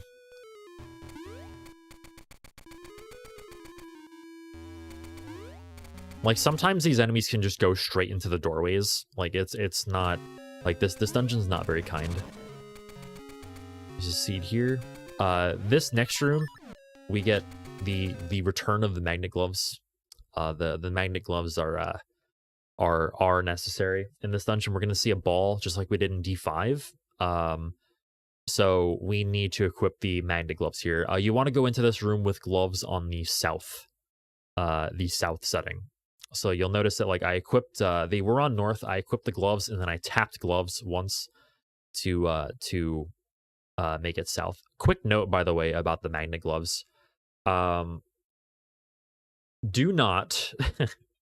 Now I know, like, you know, if you are, you know, if you're easily entertained like I am, you might feel the need or want to spam the gloves because you might like the sound they make so much that, like, you know, you just want to hear the sound. Don't do that. You lose a frame every time you switch polarity with gloves. Just be aware of that. Don't actually spam the gloves. Just don't do this. You'll see actually how slow Link is moving when I do that. So from here, oh, actually, I'll use the seed, whatever. I have an extra. So use the seed and then, okay. So this room should look like this essentially. I'll try and go over as I'm doing it. You want to pull that out, jump over, and oh, I'm on the wrong polarity. Nice. Something interesting to note about how you pull the ball from right to left here. So if you have seed speed, as I like to call it, if you have Pegasus seed speed, hold a diagonal back against the wall here. Because otherwise you'll go too fast for the ball and you'll lose grip of the ball with the gloves, basically. So yeah, you want to either like, it's just kind of a little bit less awkward than like doing like a stutter step like that over there. So just keep that in mind, I suppose. So I'm gonna bring this over, try and kill that. So this jump right here is just like the jump, that one jump before Dungeon 4 that I mentioned, where like it's a 2-tile jump without, and you'll seed will have, your Pegasus seed will have run out by this point. So like, don't worry about having seed speed for this at all. But you want to make this jump either right in the middle of this gap or like basically on a half tile. You want to make this jump on a half tile. So like, I try to make it right in the middle like that. The jump shouldn't be that bad if you make it right in the middle. That room does take time to get used to, so. And then re-equip seeds. I like to re-equip seeds before saving quitting. Grab the key. You can jump to grab it. You can jump in the air to grab it and then immediately save and quit. Before you get into the next part, would now be Sure. a good time for a break? Yeah, absolutely. Perfect. Absolutely. So we're just going to take a quick break here, just a few minutes, just a wellness break, so you can get up, get some water, stretch, anything you need to do. Just before we go to the break, though, I do just want to give you all a few reminders. So all revenue after taxes that GDQ earns from subscriptions and bits for the month of January is going to be donated to PCF. We reached 3.4 million during the event, and let's see if we can get it to 3.5 million. Also, if you're over on YouTube right now, you can go over to twitch.tv/gamesdonquick if you're interested and look at any of our content live. Most nights, the content starts at 7 p.m. Eastern. That's all I've got for right now, so we'll go take a quick break, and then we'll see you back here in just a few minutes. Hello, everybody, and welcome back to the GDQ Hotfix. This is How to Train a Speedrunner, and we are in the middle of an Oracle of Seasons speedrun tutorial with TGH here. How you doing, TGH? Yo, doing okay. How about you? I'm doing great. Refreshed after that break. I got myself some water. Same. We're ready whenever you are, so take it away. All right, cool. So after you save and quit, after getting that key, you wind up back here. You definitely want to have at least 9 seeds here. Like I have like the minimum. So definitely keep that in mind. You want at least 9. Preferably to have 10. So let's get going. So use a seed right away. Make sure to jump up this staircase, by the way. I neglected to mention that. I've been saying that a bunch though. So now you want to go in this locked door. Just like you'll learn how to deal with these ropes. Once again, they charge at you. So like I like to kind of go up here and let whatever ropes are here charge at me and then just jump over them to enter here. The next few rooms are kind of difficult. But as long as you, so for this room, as long as you move, like up against the wall, you should be able to just jump on the moving platform and land decently on it like that. Sometimes this laser will hit you. I think this is a result of staying on the platform for too long. So definitely try and move off this platform as soon as possible. This laser, I think, did hit me. So I will be taking damage going to the next room. However, this next room is a little bit difficult. It is much faster in this room to do a 3-tile jump, just like we did in D4 at the end, except this time going up. So we are going to try to do that. Going up here. Okay. Oh, I press it. It helps if I press the right button. There we go. So like I try to stay like off the edge here, or if I try to be like left of the middle. Like I try to be like kind of close to the hole on the left side here. It just helps to be like between the tiles a little bit, and then just go into the staircase here. But just jump as late as you possibly can, coming off of that platform, and you should be fine. On the transition here, you want to put bombs over the feather. And for this room, like starting out, like as soon as you unpause, I like to just like roll from peg seeds to bombs, just like this. Just like use a seed and then place a bomb. You can throw a bomb from like right here, and the bomb can be as far left as like right about there. But of course, if it's too far left, you miss. And you definitely don't want to miss this, because it takes a long time to actually like plant another bomb. But it's not a huge deal. Like there are places to get backup bombs, but you don't really want to miss that. Just because it's you'd rather hit it, I guess. So here you want to equip feather and gale seeds. And if you did the first room properly, you should have seed speed all the way through this room. You can use gale seeds here. You can shoot gale seeds at these spike beetles here to teleport them away, and then immediately jump after you shoot to not stop for as long, basically. To jump out of the animation, press the trampoline, push this trampoline all the way over to this square. Jump up. You want to be holding down left once you come up there, otherwise that soldier can just hit you whenever he wants. So like sometimes it can't be avoided, but a lot of the time it can. So definitely hold down and left there to maximize your chance. Come down here. So this is the room where you get the L2 boomerang. The boomerang that we do need in this run is the L2 boomerang. We can skip the L1 boomerang. We cannot skip this one, unfortunately. So we get the L2 boomerang, but on the way over there, we want to actually trigger these 3 Armos to move around. So we're just gonna like sort of walk alongside that bottom like row of tiles there to make the Armos actually like move around. From here, we're gonna equip sword and leave a button empty so that the boomerang can fill it. Immediately after getting this Armos right here, this is the only Armos in the room that actually all these Armos in the room are going to activate now that you have the boomerang. Like now that the boomerang is yours, the Armos will now move around. Like these Armos are triggered by getting the boomerang. So we will wait until that Armor starts moving and hit it. Each of these Armors take 2 hits with a boomerang. If you get any seed drops or heart drops, make sure to get them. I got 2 seed drops in that room. That's actually kind of like really nice. That allows me to use seeds wherever I want for the rest of the dungeon, which is super good. If you get a seed at all, you're normally able to use seeds much more aggressively in this dungeon. Kind of like Dungeon 5.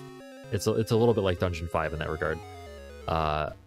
But there was something else I wanted to say about this room. Forget what it was. Oh, I was gonna go over how the L2 boomerang works.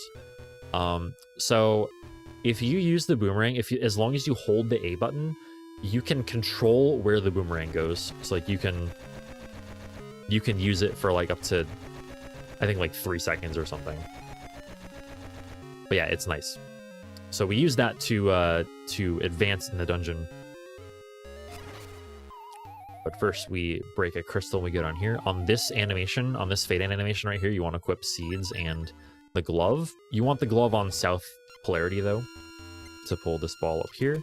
You can pull the ball from off the screen. Just trust that it's up there. It is right about here. So just like stand here, face up, move over here to pull it down, and then just push it onto the button. There we go. So here we go, continuing on. This room, okay, wow, this is actually terrible RNG. These ropes can and will get in your way. Just do your best to avoid them. Here, I don't think I have any choice but to just kind of damage boost through them. Like that. Sometimes there'll be one up here as well that charges down at you right away. So just be aware of that. I didn't get it, but just be aware that the rope can be there. So right there, I equip sword and feather and just like kind of try to cancel each sword swing to break these crystals. Try to cancel each sword swing with a feather usage.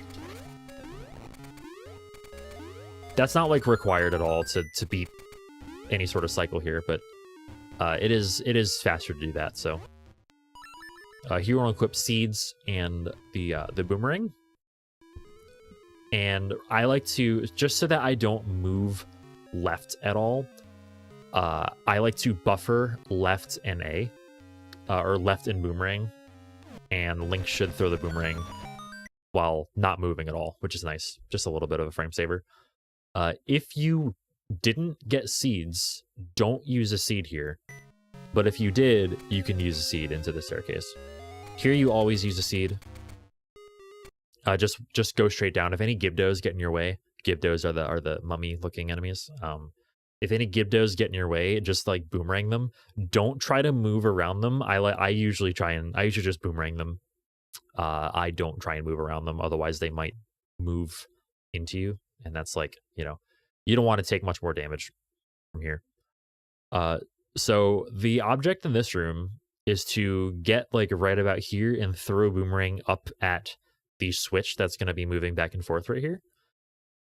So it might look a little bit like this. Just like if any keys get in your way, just like hit them. Just kill them. Sometimes they'll get in your way.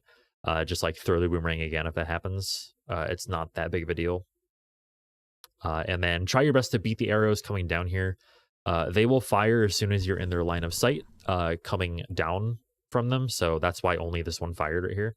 But I got hit by one of them, but yeah, again, it's not quite a big deal. You can beat it, but sometimes the keys will get in your way there.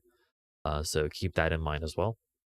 Moving on, just hug the top wall and drop in the hole in order to beat that like red guard or whatever it is can hit you like on your way to the hole, which is unfortunate, but it happens. Here you want to use a seed.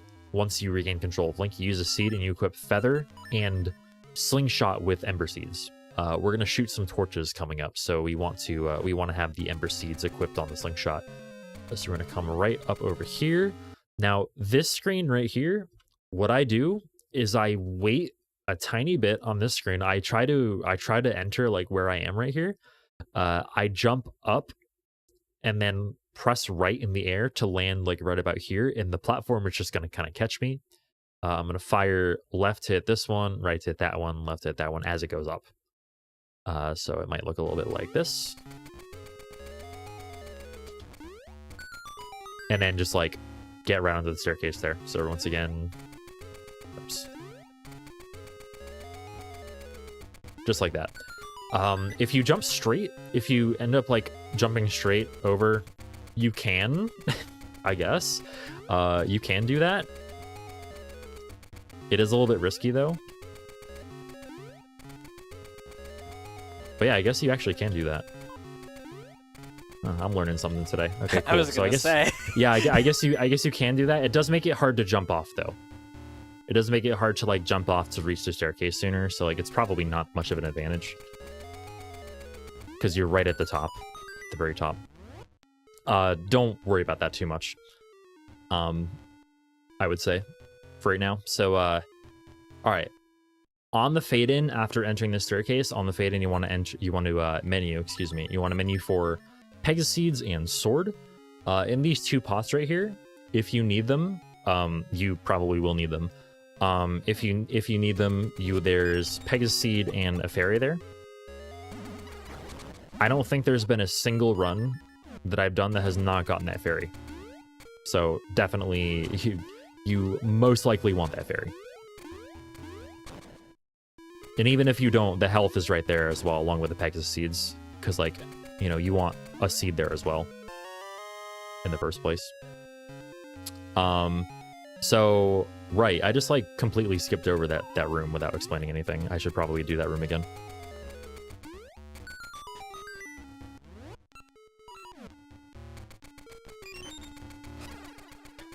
That fairy can fly away from you. It's actually hilarious, but just hopefully that doesn't happen. Just make sure to catch it before it flies away. So this room, you want to equip Feather into this room and grab the... this is Indiana Jones room number 2, by the way. There was number 1 earlier. This is Indiana Jones room number 2. This one's a much more obvious sort of like reference to it. But so you want to grab the jewel here. That looks like a rupee, or it would look like a rupee if I didn't collect it right away. But yeah, you can just like walk onto that and you'll collect it. These Armos right here will disappear one by one from top to bottom. So you want to enter right here, right after the top one disappears, and just like kind of jump over things. Like honestly, I just kind of like roll from seed to feather constantly on that screen. Avoid the keys coming over there.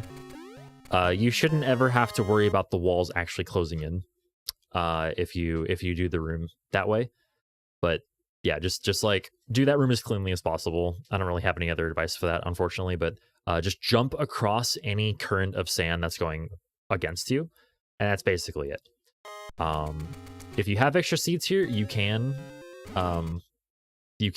use a seed here. I typically want at least 5 seeds by the time I enter this this staircase here, so just be aware of that. I have many seeds right now that I do not normally have in a run because I got 2 seed drops, which doesn't ever happen, like ever, trust me, in the Armos room. So don't depend on those. Don't depend on those seeds being a thing. On this transition here, I equip sword over feather and equip the ring because we're about to kill some hooded Stalfos Knights here. Kill all 4 of them. The way hooded Stalfos Knights work, by the way, let me actually load this room again. The way hooded Stalfos Knights work is they don't respawn. Okay, cool. So basically, like when they'll have like their sword out like this and move around, right? If you approach them from above, if you approach them from below, okay, let me put it this way. If you approach them from below, their sword will block your sword swing, right? So say this were the Stalfos right here. Say the Stalfos has a sword coming out. It's on like the lower half of its hitbox. So I want to try and approach the Stalfos from here and hit the top of it. And the same thing goes for if I approach it from the right side. I want to approach it from like above on the side. Like the way the Stalfos holds the sword is actually kind of the same exact way that Link holds it. So just like if you were approaching Link right now from the left side, you'd want to come from up here and sort of like swing over the sword.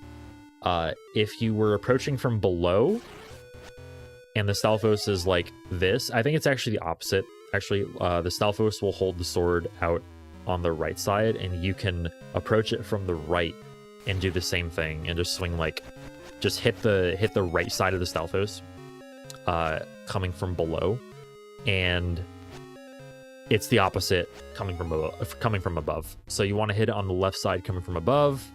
And this will be like, if you deal with these enemies for long enough, it'll become intuitive. It sounds really like complicated when I'm trying to explain it right now. It's not that bad once you get used to it, I promise you. But yeah, so just like be aware of their open spots, I guess, when they're facing any certain direction. So coming up here, you can actually like kill these ropes. Don't worry about killing these ropes. You actually probably should because they stay dead. We're going to come up from this hole later anyway, but they're going to stay dead. So they will stay out of your way. And they can actually kind of screw you over because when you're coming up from the hole, they can be right here and knock you back down the hole, which is bad. So don't worry about killing them. You really, you're not losing much by killing them. So you grab that key, equip Feather over Seeds, jump on the trampoline. There's a fairy in that pot always. That's a forced fairy. So yeah, you have another health refill there. There's actually lots of health in this dungeon, past like the first third of it. So once you get past that part, health is there for the taking in pots and stuff like that. Coming up, we have a mini boss. We have Vire as a mini boss. Vire is an absolute jerk. Vire is full of RNG. There are a couple different things he can do. He can either let me actually save a state just to see if I can get a couple different RNGs. So Vire, most likely early on in the fight, Vire will charge at you. There are a couple different things he can do. He can charge at you and like shoot at you, which is best dealt with by doing a spin slash, especially in the first couple of patterns. As long as you're wearing the ring though, Vire will take a spin slash and just 2 regular slashes. That is enough to kill him. However, the chance of him doing like troll attacks, like what I call troll attacks, become increasingly more likely as the fight goes on for longer, like as he takes more damage. So like he can actually circle around the entire room, like, and just barely evade Link's sword whenever you swing at him. Like he's kind of like he's awful. Honestly, he's really awful. But there is a way to deal with it that I'm going to show you. It is not the easiest thing ever. You can also use bombs on this fight, which I'll try to show off as well. I might spend a while trying to go over this fight. So yeah, so as the fight starts off, I usually hold my sword out and wait for him to charge, but he's not charging. He's doing his troll attack right away, which he can do. So I usually just try to hit him if he doesn't swing at me, or if he doesn't charge at me. I try to basically I try to jump at him and release my sword as soon as possible. Or if I'm not charging, which by the way, from this point on, I don't try and spin slash him. It's not worth it. So basically, like, I'll try to hit him just before I land on the ground as I jump at him. This is not an easy fight. This will take a while to get used to, for sure. So from here, okay, now he's doing the charge attack, but he's doing it just out of my reach. He'll also do that. He'll also come on the screen and, like, fire something at you and then just go away. Like, this fight is not good. If he approaches me from the top, I usually just swat him away. But yeah, basically he'll come. You can hit him. I think if he's to the right of you, below you, or to the left of you, you can hit him with like a jump and a late slash, which I'll try to showcase once he actually gives me the right attack. He's not giving me any workable attacks. It's like right there. See how like I swung super late and got him? Like, yeah, that is possible to do. And now he's just trolling. And there we go. Like, that's the fight. And then like once you get the third hit on him, so a spin slash and 2 slashes, the fight is essentially over, but he will try and trick you, and he'll split into 2 bats, but you need to kill the 2 bats, which you can only do by jumping and slashing them. I did them both in one jump there, which you can do as well. This fight is an absolute troll.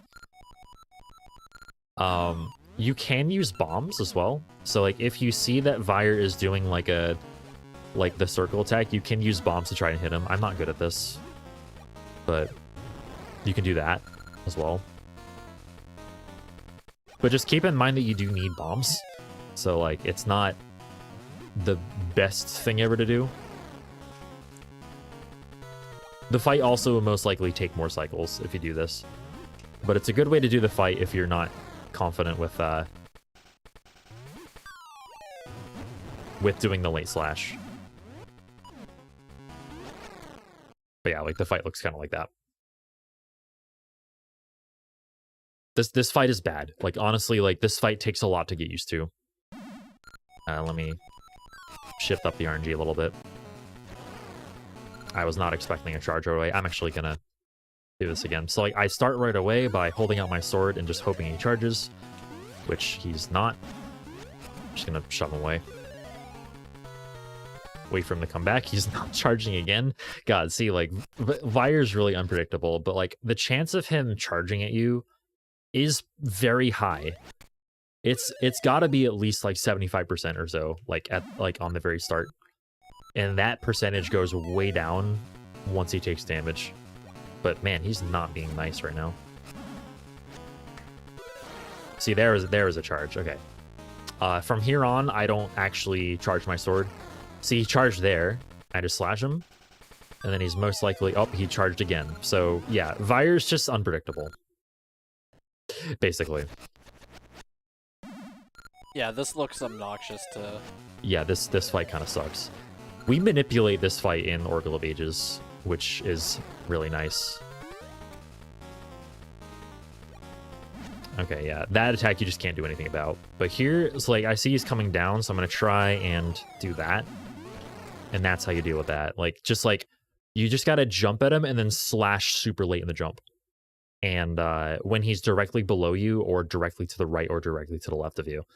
And hope that he doesn't fly away, essentially. It's tight, but again, like, it's something to get used to. And then once he splits up... Oh, never mind, he had already split up. Don't take the warp portal, like I just did. But yeah, once he's dead, you can grab the fairy if you're low on health. Equip the Pegasus seeds and unequip the ring and continue. And be glad that you're done with that fight. You can just run straight through this room, by the way, just straight through the middle. It's fastest to not move up here, just continue straight to the middle of the screen, like just hold right on the screen, hold right. Because you need to wait to be able to jump over that anyway. This screen is kind of obnoxious as well. Like the keys can and will hit you. Of course, try not to take damage. But there is health. There is health right before the main boss of this dungeon, Manhandla. But it takes an extra equip to get. It takes equipping the sword to actually get. So like, you know, if you can avoid the health, do so. But if you need the health, that is fine. It's fine to just equip sword. It's like 2 extra seconds. All right, so coming up, this is the best room in the game right here. You have these 2 buttons. You want to press this one, like. Basically, you have a 50-50 chance. You can press either the left one or the right one. It doesn't matter which button. It doesn't matter at all. Whether or not the staircase actually appears here is based on... it's not even the RNG value. It's got to be something like frame counter, like the global frame counter or something when you enter the room or when you press the button. But basically, it's a 50-50 chance. Just... press the button. If the staircase appears, great. That's fantastic. You're lucky. If it doesn't appear, just retransition. Like, a bunch of enemies will fall down, but you don't have to actually fight them. You don't have to fight them. Just, like, retransition and step on the... Yeah, so that's a good example. It's like, they'll all fall down, and then you retransition, you step on it again, and then it'll appear. It's just... This is just a good puzzle. Really good puzzle. All right, moving on. Into the staircase, use a seed, and then anytime after using the seed, before entering the next room, you can equip sword and gale seeds on slingshot, like that. So the strat I do for this room is pretty simple. There's going to be a spike beetle to my right and a spike beetle to my left. I like to move straight up, hit this one. Sorry, not spike beetles, whatever those things are called. And then immediately after I gale seed that one away, I hold my sword out, move into the next room, and I'm going to do a spin slash on this guy. And then he's handled like the same exact way you'd handle a Stalfos. So just like try and, if you're swinging up at him, try to hit his right side, the side away from his sword. There's a strat I have for the next stream as well, but I'm gonna need to come in here more cleanly to like showcase it. But basically, the idea here is to make all of these crystal switches here red. And you can do that. You can technically do it in one throw. I don't like to do that though, because it actually involves you to wait a little bit longer. So I just like to stand right here. It's a little bit tricky. I like to stand here and try and like snake the boomerang like up in here, and there's going to be a gap here. You're going to hit the top one while it's over here, and it's also going to hit the lower one, and then the second throw is going to hit the middle one while it's right here. So hopefully I can pull this off from a pause. Might look a little bit like that. No, never mind. Might look a little bit like that. There we go. Sorry, it's the bottom one you hit last, not the middle one. But yeah, that's what I do. Now, you can just like stand here and do this casually, like it's fine. I lucked out there. But I like doing this. There we go. Okay, moving on. Stun these guys. You can actually save a little bit of time here if you have to stun one of them. Like there is the rare time when you don't have to actually stun these guys with a boomerang at all. If they like both spawn down here, that's awesome. You don't have to stun them. But most of the time you will have to stun them, but it is best to do so after like one of Link's pushes on the trampoline. So like it might look like that, for instance. That was a bad example, but it's just like, oh, there was a Keese there. That is not cool. Okay. That can happen too. So coming up here, what I try to do is, if there's not a sneaky little Keese there, that Keese sucks to spawn there. That's actually super unlucky. But basically, ideally, you never see this switch. Like, of course, if you want to, you can just go up and hit it like that. But you can also hit it from right there. It should be right in the middle. Like, just throw the boomerang up. Right there, it should hit it. You can go back down. Stun these guys again if they get in your way. If you have low health here, transition to sword, or like menu to sword on this fade-in transition. And you can then slash this pot for a fairy. Because you want full health or close to full health for this fight, and preferably your potion. This fight is not friendly. This is Manhandla. So Manhandla is basically a big buzz blob, like one of the cucumber looking enemies. And it has 4 like flower petals that look like Venus flytraps on it, essentially. When the flytraps open, that's when they're vulnerable to be hit. Each one takes 3 hits, and once you kill the more flytraps you kill, the faster Manhandla will move around the room. So the idea here, for me at least, what I try to do is I try to do 2 hits of damage to each flytrap before I kill even a single one of them. You can kill one of them, get away with it. He doesn't move that much faster after the first one. Like, he still moves at a reasonable pace. But yeah, you definitely don't want to kill more than one of them before getting at least 2 hits on all of them. That's my advice to you on this fight. Now, let's actually try and do the fight. So immediately, like, I try and walk. I walk on like where the sand is going with me on the current, and I jump over to like somewhere here, and I wait for one of these to open. If I don't see either of these open right away, I try and like curve my boomerang around and hit these, because these might be open.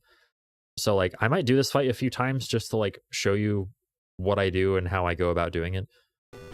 But yeah, this one opened right away, so I'm gonna get 2 on that. So I'm not going to kill that one because I already have 2 on that. Okay, that's fine. So I still have none on this one. This one's shy. Okay, I have 1 on that one. It's fine. So now I have 1 hit on this one, and it's going to move at its maximum speed. So I'm in, like, potential danger here, and he's just still not opening. But yeah, you can see how quickly that fight can get out of hand, even just by that, I think. But yeah, and then once he's vulnerable, in other words, once all the fly traps are gone, then you can hit it with the boomerang 3 times, and the jewel inside it becomes hittable, and just 1 hit with a sword kills it. So once again, I'll do this a couple more times.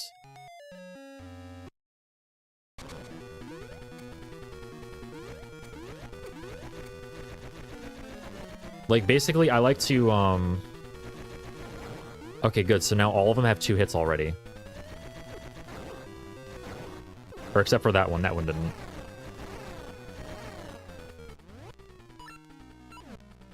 Okay, like, that is what I consider to be an extremely good fight. Right there. Like, killing that boss before the music loops is really, really, really, really good. Like, that's super good. This fight's hard. This fight will take a lot of time to get used to. For sure. Ugh. Yeah, and sometimes the boomerang is hard to control. I try to jump after actually using the boomerang just so that I can, like, have some control of Link. Oh, I missed. Okay, that's fine.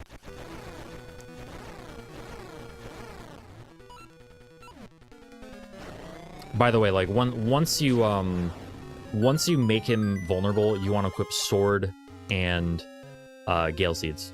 Just Seed Satchel, Gale Seeds. Because right after this dungeon, we're going to warp away. I'm going to do the fight one more time. I'm going to roll RNG a little bit. Just one more time. Honestly, this boss takes practice. This boss takes a lot of practice to get used to.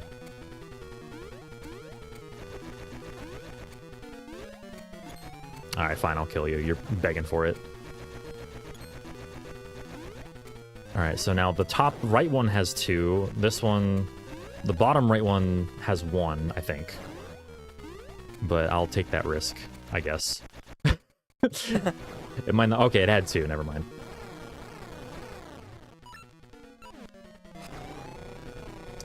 This boss is one of the main, like, sort of motivations, honestly, for a new runner to keep their potion alive throughout the run, because this is most likely going to be the dungeon where you lose it, whether it be on this boss or before one of the health refills in this dungeon.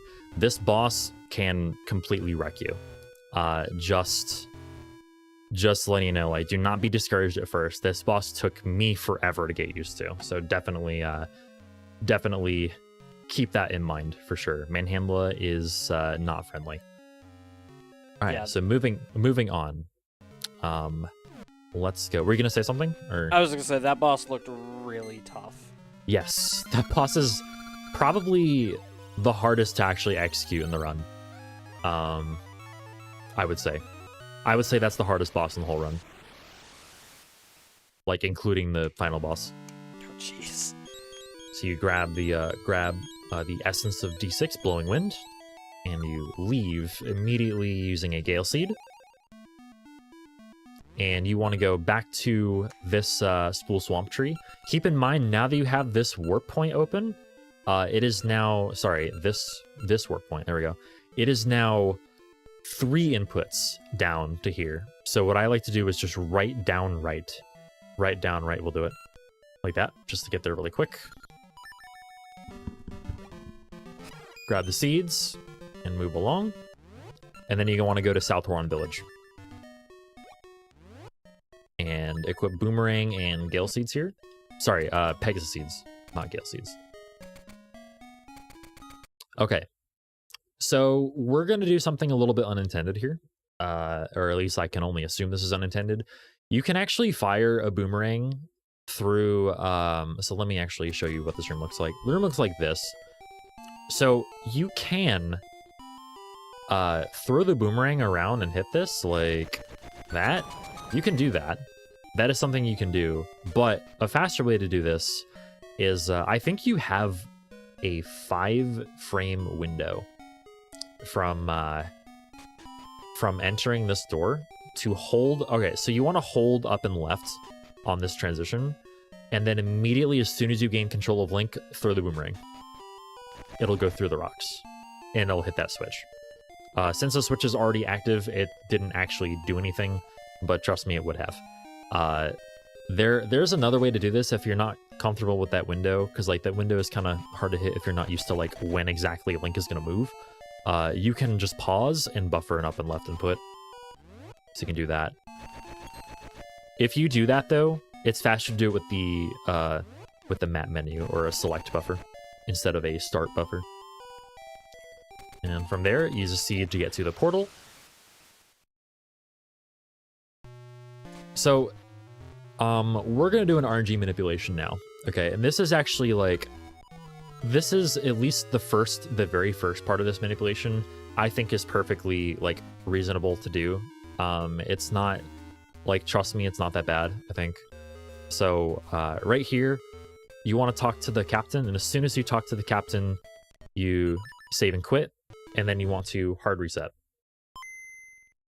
And mash through the title screen as fast as you can. It doesn't need to be perfect, but you want to enter this portal as soon as possible, because fun fact about RNG, the way the RNG works in this game, this guy right here, this guy rolls RNG with every idle animation he does, because they do. So basically, like, every time he faces to the left or to the right in his idle animation, the RNG rolls once. So you want to get back in that portal as soon as you can before he's able to roll RNG too far, because that actually matters. And there's nothing else that rolls RNG from here until we actually get East of Foron Village. So you want to go over here. On this transition, or either this transition or the next one, you want to equip sword over boomerang.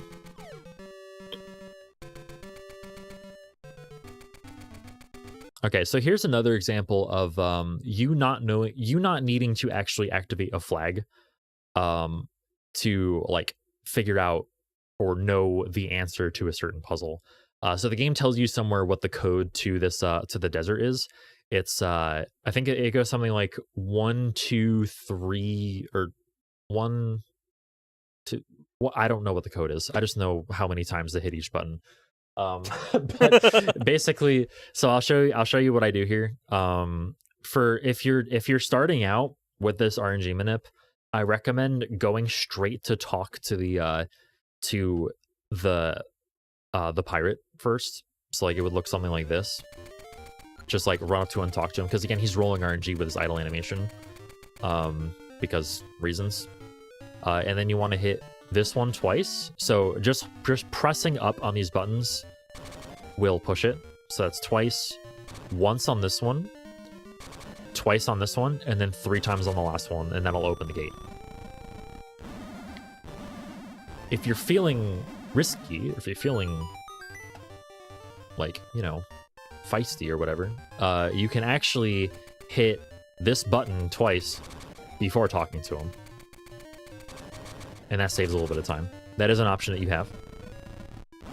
And from here, I like to mash the seed button just to make sure I don't actually lose speed from it.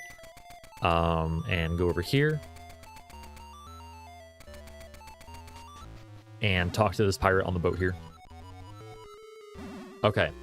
So here's an important part, okay? You want to swing your sword here until you hear a high note on the sword, okay? Remember last tutorial I was talking about how sword swings have a low, a medium, and a high like sound, like distinct sounds. The reason a sword swing rolls RNG is because of that sound, because that sound is random, quote unquote random. But that's how we roll RNG here. So we want to swing the sword until we hear, well, you'll normally hear a bunch of low sounds. So like, let me see if I can actually, let me save a different state here. So you're low, low, low, low, mid, mid, high. As soon as you hear that high, you're good. You're on the correct RNG seed now. Now, if you have trouble hearing the sounds over like the sound that the noble sword makes when it shoots a beam, which I completely understand, the beam is like, you know, twice as loud as the actual like sword swing sound. So what you can take damage. All right, so let me actually go back to this.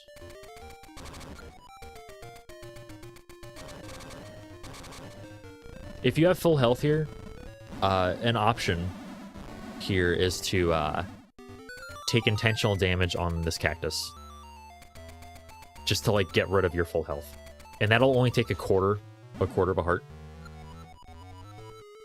And now you can hear the sounds. Okay, so that actually happened right away. So that was mid high. So I'm on the correct seed now, and I know I'm on the correct seed. So I'm going to leave on the transition, equip bracelet. Make sure you don't spend too much time on these screens. I like to transition there. Hold straight up through that sand pit. And you're gonna pick this skull up, but you need to talk to it first. Okay. So I like to just press A and then mash B. And as soon as Link picks it up, I stop mashing. You don't want to throw it. If you throw it, your seed actually won't last until you need it to, until you fall into the pit like 2 screens south of here. So this manipulation is to actually fall into the same pit every time, which is the closest pit to the skull. So these pits are actually random. There are pits all throughout this desert. It is random which one you need to fall into normally to get the rusty bell that the pirate captain wants. So I actually have an image here. So let me actually show you which pit to fall into ordinarily. So once again, I press A to talk and then mash B until Link picks up the skull, and then I run down here right away and fall into here. And you'll know you got it once the skull starts like opening and closing its mouth and making the sound that it does. So I actually have a map here of the entire desert. So the very top right screen is the screen that we picked up the skull on, and the screen two screens south of that is where we fell into. The pits that are highlighted in red are the pits that you can fall into, or that can be the ones that you fall into. So you can see like the other pits are like all the way across the screen, or all the way across the desert rather. So yeah, you want to fall into the closest one here. That one's the best one to fall into for sure. So keep that in mind. If you don't do the manipulation, that is, or if you fail the manipulation, or if you go past the value that you need or whatever on the sword swings, then just keep in mind that you will need to probably fall into one of the other 3. So if you do the manipulation though, it doesn't end here. It does not end here. Like there's nothing that rolls RNG here. On the transition here, you can equip Gale Seeds and the Boomerang. And then be prepared, as soon as you come out of the screen, be prepared to mash the Gale Seed button, because you don't want RNG to roll from that lever. See the lever that pops out of the ground? That lever rolls RNG very often once it actually gets going. So you want to come here to the Mystery Seed tree near where D2 is. That should just be an up and a left input on the map screen. You don't need those seeds, or at least you shouldn't need those seeds. You don't need Mystery Seeds anymore for the rest of the run, so it's fine. So the second part of the manipulation here, and the one that I feel most people will probably end on until they want to learn the D7 manip, which is honestly kind of hardly worth doing, to be honest with you. I'll be real. I'm probably not going to cover that in this tutorial, but I will. I might make a separate video on that. But basically, what you want to do here is you want to fire the boomerang straight to the left and then immediately angle it up and left. After, of course, menuing to Pegasus Seeds here on the transition, and immediately I'm going to fire the boomerang to the left and then angle it up left, and I should get a Pegasus seed drop right there. There we go. And that is as much of the manip as I'm going to cover. If that Octorok or the Moblin gets in your way, just boomerang it. So you come over here to the portal where you first entered Subversia. You want to equip the feather over, not over that. You want to equip the feather over the boomerang after you throw it. And then on pause and jump out of the boomerang animation. I was a little bit late on it there, but whatever. It is fine. All right, from here, we are going to the blacksmith to repair this bell, which is right over here. Okay, so this Subversion here, the owner of this shop has 4 text boxes here. On the 4th one, there's going to be a dialogue option, and you need to choose the right option. Basically, it's a yes or no dialogue, and you need to choose no. It's not actually yes or no. Funny enough, so this person asks if you want to repair the bell. This option right here is like, yes, please, and this one is just like, do it. It's like, you have to be rude. You have to be rude to him in order to actually get it done. But again, that's just B and A if you want to menu over. Like, B and A is a nice, easy way to do that. So now that you have the repaired bell, now you make your way back to this cave. You can use the seed and jump over that if you want to. So now we go right back to where we did hide and seek skip, and I have a really fun fact about this. So if you do hide and seek skip, which this tutorial did cover last time I was on here, if you do hide and seek skip, you want to approach this screen at least like a tile and a half or higher above the transition here. Don't transition, of course, like, you know, if you're not doing the manip, it's not a huge deal if you actually transition here. But at the same time, you don't want to go low here, because you know what? The trigger for hide and seek for that sequence is still there. You don't want to do that. You don't want to go through that sequence. That's bad. So you want to stay high here, because the trigger, let me just like show you. I'll show you where the trigger is actually. The trigger is there. So it's actually even higher than I thought. So yeah, I'm like actually about as low as you can be without actually triggering this. So like if you're there, you'll trigger it. So just be careful not to trigger this.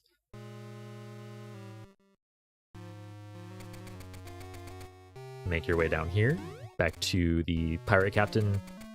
And as soon as you talk to him, it'll start a very long cutscene. And there's really nothing to do in this cutscene besides mash. Aren't those the best cutscenes? Yeah. I could speed this up, or we could listen to the awesome music. Or I could answer some questions if anybody has any.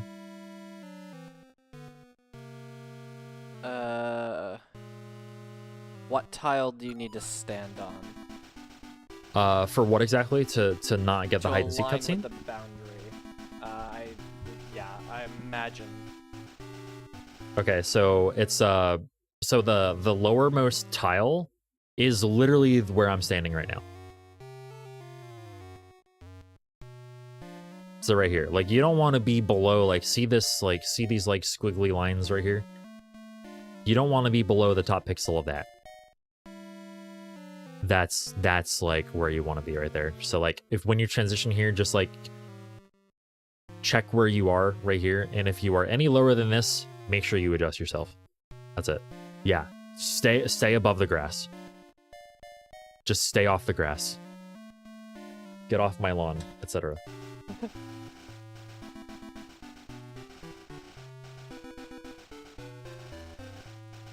Yeah, and if you hit that cutscene trigger, you have to do like a stealth section that takes like at least a minute and a half or so before you get your feather back. It's just not good. It's not a good thing. Yeah, no problem. No problem.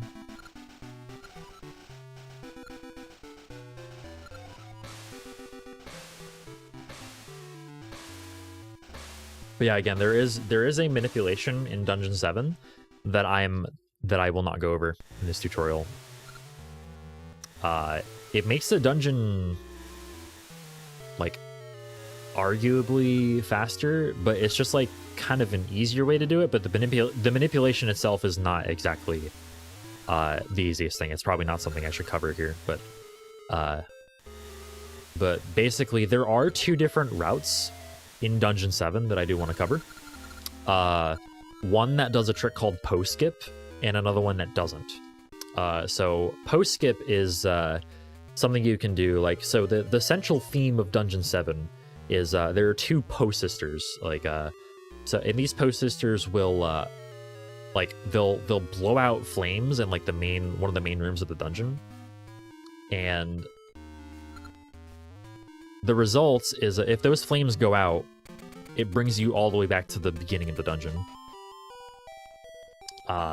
So yeah, you don't want to have that happen. There's a way, in order to get the flames to not blow out. Normally, what you need to do is go to like the east side of the first floor and defeat one of the post sisters, the blue post sister, which defeating that post sister makes the flames never blow out. But you can get past that without going all the way over there, and it skips a key. So yeah. There are two ways to actually get to Dungeon 7 as well. You can either go through here,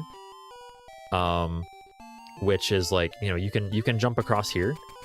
It's a 3-tile wide jump, or a 3-tile long jump.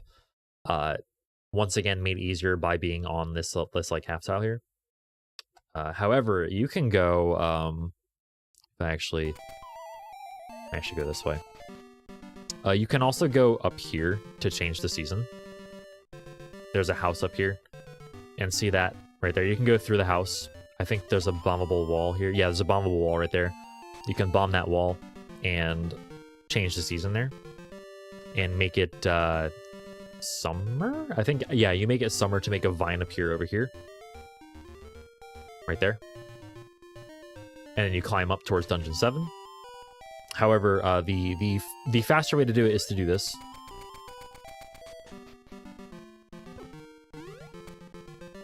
So if you feel confident with your through-tile long jumps, you can take advantage of that. All right. So you want to just move left here, go up to this this grave here, and this is Dungeon 7. All right.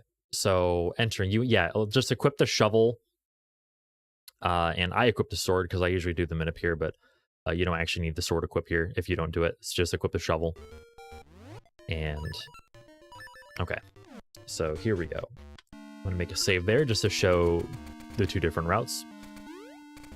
All right, so you come up here. Try your best to avoid these enemies. These enemies are kind of hard to avoid sometimes.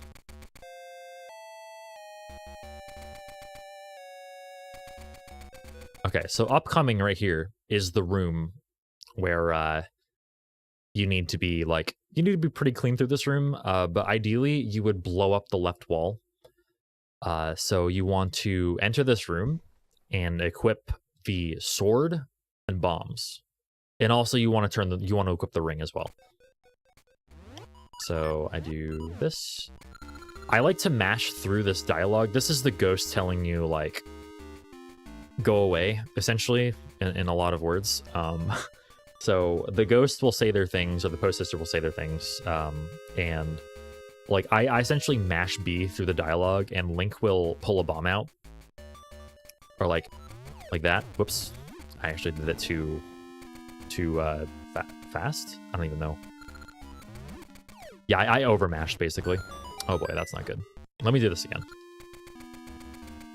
Don't overmash. I overmashed there. It's also perfectly reasonable to just like not actually mash B and just mash like A. But at the same time, I don't want my, I don't want to swing my sword either, so I could just like do that. Go over here. This room is like one of the main reasons why the manip is useful, but like, yeah, it can be hard to do that in like 2 or less cycles, just because like the wizards can spawn anywhere. The red ones only take 1 hit though. The blue ones that move around take 2 hits, so just be aware of that. I think they also die to 1 spin slash, so you can do a spin slash if you want to. From here, you want to equip... okay, so I'm going to go over the post-skip route first. Okay. Post-skip is done in the room to the left of here, but it does involve transitioning back to the left. If you don't do post-skip, by the way, you don't have to blow up the left wall. You simply do not need to enter that room at all, but you do need to do that to do post-skip. So let's go ahead and try to do that. So you want to use a seed to get over here.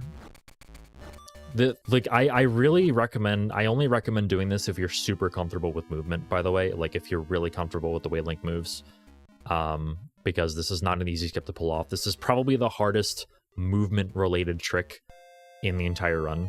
I say movement related to separate it from like stuff like hide and seek skip or the skip we're going to do in D8, which just like is basically like a buffer. It's a buffer trick essentially. Like it shows how well you can buffer essentially, but this actually like shows how well you can move. Like movement is super important for this skip. So right here I'm going to equip the feather and the bracelet, and the seed is still going to be active when I come back here.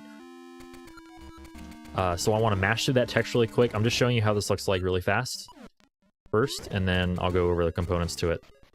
So that's what it looks like. So basically, just barely before the flames went out, I was able to enter the staircase. That is the idea of post-skip. So that completely skips a key later on in the dungeon, and it skips the post-sister fight with the blue post-sister, which is normally required to enter that staircase. So I'll show it again. There's going to be a text box right about here.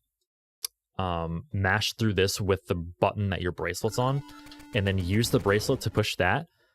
Like, in my opinion, the hardest part of this skip is not clearing the spikes. Like, so you want to clear these spikes, but you also want to, like, basically landing right in the spot here is kind of hard at first. Like, it takes some getting used to the way jumping works, especially with Pegasus seeds and after pushing this thing. It can be a little bit tricky to land here. And you also want to make sure that you don't grab this. Sometimes I grab this as well, which is not good. And then from here, you want to push this this log just until it starts moving. And then from here, I pause. That actually wasn't very good. Whatever. That wasn't. Yeah, okay, that's fine. So the one of the like necessary components of the skip is actually pausing at the right time as well, because pausing negates Link's lag frames. So like you'll notice that like if I were to move normally through this room, like if I were to just like move from right to left, Link stops whenever one of the flames goes out, because the room has to like adjust its lighting or whatever. So like Link just stops. If you pause, you get to avoid those lag frames. And the idea is to pause on the second bit of lag frames that you get there. So pausing there is what allows you to make it.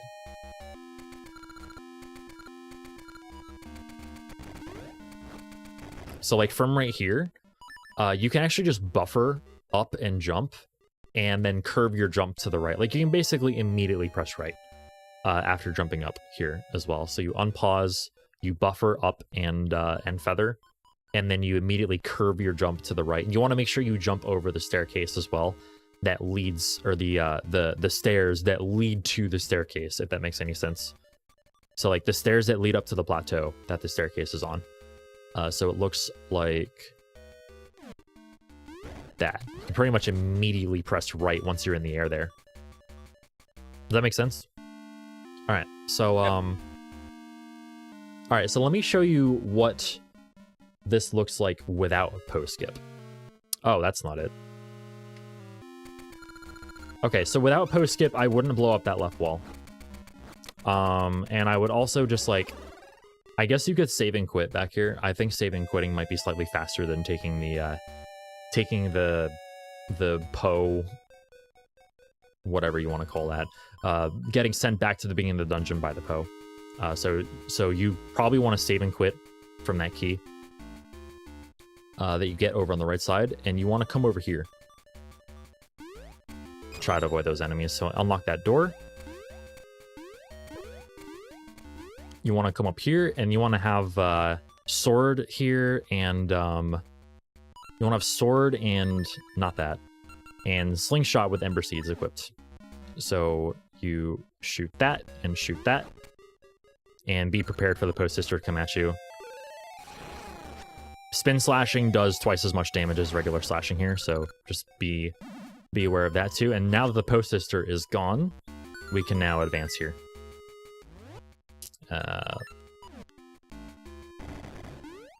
Whoops. Right, I moved through that room without any seeds. Okay, so that is what that route without post skip looks like. So now that we're here, once you come up to that through that transition, you want to equip Pegasus Seeds over Bracelet. Before you go any further, would now Sure. be a good time for a break? Yeah, sure. Perfect. Sounds good. So we're just going to take a quick little break here, just so everybody can get up, get some waters, do whatever they need to do to, you know, keep themselves a little healthy and everything. Just before we head to the break, though, I do just have a few quick reminders. So alongside all of our reoccurring shows, GDQ Hotfix also has multiple week-long events throughout the year with Frost and Flame Fatales. Those are women-led events, and they're held twice a year supporting other great charities. And if you have any ideas for your own show or any other one-off events, you can feel free to go to gamesdonequick.com/hotfix to submit your ideas there. We're going to go to a quick break, and we'll see you back here in just a few minutes. Hello, everyone, and welcome back to the GDQ Hotfix. This is How to Train a Speedrunner, and we are here with TGH, and we're about to finish up the last bit of the Oracle of Seasons tutorial. How you doing, TGH, after that break? Doing all right. Feeling good.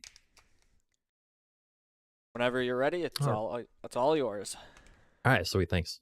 Okay, so after coming into this room, so you've just done like either post skip or not post skip. So you want to come into this room and come up these stairs. Make sure you jump up these stairs, and don't worry about the green gels that appear here. They will not bother you at all. Just walk through them. And wait, where's the trampoline? What? Oh, the button. My bad. I'm blanking. There we go. All right. So this spot tries to trick you right here. Don't actually push it onto that. Instead, push the trampoline down one tile, jump onto it, and then make sure you're holding down right. Make sure you're holding down right here. Press the button and fall off to the tile above the button here. Sometimes it takes me a bit to get back into the swing of things. All right, so you grab the key, you come back down here, and now once you come back into this room, you're gonna so there are gonna be a bunch of Armos in this room, right? It's the room that you came through. So you want to push an Armos onto this button, but it's gonna be random. It's completely random which Armos is the one that you can push. Every other one will like attack you if you try to touch it. There's only one that does not do that, so it is your job to find the one that doesn't do that. So just like go around the room, and I got actually kind of lucky. The one that was closest to the button is nice, but it can be any one here. Just be aware of that. It can be any one of these Armos. Entering this room, there's going to be a hooded Stalfos right below you that you want to boomerang. There are seeds in these pots. Make sure you grab them. And from there, equip Pegasus Seeds and gloves on South Polarity. You want South Polarity in the gloves. If they're not on South, then make sure they're on South, like either in this room or in the next room. Oops. Wait, what did I just do? There we go. There we go. Okay. So use a seed and try to avoid that anti-fairy. Okay, this room can be a pain. Now, if you are not comfortable, which by the way, I'm not even comfortable without doing the manip with this room. Like I'm not comfortable doing this room without killing the keys. If you want to equip sword instead of the gloves, you can. Just equip sword and just kill the keys as they, you know, as you come across them here. Once you get here, then just repel yourself with the south polarity gloves on this south object right here. And then from there, use a seed over onto this room. You're going to push the buttons. Just watch the order I push them in. You want this one, and then this one, and then that one, and then that one. It's pretty simple. So grab the key and leave. So this next part's a little bit tricky. What you want to do is you want to equip the feather and the sword at some point here. So what I like to do is I like to try and buffer my paws like right where I'm about to jump here. This jump can be done with just a diagonal jump. I think the game intends for you to have Rock's Cape here, which is the item that you get in this dungeon that allows you to like float after jumping. But you actually don't need that. You don't need the Rock's Cape at all. Instead, I'm going to try and pause right there. That should be fine, I think. And then from here, I'm going to down left and jump. I'm going to buffer down left and jump like that. From here, this next part looks tricky, but I promise you it's not that bad. So if you just are aligned as far right as you can go here against the wall, which I am right now, just jump off of this tile and then immediately press right and you'll end up over here. Looks like that. You don't even really have to jump off like the middle of that tile either. Like I jumped pretty early there and I still made it. So yeah. Now these enemies, I think these enemies are called Magu Nesu, I think. I don't know exactly what their names are, but basically they're kind of terrible. That's all you need to know. So basically these enemies, what you're supposed to do is use the magnet gloves to like attract them to you and then kill them, but that's slow and also still hard to do. So you might as well just try to like corner them. Like basically cornering these enemies is what you want to do. But they will typically they will run away from Link unless they're like in the midst of their attack animation, in which case they just won't move.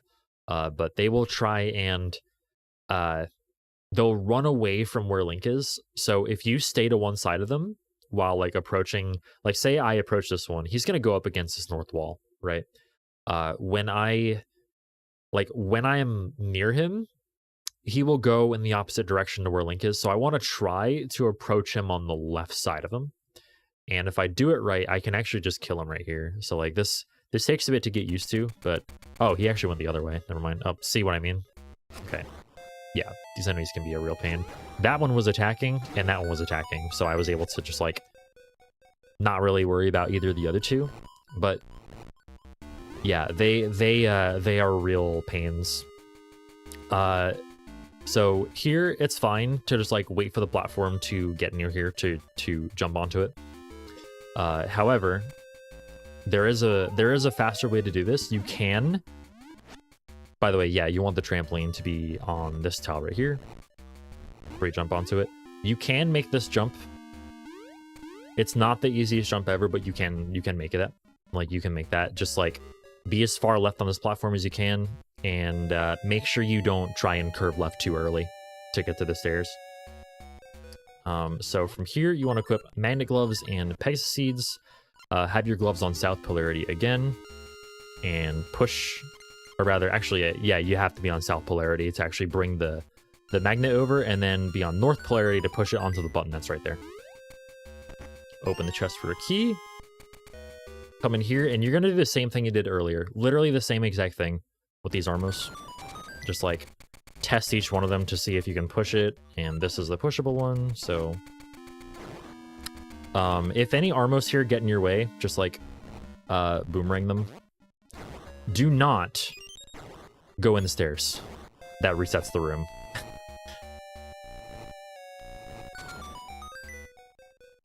Push that on, and then do the same thing here. Grab those Pegasus seeds again. you should be like close to full peg seats here. Like, you know, you'll be at least like 17 here. I'm at 19, which is nice. But you want to equip Pegasus Seeds and Slingshot with Ember Seeds here. Check to see how many Ember Seeds you have here. If you have less than 4, equip the sword instead. Because you need Ember Seeds for this this post-sister fight coming up. We're going to fight the red one now. So yeah, use a Pegasus Seed coming down here. So if you don't have enough Ember Seeds, just have the sword equipped, and then these bushes once again have a 50-50 chance to drop an Ember Seed. You need to actually light these torches quickly enough. If you're too slow, you know, they need to all be lit at the same time, basically. So yeah, just be aware of that.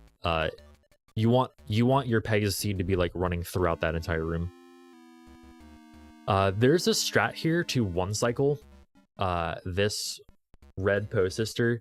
It's not easy. Again, like a 2 cycle is fine here. But if you take advantage of the way Link swings a sword, again, Link swings his sword from a spin in a clockwise manner. So if you take that into account and like hit the Poe like super early and take advantage of how early you can swing, you can actually 1 cycle the post sister. I'll try and show what that looks like. But yeah, there we go. I got it. Okay. So yeah, like I actually started my swing before the post sister started making her arc around me, but the post sister will always move in a counterclockwise manner to me. So I can take advantage of that. I can take advantage of knowing which way she's going to move. Like she'll try to move around you essentially, in a counterclockwise manner. But if you swing your sword early enough, like typically I think a fight would look like this if you're gonna 2 cycle. So like, and then just like a slash will do on the 2nd cycle. That's fine. And then you move on. Make sure the first thing you do when you get in this water is dive down. Dive down underneath that. Okay. From here, there's actually a neat little trick you can do here. You want to equip the feather and the gloves, and make sure that your gloves are on north polarity. Actually, they can be on south polarity. It doesn't matter, but north is just a little bit more optimal here. So like they can be on either basically, but north is just a little bit better. So right here, there's a whole room you have to do here, right? Like I think you need to kill this. You need to kill both of these guards to get this bridge to appear. You actually don't need to do that. Instead, what we're going to do is we're going to take advantage of a trick that I've actually utilized in this run already in Dungeon 5. So remember when I said when you're magnetically attracting to an item that you can attract to, and then you press jump on exactly the frame after, you can jump off of thin air. That's what we're going to do. So up here, like up on the next screen, there's going to be a thing to the north of me that I can magnetically attract to, and it looks like this. So like if I jump there, see this thing, I'm attracting to this thing right here with north polarity. If I let go and then jump on the next frame, I can just make it over there. So there are a couple ways to do this. There are 2 ways to do this. You can either select buffer it and just buffer the feather, or you can do it unbuffered if you're feeling risky, like that. Unbuffered is not easy. Like it's just kind of like a quick slide over, but it's like a feel thing. It's kind of hard to get used to, but it's a little bit faster. It's like a second faster to do that. It's not a big deal. Buffering is very consistent. It'll work every single time if you buffer it. So just keep that in mind. But on this transition here, it's a fade in transition. On the transition going up from the trampoline, you want to equip seeds and your sword. So the red Stalfos in this room will try to jump away from you if you swing at it, which is important to note. If you go into it with your sword held out, though, it won't jump away. So it might look a little bit like this. like that. That was okay. They were both like pretty, you know, pretty tame there, but they can be like anywhere in the room essentially. So here's another 3 tile gap. And what I like to do here, actually, falling down into this hole is actually really bad, because it makes you do like, you know, the bottom room like all over again with like all the south polarity blocks and everything. You don't want to do that. Instead, you want to. I try to use my sword here to like buffer myself into a position that's like this. 1 more pixel to the left, by the way, and I'm falling. Like, this is as far left as you can go. But here is a fine position to equip Feather, and I'm just gonna buffer left, A, and B all together out of the pause menu, and I should make it every time, like that. This room right here is a battle with keys, essentially. So the keys are gonna be like all over the place in this room, and you just kind of have to hope that they're not in your way, really. But essentially what I'm going to be doing is I'm going to be jumping forward immediately with Feather and curving myself to the right. I'm going to land on this platform. This platform moves really fast around the room. I'm going to jump onto this platform and then jump again to the chest. And it looks a little bit like this. Like that. And again, you need to hope that the keys are not in your way, because that was really unfortunate. You can make that. It's a 3 tile gap. You can make that. It's a thing, but like when the platform's there, there's really no reason to do that. But when the platform's not there, yeah, it can be useful just to be able to do that. If not, though, wait for the platform to come back around. The keys are terrible in this room. So just like be aware of that. These keys are really bad. So moving on. So now we have the Rock's Cape, which allows us to actually like extend our jump quite a way. So I just like kind of mash A and go out of the room like that. Immediately here, I'm going to use a Pegasus Seed and immediately jump to the right. It's possible to overshoot the platform that I'm going to jump to. I'm going to jump to this platform right here. You can see my mouse. I'm going to jump to that platform. So I'm going to immediately use a Pegasus Seed, and then immediately after that, jump the Rock's Cape with just a full held A button press. And it should look a little bit like this. Like that. And then immediately jump again, leave the room. As soon as this key lock, as soon as this lock unlocks, I'm going to jump and immediately hold down, and I'm going to land right about here. So that'll look like this. Like that. It takes a bit to get used to exactly like the way Feather / Rock Capes or Rock's Cape actually works.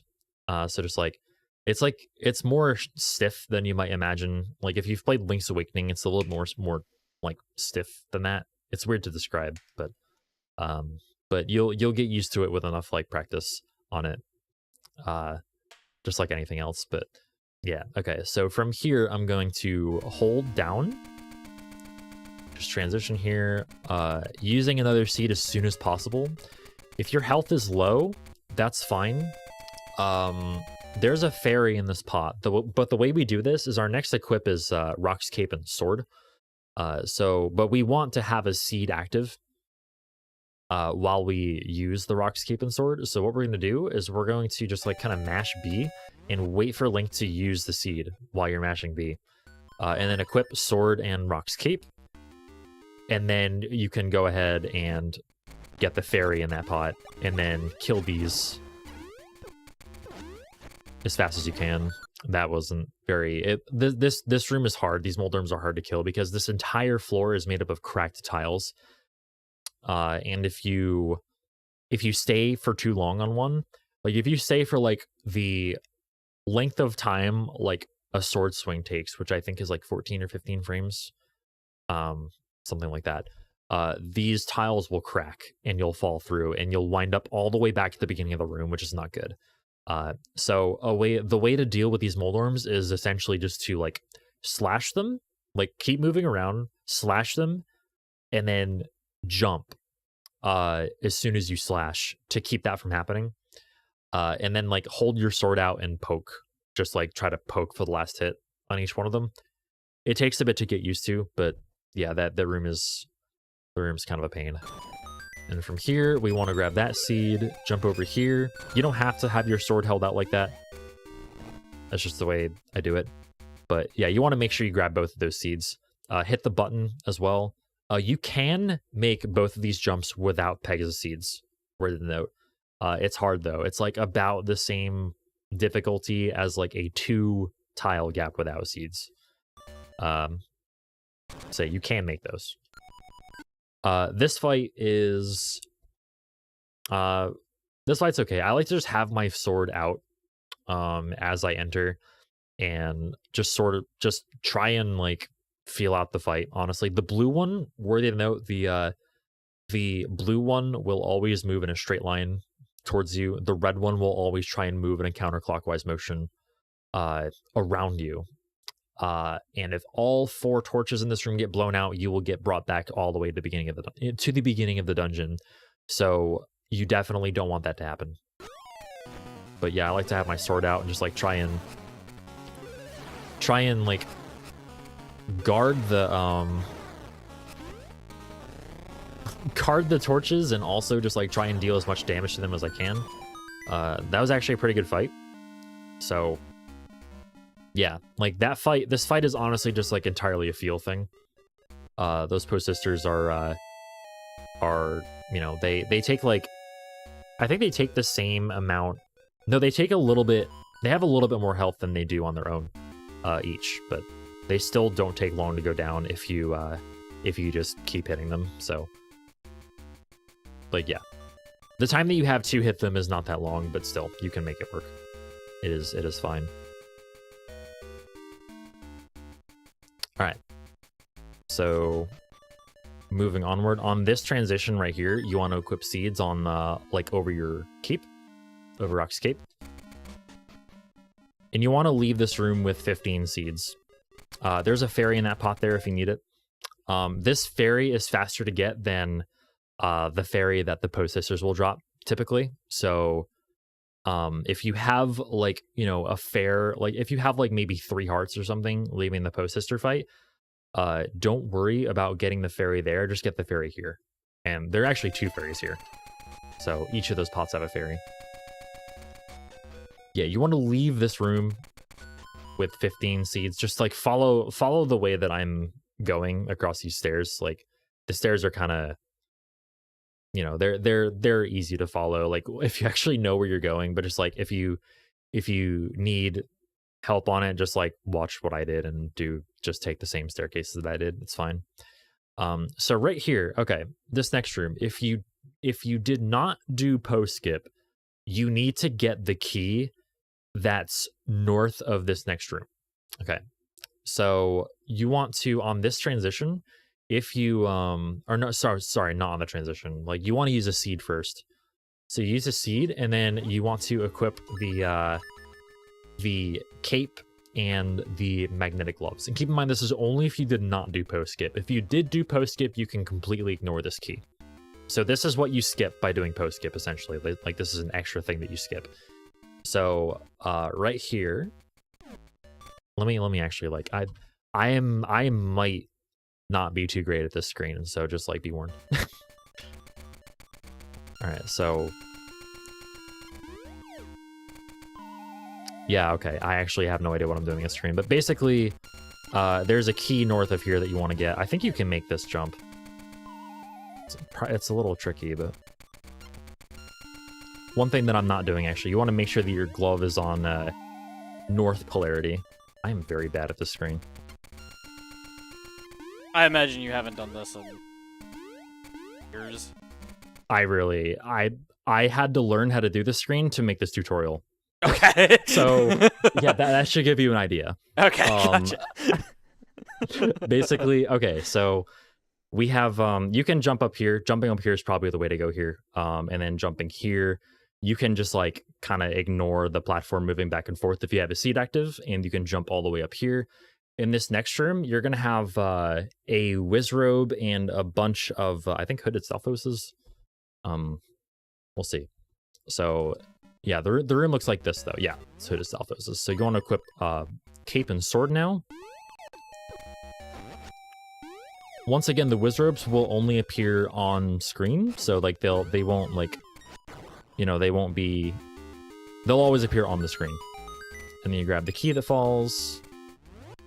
And then from here, so this room is actually, this room you can do a lot quicker on the way back. As long as you do this, just like beeline for the platform. So it looks like this. There we go. Oh, it's that block. That block is the one. Okay. So let's see now. Now we want to equip the sword because there is a Pegasus seed there that we want, and just equip the Rock's cape right back here over the sword. This screen right here. So the idea here is to hit the bottom button first, and then come up here and hit the top button, and then the middle button. So the way you do that is it's just a full jump right away to here. And then with the Rock's cape makes this a little bit awkward. I mean, it makes it, you know, possible, but it also makes it awkward because you can jump too far with the seed active. So what I do is I jump from the first button to here. I jump neutrally and then hold up after. And then I do the same thing here to this one, except I just don't use the cape functionality. So it looks a little bit like this.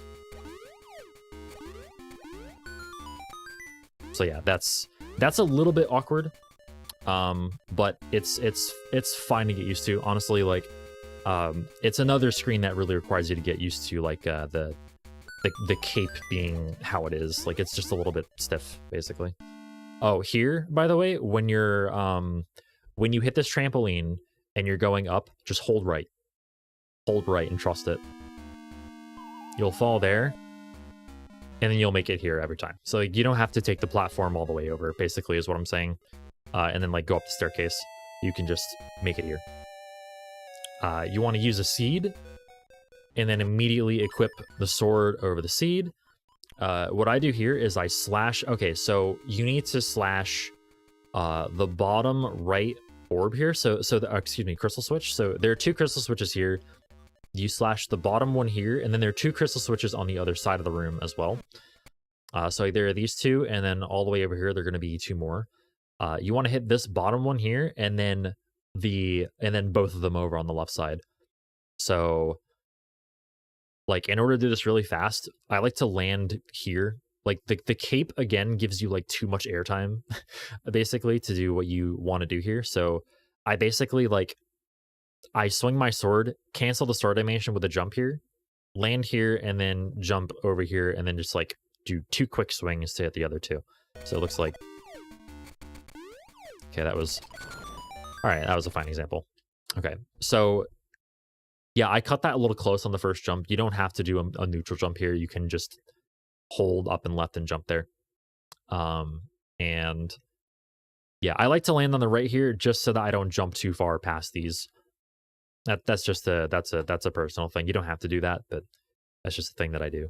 But this next room is full of Stalfos that'll jump away from you if you try to slash them. So I like to go in with my sword held out and try to poke them. Poking each and every one of them kills them in one hit. So it looks a little bit like...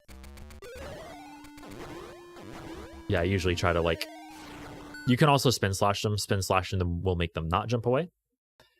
Which is nice. So if you get a situation where like they're all together, a spin slash could kill more than one of them, that's useful, but poking them is also fine. Get the big key, save and quit. On the transition here with the portal, again, it's a fade-in transition, so equip the Pegasus seeds over the cape, not over the sword. You kind of want the sword. Whoops. And you can use them. Do you want to enter the boss room with at least 13 seeds? If you have... Okay, so like as far as seed count goes, if you have 18, on every single stair, like traveling between the staircases, on every single one except for this one, you can use a seed. But I have 17, so I skipped that one. I skipped the previous one as well, and I'm also skipping this one, but on every single other one, I can use a seed. You can grab the fairy again there if you're low on health. And as soon as you transition here, it's like, oh no, Wizard's in my way. You need to equip the cape anyway. So you equip the cape, and you still have the seed speed active, and we are now going to fight Gliok. Gliok has 2 heads that you need to kill at roughly the same time. You have actually a pretty large window. You don't actually have to kill them at exactly the same time. That would be kind of ridiculous for casual play. So yeah, you just need to kill them like within a few seconds of each other, or else they'll regenerate and you have to kill them again. So it should look like this. So I like to go in immediately with my sword held out like this. And the idea is just to jump over the flames that this right head is going to shoot at me. That's pretty consistent. They always shoot at you right away. I try to jump over them and then immediately spin slash 2 heads. And if I get both of them, that's great. If I don't, that's whatever. Yeah, see, like, sometimes they're just too far apart for that. But as long as you have the ring equipped, this fight is pretty handleable. Like, unless you take too much damage, it takes a bit to get used to the attacks on this fight. But essentially, yeah, there's 2 of them. It's like when, all right, I try to stay like around in the middle. I'm a bit too low here, but I try to stay around in the middle because that spot is a good spot to potentially evade the flames. Like, they always go in like this hexagonal pattern here, like in 6 different directions. Wow.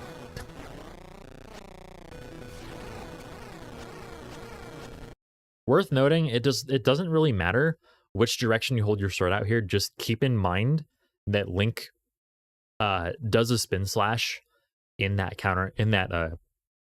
that clockwise rotation. So you want to hit him as soon as he lands, or else, like, you know, like if you take too long to kill the remains of Gliok here, he will charge at you, and that will make things problematic.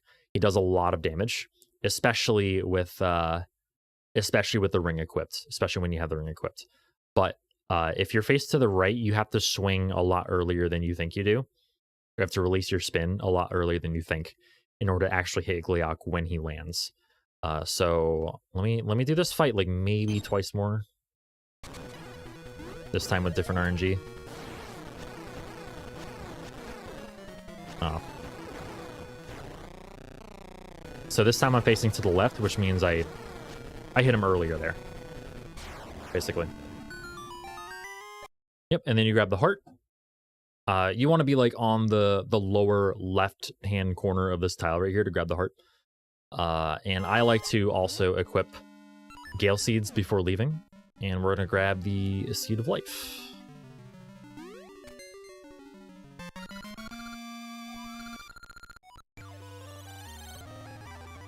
And that's Dungeon 7.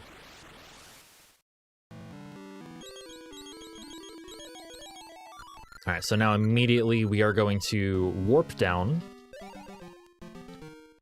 We want to move 2 menu slots over here. So that's just like a, you know, like you can input this with just a quick right and a down input there. Go to here, and you want to equip the Pegasus Seeds over the Gale Seeds so that you have Pegasus Seeds and Cape equipped here. And we're going to go up to this northwestern part of the map for the first time. Sort of where Onox's castle is, except we're not actually going to Onox's castle. Instead, this time we're going to go to where the Temple of Seasons used to be. So right on this screen right here, I'm going to equip the boomerang and the shovel. We need the shovel in a couple screens, but for now, those 2 bushes right here always have Pegasus Seeds. That's why you want to leave Dungeon 7 with at least 13, because you use 3 on the way up here, and Each drop here is 5. So now I have full Pegasus seeds, which is nice. Super nice. It is faster. It is always faster to jump over stairs. Yes. Yep, it is always faster. So going up here. So this, there's a jump coming up here. It's not the easiest jump to get used to, but it's made easier by doing one little thing on like at the beginning of this jump. So ordinarily you're supposed to go like over to the right and make it fall on a stump to make leaves appear over these holes. We're not going to do that. Instead, what we're going to do is we're going to do a really fancy looking jump. This segment, by the way, is just the segment of cool jumps. Like that is what this segment is. Like I have dubbed it the segment of cool jumps. So right here, we're gonna jump up and to the right, and we're gonna kind of do like a snake, sort of like a sort of snake figure with our jump. So this is what the hole looks like that we're gonna jump over. So if I hold up and right while I jump, I will easily make it past this rock, and then immediately after I hold up and right, I'm gonna hold up and left, and that'll get me up here, and then the rest is just holding right to here. Now, if you see a Tektite spawn here, I would just leave and re-enter the screen. This is an unlucky spawn. This doesn't usually happen, but a Tektite can spawn. I've had Tektites spawn on both of these tiles before. These Tektites can be jerks, but this doesn't usually happen. So I would just leave the screen and come back. And there we go. That's what the jump looks like. So it's just like, make sure you hold up and right while you jump off of this tile. Like that's honestly the most important thing. And then from there, it becomes a lot easier. So you can hold up and right and then up and left to go up to this tile, and then just hold right to get there. You can make that jump. Make sure you jump over that staircase. And we're going to make our way down here. And we're going to visit our Subrosion, who is trying, but failing very much so to make fireworks. And we're going to show him how. Just throw a bomb in there.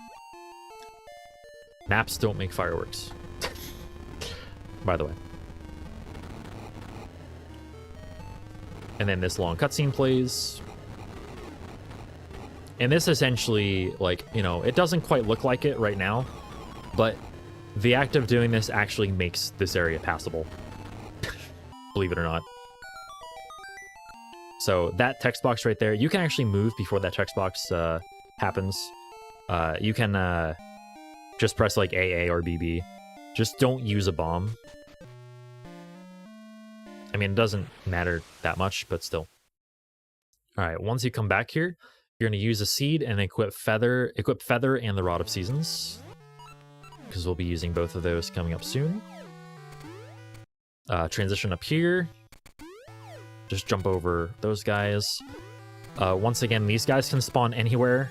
They can be trolly, so just be aware of that. You want to swing twice and then equip the Pegasus Seeds over the Rod of Seasons, and then go down here. I like to be a little bit to the... I don't like to be like totally on the left side here. I like to give myself at least a frame or two here to jump left. You'll see what I mean on the next screen. It's like right here. Like if I were to the left, I would have to like essentially hit left and A. Like I have a pretty tight window to do that, but I like to be up here in the middle just to give myself some room to like move left and jump. And we're going to enter there. This jump right here. So there's a magnet thing up here. There's a thing that like you can attract to with a magnet up there, but instead you can just make this jump. That is actually not as hard as the other, like that's not as hard as like a 3-tile jump, for instance. And yeah, you can also buffer that as well, but like honestly, that's kind of not one of the more difficult jumps in this split. So yep. Just like jump over that. The Rock's Cape is really the Rock's Cape destroys this split. Especially in this next room. This next room looks really cool. I'll try and do this in fast motion hopefully I'm able to get this, but yeah, there's supposed to be a puzzle in this room, but you can skip it by doing that. This jump right here is actually super tricky. The one bit of advice I have for this jump is to make sure you're as far left as you can be, without, like, you know, nudging this rock on the way up, and then hold up and left as soon as you see the cape. Like, as soon as the cape, you know, becomes active, like when you're holding B, as soon as that cape becomes active, hold up and left, and then just finish it with left here. I'll do that a couple more times. The keys in this room can also be terrible. I like to jump as well. I like to jump right there just to, like, space myself out a little better. I fell there just because I didn't hold left for some reason. There we go.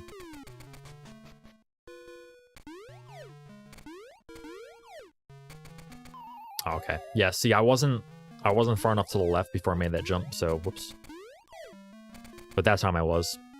If you don't feel like doing this jump, this jump is not that bad.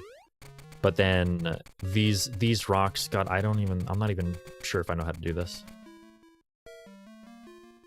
How do you, wait. I don't even actually know how to do this. I'm sorry. You basically, I'll just go ahead and say you have to do that puzzle if you don't do this jump. And I will leave it at that.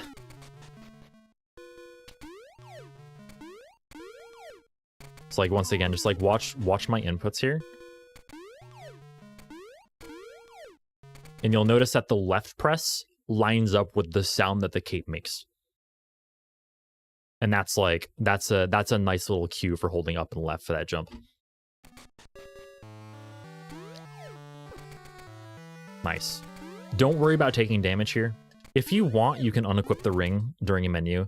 I normally don't, but yeah, unequipping the ring does have the damage that you take here, or it decreases the damage that you take. Lynels can deal a lot.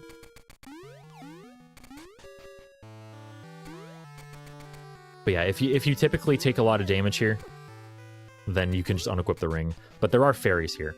There are fairies in this room, so, like, it's not like conserving health is a thing you have to do if you can't, but it's fine. It's complete. I usually have to take these fairies anyway, but okay. So now this is the final portals to Subrosia that we take, because up here is the last dungeon, the Sword and Shield dungeon. So this dungeon has a very major skip in it, which I may spend a little bit of time going over, and by a little bit I mean quite a bit, just because there is a lot to go over in it. But right away you're going to use a seed entering the dungeon. You want to enter with at least 11 seeds. I have 12, and that's fine. But yeah, like you essentially, you really, maybe even more, honestly, like you can't enter this dungeon with too many seeds, honestly. So I equip Slingshot with the Gale Seeds and Sword here, because we're about to Slingshot the Gale Seed up to here. Make sure, so you can fire this seed right from the bottom, but just make sure you move up so that the target is, like, on the camera when it gets hit. That's important. You can hold your sword out there to break the pots. Oops. Grab the key and use another seed. We're going to have another Magonisi rune coming up here. If these keys get in your way, just kill them. Don't try and dodge them. You're on a one-tile path. Just don't try and dodge them. But yeah, these Magonisu are... This room is actually a little bit easier than the other one in Dungeon 7 because you're on ice. And you can swing your sword on ice. By the way, the ice physics in this game, I think I went over them briefly earlier, but the ice physics in this game are very, very... Link is very frictionless on ice, like extremely frictionless. So you can swing your sword and not lose, like, any speed, essentially. But it doesn't make these guys any less, like, you know... it doesn't make them any less, like, difficult to actually hit sometimes. So, important thing to note, these pots here, this middle one has a bomb, and either of these two have hearts. So just keep that in mind. You'll normally want to get both of those. In fact, the bombs you definitely want to get. The hearts, obviously only get if you need hearts, but yeah, okay. So next room you want to go into with your sword charged. I like to, as soon as I get past the corner, right here, as soon as I get past this corner, I like to release my spin, and that should kill both of these. While holding up and left, I release my spin. It should kill both of those. I kill this one, and then I'm gonna equip. I'm gonna equip the slingshot once again with Gale Seeds to take care of this guy, and then a key's gonna drop. There we go. Ideally, you wouldn't get hit, but I did. Whatever. Re-equip the sword afterwards, and then just like... Honestly, I don't really have any advice for trying to time, like, you know, moving forward and catching the key. Ice physics are very difficult to get used to.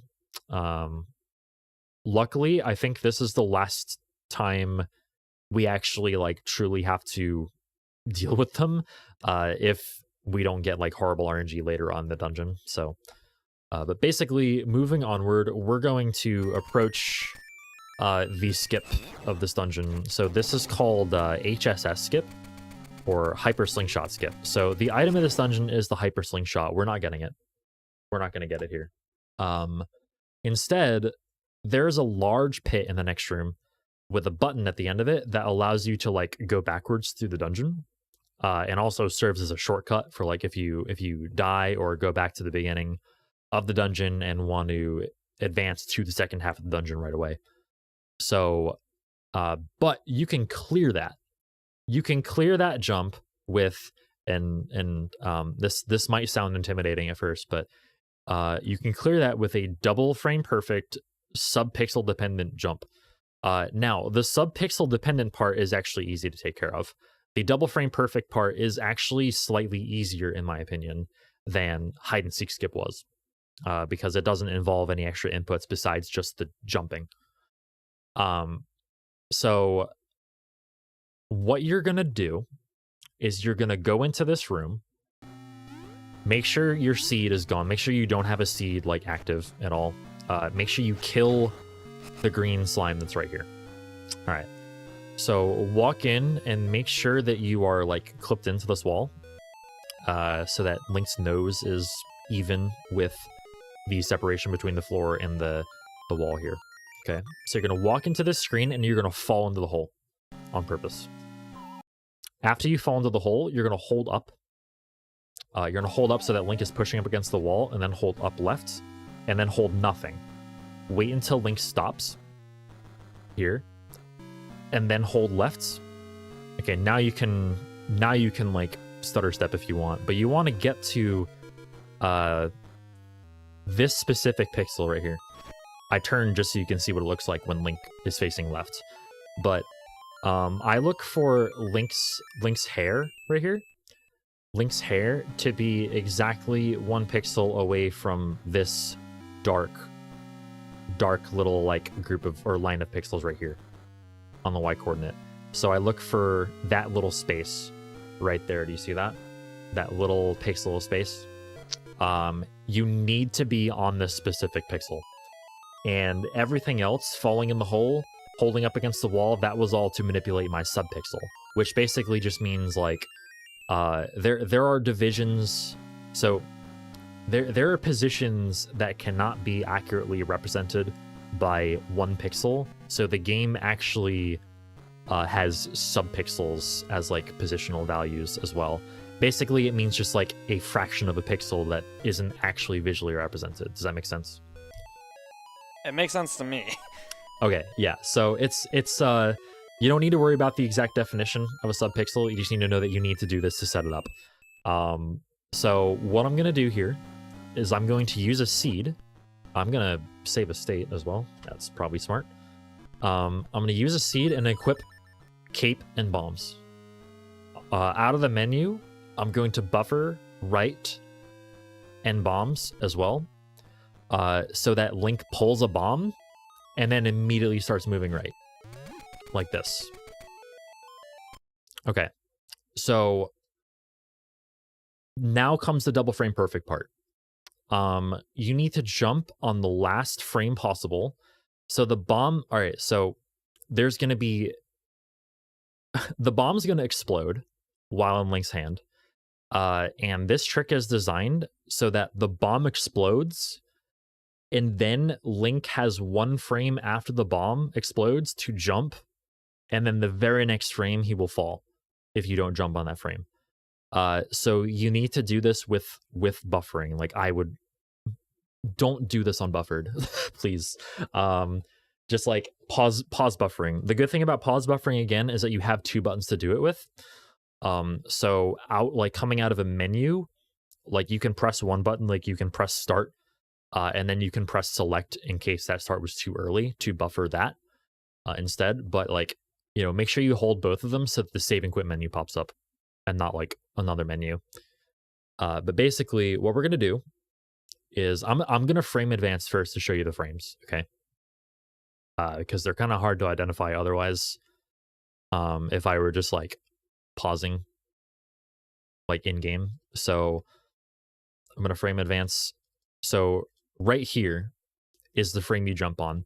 So if you see the bomb, if you pause and you see that the bomb has exploded over Link's head, buffer the cape.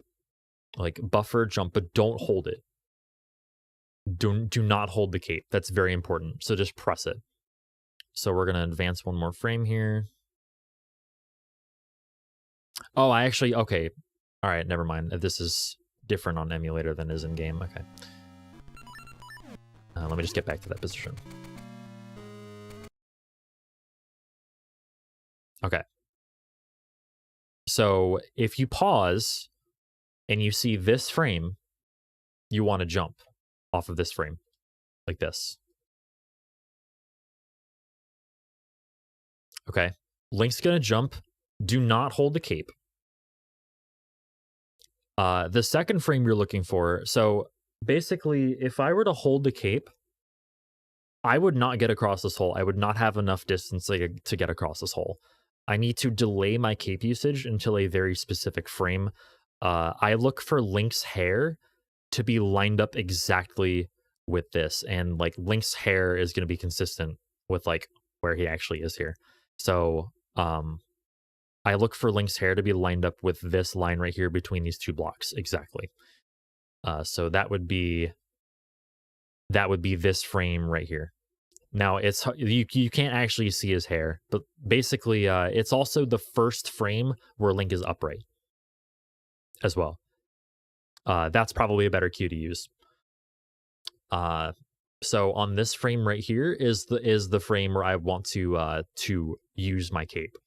And if you're able to use the cape again on this frame, you got it. You're going to make it all the way across there. This is the only way to make this jump. I promise you. And I'm going to also be real with you as well. This jump is probably easier than doing the rest of the dungeon. The rest of the dungeon is a huge pain.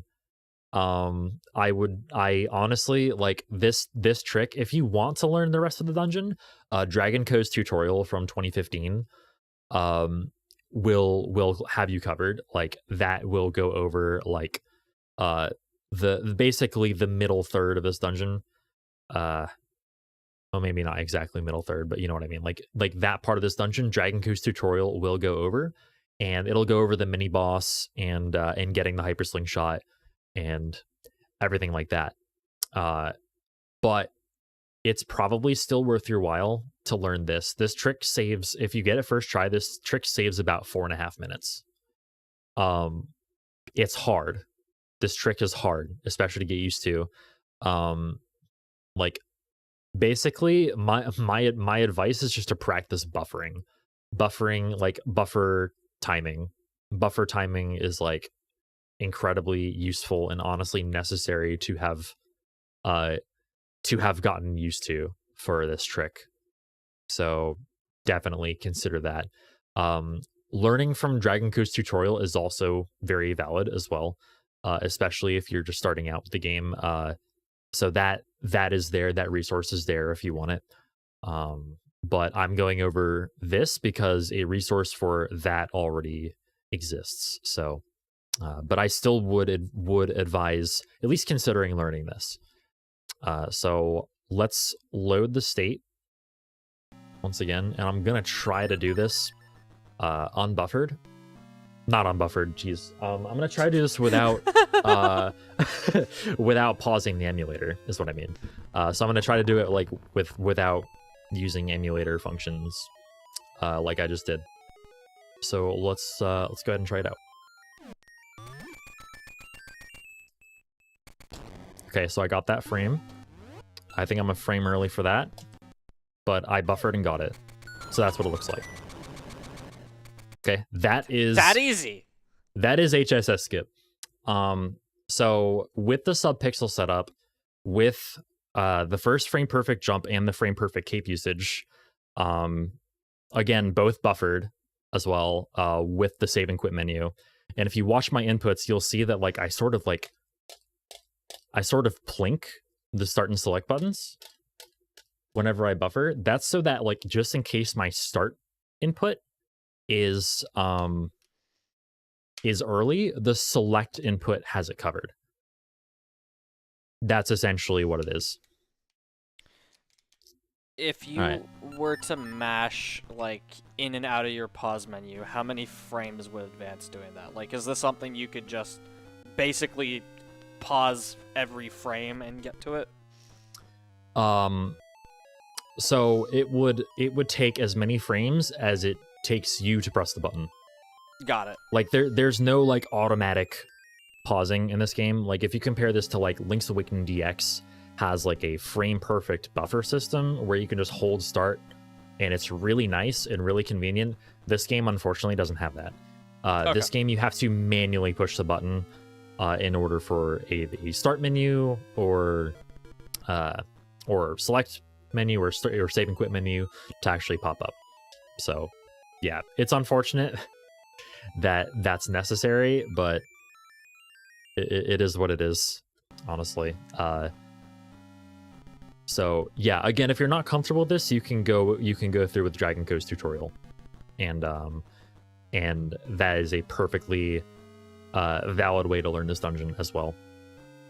Okay, so all right, there's no way I can get that first 2 times in a row, right? Yeah, okay. All right, try that again. I've made a mistake by trying this for a second time. Okay, that should be it. Yeah, okay. Make sure you push the button, because the rest of this dungeon is not terribly easy either. So if you run out of resources, you can't even attempt this again. Like if you run out of seeds or bombs, bombs actually aren't a problem, but if you run out of seeds, Pegasus seeds, you will not be able to attempt this again if you don't push that button. Like, actually, the button makes it so that you don't even need to attempt it again if you have to start the dungeon over. So definitely push that button. Push that button on your way by, which is as simple as just like holding up and right after you finish the jump. Yeah. So yeah, that's HSS skip. A couple things to go over as far as backups go. So by backups, I mean essentially trying the trick again. So if you jump at all on this screen, of course your subpixel needs to be correct for this to work. Like your subpixel needs to be, it's dependent on your subpixel. In order to fix your subpixel, there are different things that you need to do depending on whether or not you jump on this screen. So say for instance, I just walk into the pit like that, I can just hold left all the way to the wall. So make sure you hold left all the way to the wall, wait for the seed to run out, and then get back in position. And then equip seed, use the seed, and then try again. Say, for instance, I get this frame and jump, but then miss this frame, and then try it and I don't quite make it. There's actually something different you have to do to actually fix your subpixel from a jump, because that changes your subpixel. Like it changes the subpixel you're on when you respawn. I'm not exactly sure why that is, but still, something to keep in mind. what you have to do to fix it when you do this, when you jump, is hold down left from the respawn. Hold down left all the way until Link reaches the corner. Wait until the seed runs out. And then go on to this pixel right here so that Link's hair is like right above this line. See this line right here? It's kind of hard to get used to like where exactly these pixels or these like cues are, but the top of Link's hair should be a pixel above that line, and then walk into position. Right, please. Right there. There we go. And then try it again. I really should have saved the state over there. Oh, whoops. Yeah, okay, it's not gonna work.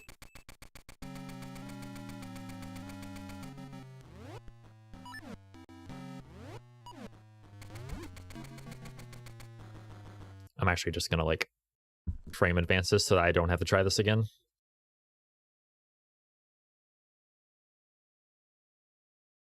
I think this is the frame before. Let me save a state just to make sure. Yeah, we're good. And that should be it. Okay. So let's continue on. I know that was a lot to take in. Please feel free to use Dragon's tutorial for the rest of Dungeon 8. If this comes off as like intimidating or something, I completely understand that. But yeah, we're gonna move on. Definitely don't feel bad, especially just starting out, to be honest. So and I agree with everything you're saying. Like, if that's too hard, definitely go use the other resource. I will say, and again, I've done speedruns, so I'm not coming at this from a new angle, but with all the buffers and setup you have, that looks a lot easier than it seems, or it's probably a lot easier than it looks like. That being said, it does still look hard, but you might be surprised at like how much easier it is than what you think it is. Yeah, there's just a lot of... It's two things. It's knowing the trick, it's the knowledge involved with the trick, and it's being good at buffering. That's basically it. Like knowing exactly how long it takes for the game to get out of the save and quit menu. Like that is essentially what the trick is. That is the entire trick. So yeah, that is basically it. But we're moving on to the rest of Dungeon 8. So on this screen right here coming up, there's gonna be there are gonna be like rotating traps on the screen and wizards that spawn. Just like avoid both of them. Do what you can. You can either go above or below the block that's in the center of the room. So like, yeah, just like above or below. Above is a little faster, I think. But I'm not sure it matters too much. Just don't get hit in this room. Like, your health is a very valuable resource for the rest of this dungeon, so be aware of that. In this room, you want to jump right away. Hopefully your seed, like, ideally my seed would still be active there, but it wasn't quite. In fact, I'm gonna use another seed here. Oh yeah, by the way, you want to equip Pegasus seeds here as well. And then once you like, ideally you can even equip them during HSS skip if you want to. That makes it more tricky though, because the timing coming out of the pause menu is different from the timing coming out of the save and quit menu. So if you want to buffer effectively there, like, you need to be aware that that's different. However, you want to have seeds equipped at least coming into this room, and use a seed, equip the boomerang, and unequip the ring. Like, I highly recommend unequipping the ring, just so that you can, like, you want the boomerang for the next room, and you can make that jump. This jump is actually not that bad, as long as you jump from a half tile, meaning like between, say, these two tiles, just to, like, jump in between the two tiles, coming down. This next room, I like to just, like, survey this room entering. I look to see if there are any keys that are, like, immediately killable right here. I kill them, and then I jump down to this platform, and I see this keys right here. So, like, I'm gonna kill that Keese and then jump across, or you know, fall. That's fine too. But like, you know, I know there are 3 Keese in this room total, and I know that they were both over there, so I might as well just go over there. Here, I like to... There are a couple different ways you can deal with these Pole's Voice as well, or the rabbit-looking enemies. So you can either use Sword, Boomerang, or what I like to do is, like, you can't actually kill them with either of those, but you can shove them off. You can shove them off the platform. And I like using the Slingshot with Gale Seeds, though, as long as I still have Gale Seeds. So, like, they take care of them really handily. And then you go in here, grab the key. You want to use a seed coming out of the room with the Pole's Voice, by the way. Use a seed there, and that should take you all the way to the Ice Crystal room. Equip bombs over the Gale Seeds. And as long as you use a Pegasus Seed, like, anywhere close to, like, at the end of the Pole's Voice room, if you moved cleanly, you can pull a bomb as early as, like, right here. But for all intents and purposes, you can just pull a bomb here, and it's not really that big of a difference. Especially if you didn't move, like perfectly on the way here. You can just pull a bomb here, and it's fine. But you're going to blow up a wall in the next room, which is just right there. If you want to, only if you want to, you can damage boost off of this Zol here through the Bomb Blast. You don't have to do that. Like, that's just a thing that's there if you want to do it. Especially if you're low on health, I would not recommend doing that. There are 4 different patterns you can get here in this room for the Armos to go up. You need to remember the pattern. I have names for each of these patterns. The one that I got is called, or I call layers. There's also 4-3, or rather 3-4, which goes up 3 and then moves over here and then goes up here. So 3 and then across on 4. There's also 3-6, which goes up 3 and then over 1 and then over here, up to this and then up. And the last one I like to call loop around, which goes up to here, even with this red. Over here and then over this way. That's why I call it loop around. Getting used to these patterns, honestly, like if you practice this game, I highly recommend making a save state like on the room before, swinging your sword a few times and then entering, just to like get used to all the patterns here, and like have them memorized. So yeah, that's basically the name of the game here, though. So yeah, I got layers on this one, so I know that layers, like, basically, you'll get to a point, though, where you will see the first couple of, like, tiles that the statue, like, comes across, and you'll know exactly what the rest of the pattern is. Like, there are only 4 that actually are possible for the game to make here. So, so layers goes like this. It doesn't go like that. Okay, cool. I actually messed up the end of it. So we get to see another pattern.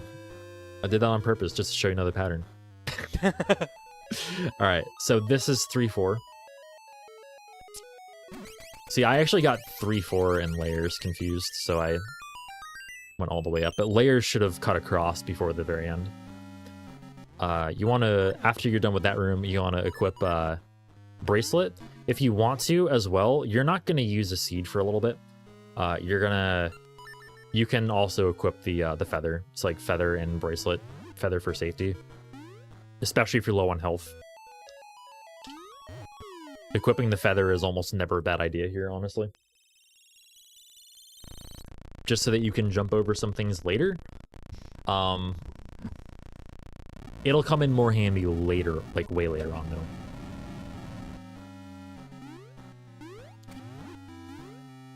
This dungeon is just like... This dungeon's very brutal, honestly, even after HSS skip. So just you want to take an ice crystal, and the idea here is to throw an ice crystal into a few of these holes here, like I did with that first one. So the blue Wizrobe here, which you saw... There we go. managed to pause on a frame where he's visible. So this blue wizrobe can be anywhere in the room. If he's bothering you, just like don't be on the same like row or column as it, because it can shoot you, and then just like kind of wait for it to do what it's doing right now.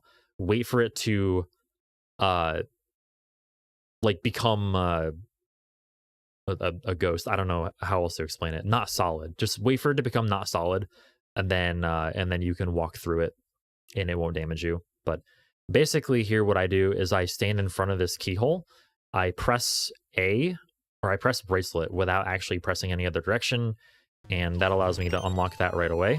I pick up the ice crystal and I throw it in. And then I just walk down to the locked door, because where I spawn, when it's sort of like drowning in water, kind of, before you have the flippers, or falling in a hole, or not falling in a hole, sorry. But basically you'll wind up on like the last home tile that you were accessing. So I spawned on this tile. That's only really relevant in the run, like here. So here I like to I make sure seeds are equipped here. I use a seed in this room. You want to come over here and grab the key. If you're low on bombs, if you have less than 7 bombs, actually, never mind. We get this chest later. It is definitely better to get it later. Definitely don't do what I just did. I just damage boosted past those Stalfos. Those Stalfos can be anywhere in the room, but yeah, now is the time where you actually want to equip the feather. Just to, like, for a little bit of added safety. See, like, feather allowed me to jump over that beam with no repercussions there.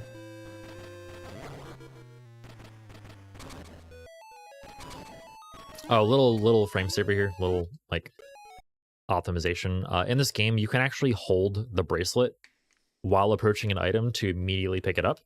So I just like walk towards the ice crystal holding bracelet, and Link picks it up on the first frame possible.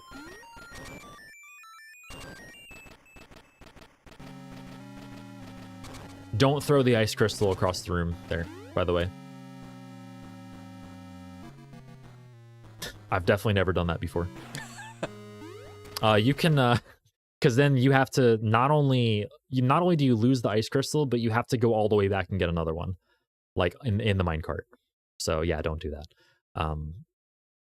This room is a little bit tricky if these guys get in your way, but if they do, just do your best to avoid them and keep in mind you're on ice. And if you do have to do some avoidance here, don't automatically get in the cart. Try and do what I did and bait the BMOS first. Bait the laser from the BMOS. And then get in the cart. Like, getting hit by anything in this room not only does damage to you, but also makes you throw the ice, which is also not good. I like to throw there. Actually, if I have seeds equipped, I will throw the ice up here and use a seed as long as I have more than one. And I'll use a seed to quickly grab that and throw it in from the side there. But this is also fine. I might... Oh, okay, good. So that hooded Stalfos did not need to turn the other way. He could have aggroed me and that would have made things difficult. But yeah, this dungeon is basically past HSS skip. It is a lot of improv and just dealing with enemy RNG, and like it's something to get used to. But you want to throw the ice crystal, by the way, from right here. If you throw from here, it can actually... I've actually had it go like over the hole and land like right here. As well, if you're too low, the ice crystal can land here and won't fall. There's a little... Long story short, there's a little piece of collision right here that the ice crystal can land on, and it just will not fall down. And then just walk down as far as you can. And that's the last one we need to throw. So now we can just beeline straight to the boss. However, one thing to keep in mind is that if you have less than 7 bombs, I highly recommend picking up... let me just equip... yeah, that's fine. I recommend picking up these bombs. You can just kill the Stalfos if you want. Just kill him. You don't have to squeeze by him, basically. There are hearts and Pegasus seeds in those pots. If you have 0 seeds, pick up both of these seeds. There's a seed, heart, heart, seed. Pick up both Pegasus seeds. I usually pick up both hearts, but pick up both Pegasus seeds here. If you have 0, if you only have 1, hell, you might still want to pick up both of them. But if you only have 1, you don't need to pick up both of them. It's not totally necessary. You also don't need to use a seed there, but before this boss, so this is Medusa head. If you don't already have Feather and Sword equipped here, you want to equip Feather and Sword and also have your ring on. And there are a couple different things that Medusa can do. Let me just save state. A couple different things Medusa can do. I like to line up at first with my sword held down and also position to the right of Medusa so that when she becomes active, I can just swing, I can just let go of spin, and this is going to hit her right away. And I just kind of rinse repeat. Just make sure you jump over that attack.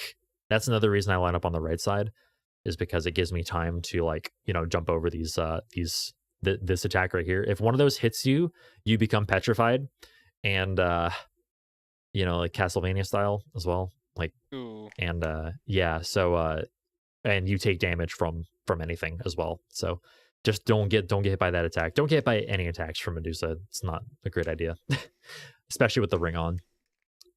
But so there are a couple things that she can do once you hit her. She can either do nothing and start like moving around the room. She'll always move around in a counterclockwise motion, like this, which is another good reason why you should be to the right of Medusa here. So that she'll like rotate into you. And when she rotates like this way, you can just move down and hit her. Instead of like, if you let her get away, it can become a very ugly fight. So like basically just like kind of catch her like that. She can also go to the top of the room, like one of the top corners of the room, and do what she's doing now with the lasers, and just like kind of like swoop to the left or swoop to the right and just like shoot lasers. You can hit her during this attack. You don't have to, but it's nice to. It's nice to get like a spin attack off and then jump over the lasers. And then she'll always reappear right in the middle of the room, and that's the fight. Like, that's basically everything that she can do. You can skip this heart container because there's a health refill immediately leaving Dungeon 8. If you want to get that heart container, you can.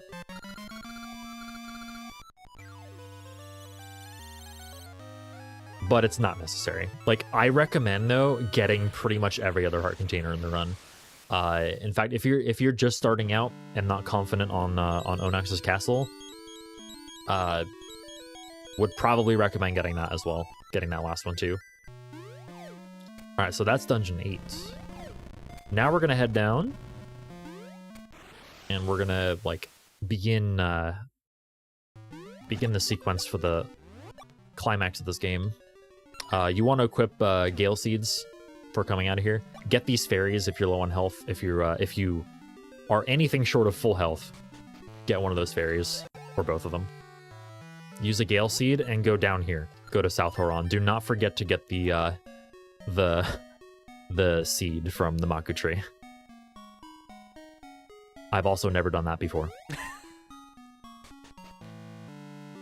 So let's go through here. There's just a bunch of text to mash through, no dialogue options or anything, and I'm just gonna speed this up a little bit. Oh, I'm still fast. There we go. Okay, so you have to leave the screen to use the last Gale Seed, and you're gonna go here. You're gonna go to this middle option right here. It's just right down. Equip Pegasus Seeds, and we're gonna head straight for Onox's castle.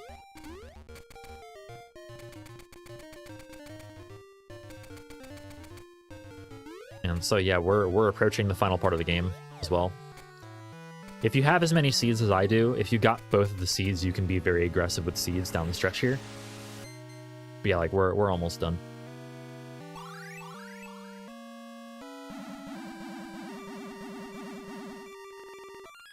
speeding this up too. Long cutscenes. Yeah, this is a long one. So Onox's castle is essentially a 3-room gauntlet that may or may not feature the return of Facade and the redemption of Facade, the boss that we essentially skipped in Dungeon 2 by not going south of its trigger point. But, okay, so here we go. We're going to use a seed right away, and then we're going to equip the sword over the cape.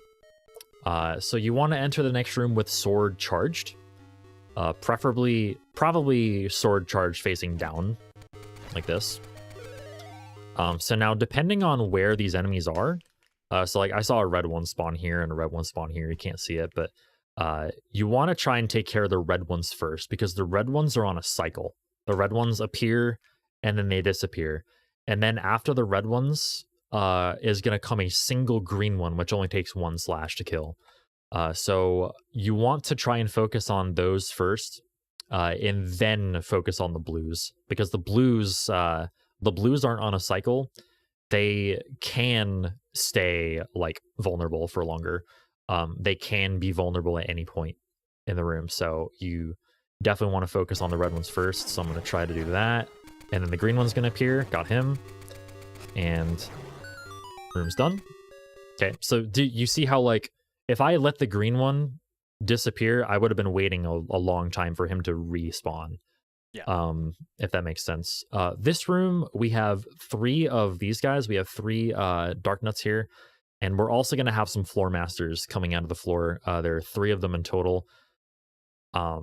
This room is basically try your best to kill the Dark Nuts before that 3rd Floor Master spawns, because there's really no speeding up the Floor Master spawns.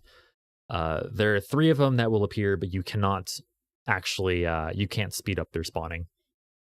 So basically, we're just going to try and... Also, don't get grabbed, by the way, because that sends you back to the beginning. And that was good. Okay. So you want to equip bombs over the sword now, because the next room is Facade. So immediately, when you enter this room, in fact, maybe even beforehand, you can pull a bomb and enter and throw it, because he's going to be right there. Okay, he trolled me. All right, so there are 3 things that Facade can do.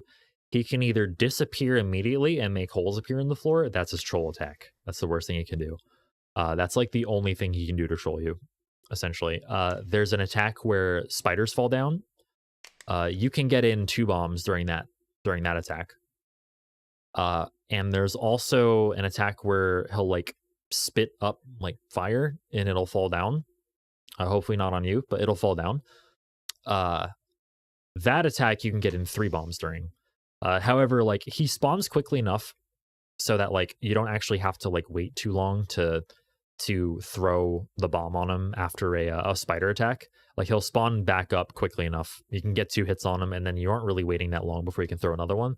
So like the attack that he just did to me is really the only attack that actually can screw you.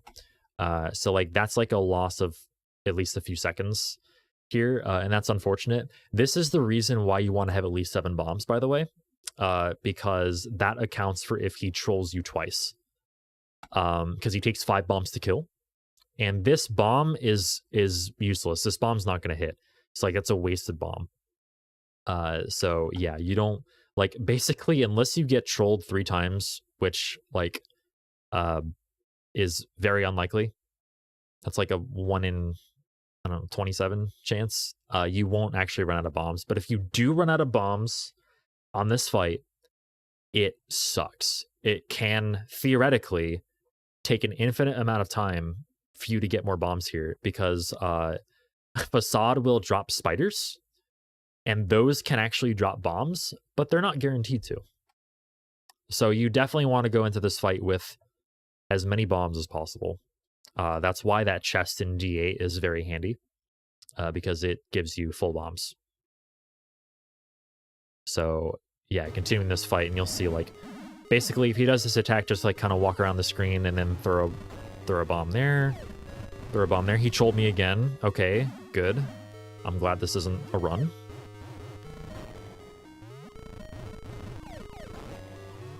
Okay, am I gonna get 3 in there? Yep, there we go. Okay, as soon as he's dead, use a seed there and equip feather and sword, and then just if you don't have full health, grab the fairy.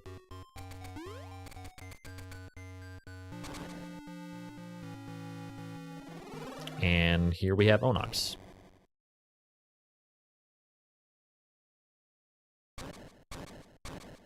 Giant walking traffic cone. All right, so first cycle here takes 6 spin slashes with the ring equipped. So again, just make sure your ring is equipped for this fight. So this phase will take 6 spin slashes. So just like kind of be on the side here. There are a couple things he can do. He can either just continue walking, or he can do what he just did. He can like stomp on the floor and rocks will fall down. Just like try your best to avoid the rocks. Most of the time they are okay to avoid. Okay, so now that the first cycle is done, he can also just keep like walking over, and like he'll try to throw his ball at you, his ball and chain at you. Just like don't be directly in front of him. Basically, it's not a good idea. And if he comes all the way over, just like jump over to the left and just make sure you're not directly in front of him. So all right. VLC player night. Okay, so yes, by the way. So as soon as that cycle's done, you want to hold out your sword. I like to hold that out to the left. I think it is a little bit faster to hold out to the left. Like it's like at least for the last one. So what we're gonna do here is the intended strat here is to actually knock Din. So Onox is going to send, like, he's gonna like have Din out to protect him in the crystal. The idea here, like what the game wants you to do, is use the Rod of Seasons to hit Din out of the way so that you can hit Onox. But instead, we're gonna use Din in the crystal for extended hitbox frames on the sword. And the result is we're just gonna end this fight in 2 spin slashes. So you want to make sure your sword is held out here. As soon as the sword is lit up, just do that twice and the fight's over. Just like spin slash him twice. And if you do that, he should never have the chance to hit you with an attack. Should never have the chance to hit you with an attack. The whirlwinds that he throws at you, if they reach you, just do your best to avoid them. But if you do this quickly enough, they should never reach you. So that is that. These holes spawn randomly in the floor. Just walk towards the closest one you see. I typically tend to wait until a hole spawns near the middle and then fall into it. All right. So this is the final fight. This is the final phase of the final boss. So yeah, this is the final boss. Immediately, all right, so there are a bunch of things that Onox can do, but the first attack is always consistent. He'll always try and grab you with a hand. He'll always like try and like smash you with a hand, essentially. So the best strat here, the optimal strat, is actually pretty tricky here. What you want to do is you want to, once the hand comes down, you want to jump onto his hand, of course, like just like how the game wants you to handle the fight in the first place. But you can actually get all 9 hits in. Like this fight takes 9 hits to kill with the ring on, and you can get all 9 hits in with him only doing that one attack if you jump back and forth between the hands. So I'm going to try and showcase that. So here we go. Now I'm on the hand. Now, if you'll notice, you want to take notice as well of which direction Onox is moving. So if he's moving left and you're on the right hand, you want to wait until he's moving to the right. Like you want to wait until he's moving back to the right so that it's easier to hit, easier to land on this hand. Like the idea is to just jump back and forth between the hands and keep hitting him like in the air. This is quite tricky to do sometimes, especially if he's moving away from you. It can make that first jump really difficult. So the idea, and I'll save a state and I'll try to show you what it looks like. Oh, I actually forgot to spin slash it first, but so this might actually take 10 hits. Yeah, it takes 10. Okay, so that's what the fight should look like, minus the spin slash that I should have done. So yeah, you want to begin with a spin slash, otherwise it takes 10 hits. But basically, those jumps are not easy. Those jumps are quite hard actually to do. It's okay to get like a few hits on this.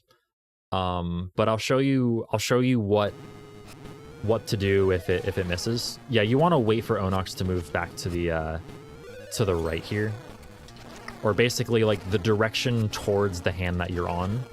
So say you fall, right? There are a couple different things you can do, but he gave me a good attack to back that up with. This attack, if he does like this side swooping attack right here, or the side swooping attack, you can actually jump up on the hand. Right here, if you time it right. So it'll look like that.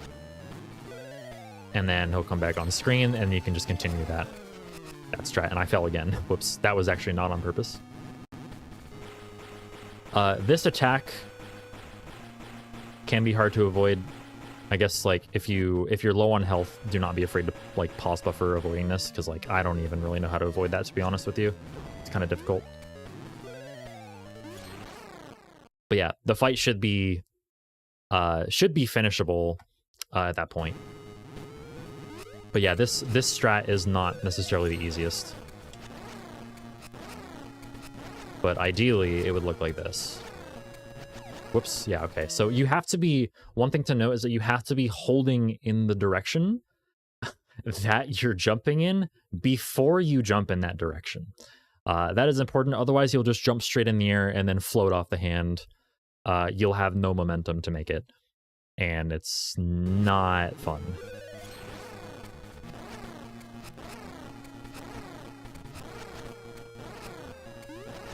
But yeah, like you'll see, like I'm not making it from hand to hand by very much at all. These are kind of tight jumps. But if done correctly, it's a 9 hit fight and it's over very quickly. But yeah, there are ways to back it up. Including like, you know, eventually he'll do enough attacks so that you can get that attack again like I did. He'll do the side sweeping attack where, you know, you can get up on his hand that way as well. Ideally though, the fight would, you'd never see another attack besides this one. But yeah, that's the fight. And that's the run. Awesome. I'm done.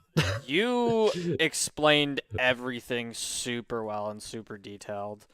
I'm glad that it was easy to understand, because like, yeah, I was worried because I'm not the best at explaining things while I'm playing.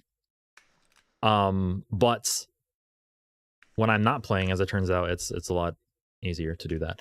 So I hope all of you enjoyed that. I hope that this actually, like, you know, I hope that this is a good resource for people to learn this game. If you want to learn this game, definitely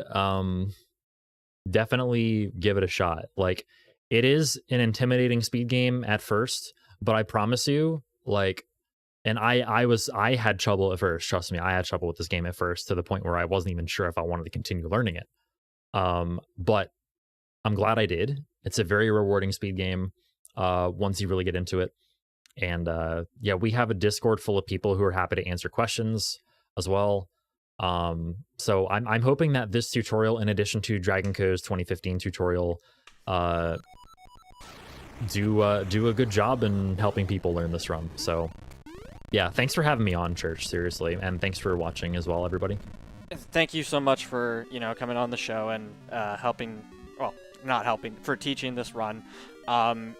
You were super detailed and enthusiastic, and it's awesome to have, you know, people come on the show and be passionate about their game, and, you know, like, helping other people get into the speed games and learning. So thank you so much for that. do you have like any closing thoughts on the game or anything like that you want to go over? One thing I forgot to mention, actually, time ends on the very last hit. Okay. So you don't actually have to, it's completely over. Like, there's no, the inputs after the final hit don't matter. Just thought I'd mention that. As for like the game itself, honestly, I'm, like I said, I'm just happy I learned this game in the first place. I'm happy I stuck through with it to the point where like I was able to learn all these things. And like the reason I feel like I improved at this game is because I like learned all these things as well. So like, yeah. You know, I'm hoping that like at least some of this knowledge like is useful, and that it makes learning this run a smoother experience. So that's about all I have. So sounds good. And just one thing that I want to reiterate, we touched on it a little bit this part and last part, but don't stress out if things aren't going completely the way you saw TGH do them, or the other tutorial does them. Like, just keep on practicing, and eventually you'll get to the point where you can perform like TGH is doing, like all the other runners are doing. It takes some practice to actually make it look as consistent as some of the other runners. So if you make some mistakes, it's not a big deal. Just, you know, keep trying, and you'll get to the skill level you want to be at. That's the great thing about speedrunning too, is that like, you know, anybody can learn at completely their own pace. And like that's why I kept bringing up like the tutorial from 2015, albeit that's not exactly a less advanced tutorial, but like it's a tutorial that's like just kind of like by this point it's a little bit outdated, but it's also completely a viable one to use as well. So like speedrunning is hard, but speedrunning is also very accessible, in the sense that you can get into it and can just completely go at your own pace. So don't forget that. Yeah. I think that's all I've got. If that's all you've got. That's all I've got. I'm exhausted. It's the same. So we can all get some sleep. We'll wrap it up here. Thank you so much, everybody, for tuning in. We're going to take a quick break while we look for somebody to go raid. Do have a few quick announcements before that. So we have Unapologetically Black and Fast is coming up. So this is going to be a new reoccurring hotfix marathon with black runners front and center in a celebration of Black Joy. The first iteration is going to be February 12th and 13th for 12 hours each day, and the schedule is going to be up on the 1st. We also have Frost Fatales coming up next month. That's February 27th to March 5th, and you can use !FF in chat, or you can go to gamesdonequick.com/fanfatales for more info on that. We're going to take a quick break while we look for somebody to raid. If you wouldn't mind just sticking around so we can help cheer on another speedrunner in their run. Thank you so much, everybody. Have a great night.